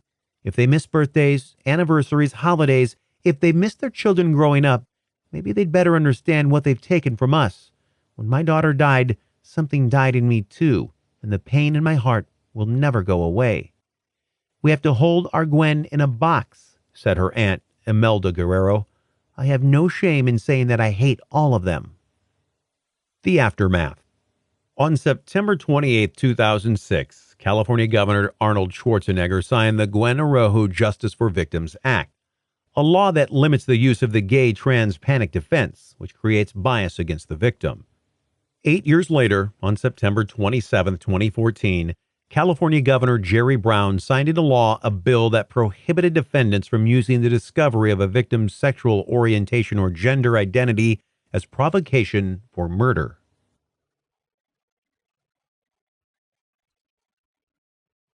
Brandon Teena. John Lotter is on death row, and Thomas M. Nissen is serving a life sentence in prison, but Brandon Teena is dead. Teena was just 21 years old, and he had moved from Lincoln, Nebraska to Falls City for a fresh start. In Lincoln, she had begun struggling with her gender identity and had made attempts to live as male but had been found out. Falls City represented a chance for a new life, one lived as a man, and Brandon jumped on it. It was unlikely he would have trouble making new friends. Once there, he met and started dating pretty blonde Lena Tisdale and befriended two of her friends, ex-convicts John Lotter and Tom Nissen. We went out drinking together, Nissen said. We talked about women. Brandon had everything he needed except money, so he began to steal and eventually landed in jail on a forgery charge. The life he had begun to build for himself was about to start crumbling because Brandon was put into the women's side of the jailhouse, which was hard to explain away. Suddenly, his new friends were suspicious, and they forced him to show them his genitalia to prove his birth gender. Lotter and Nissen were enraged, and on Christmas Eve, they brutally beat their former friend before sexually assaulting him. We walked into the bathroom and Tom hit me, Brandon told police later when he was finally encouraged to file a report with the sheriff's office. He kicked me in the ribs, he stepped on my back, then he picked me up by my coat, carried me out to the car. After driving around for a bit, both men raped him, Brandon said. The officer taking Brandon's report, Sheriff Charles Locke, asked a slew of degrading questions, including whether or not Brandon had enjoyed the assault and why do you make girls think you're a guy? He later questioned both Lotter and Nissen but did not arrest them, despite evidence from an equally degrading rape kit that proved the sexual assault. The two men were ready for vengeance after finding out that they had been reported, and they went to the farmhouse where Brandon was living with another friend, Lisa Lambert, who had taken him in. The two forced Brandon to stand up, and then Lotter shot him at point-blank range. Nissen then stabbed him to make sure he was dead. Lisa Lambert and a friend from Iowa, Philip Devine, were also shot, but Lambert's toddler son was spared. Afterwards, County Attorney Douglas Mertz said there was no evidence to support the theory that Brandon Teena was killed because of his gender identity. From all the evidence I've seen so far, I don't think there's any evidence to support that, he said, skipping over the rape that occurred only because the men had discovered Brandon had a vagina that apparently was there only for their own pleasure. Lotter's sister, Michelle, also said that Brandon's gender was at the heart of the murder. She said she felt like a man inside but was female outside, the 21-year-old woman said. Kimberly Pierce was drawn to the story and directed the compelling, heart-wrenching movie Boys Don't Cry, starring Hilary Swank as Brandon Teena. There was no disputing that this story was dramatic and tragic, but the real challenge in telling it was finding the real human being underneath it all. discovering what it was like to be in Brandon's skin the very first night he passed as a boy. When you think about who he was and begin to see how extraordinary what he did was, just how powerful his spirit, imagination, and creative had to have been, Pierce told the Philippine Daily Inquirer. The more the story unfolded, the more I found that the simple fact that this person actually existed was completely compelling.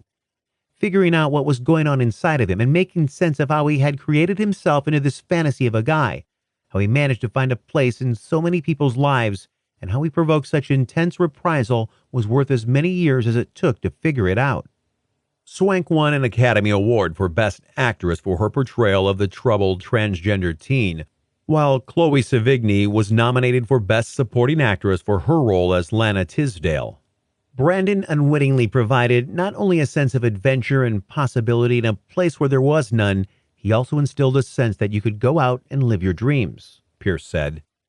Women who dated Brandon called him the perfect boyfriend because he was sweet and sensitive, caring, and a great kisser, and they loved him even when he stole money or checks from their checkbooks.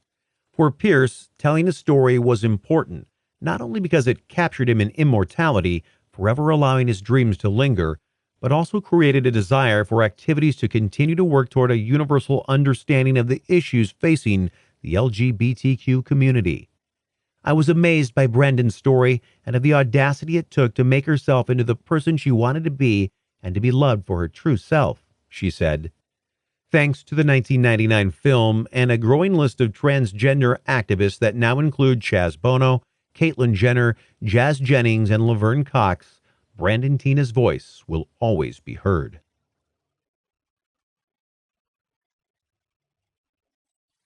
References: Cole Clarissa, The Twisted Mind of Family Annihilator John List, The Lineup.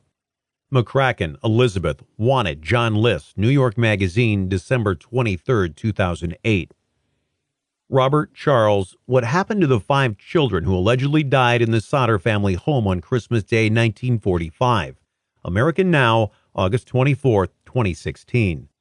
Montillo, Roseanne, The Story of Jesse Pomeroy, 14-year-old serial killer, CBS News, March 13, 2015.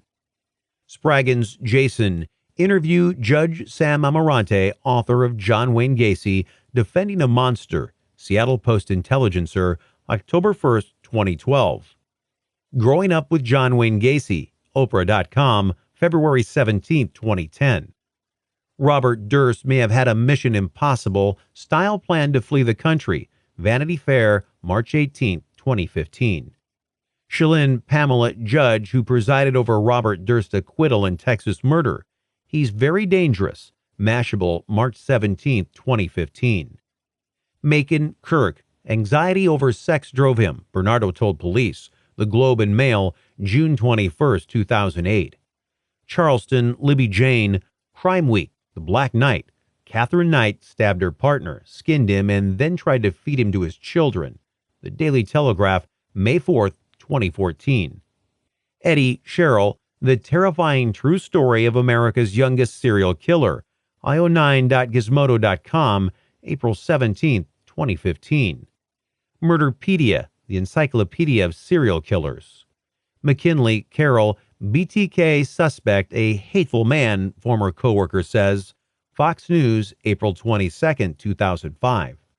Bardsley, Maryland, Charles Starkweather and Carol Fugate, Crime Library, Criminal Minds and Methods.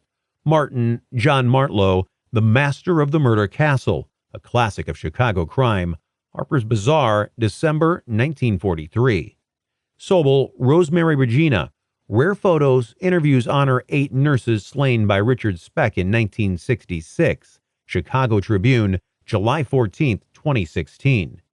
Green, Bob, The Voice of Richard Speck, Chicago Tribune, December 8, 1991.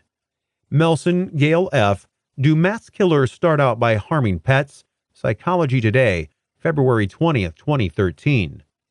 Pomeroy, Jesse, The Autobiography of Jesse H. Pomeroy, written by himself, Times Publishing Company, 1875. More books by Jack Rosewood. From rampage killers to hunters that seek out human prey in the shadows of the night, This serial killer anthology is a collection of horror stories. Collectively, these men were responsible for hundreds of deaths, and they all belong in the realm of the worst serial killers to date. Delve into 8 different cases and explore the heinous deeds committed, the background of each killer, and the apparent motives of their crimes. There are those who went on deadly rampages, such as Cho Seung-hoi and George Hennard, men who decided to inflict as much terror in one day as they possibly could. Famous serial killers are included, such as the Hillside Stranglers Kenneth Bianchi and Angelo Buono, and the Beast of the Ukraine, Anatoly Onoprienko. There are also lesser-known murderers, such as Fritz Harman and Ronald Dominique, who preyed on young men for their own deviant pleasures. Each of these true murder stories will leave you with a sense of horror and perhaps a little fear. David Parker Ray's surviving victims still live in fear today, and this notorious true crime story is one of the most sadistic and disturbing, with tales of torture, mind control, and violence. Very few survive their time in Ray's toy box. The true crime stories in this book have been selected because of the horrendous nature of their actions and the sheer volume of victims they slaughtered. Innocent people going about their daily business or asleep in their beds all make up these serial killers' true crime stories. True Crime Stories True Crime Anthology Volume 6. In the following True Crime Anthology, you will read about 12 true crime stories that have baffled investigators and captured the imagination of the public for years. Among some of the more shocking stories is a trio of mass murder cases from around the world. You will be intrigued to read about how Ronald DeFeo Jr. mercilessly gunned down 6 members of his family in cold blood, and how 2 other cases of mass murder that, although not well known in the United States, shocked the small countries where they took place. You will also follow the criminal investigations of some high-profile cases, such as that of best-selling author Michael Peterson, and see how they were resolved. Some of the true crime murder cases profiled in this volume can only be described as bizarre. You will be introduced to Ilfasi Misomi, a failed Zulu witch doctor who became a notorious serial killer, notorious for keeping some of his victims' blood for various rituals. You will also read about 2 potential curses that sent many of the people involved with their respective cases to early graves. Finally, the strange case of Robert Dershirl is profiled. The authorities initially ruled Dershirl's death a suicide, but after several decades, it now appears that the death may be a case of true murder and not suicide. If you are interested in learning more about man's dark side, then open the pages of this book. But be warned, some of the murder stories you will read about will be shocking and disturbing. Despite being disturbed by many of these cases, you will also find this volume extremely intriguing and exciting.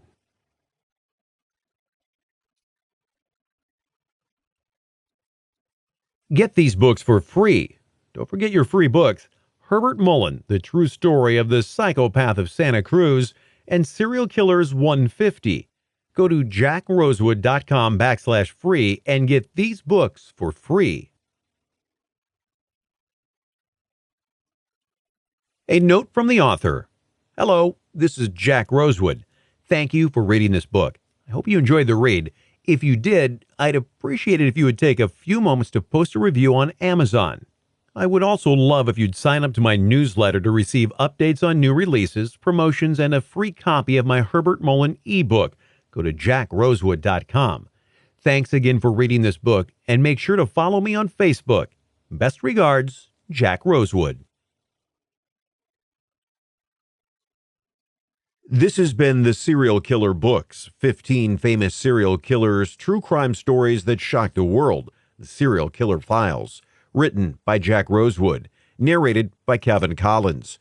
Copyright 2017 by LAK Publishing, production copyright 2017.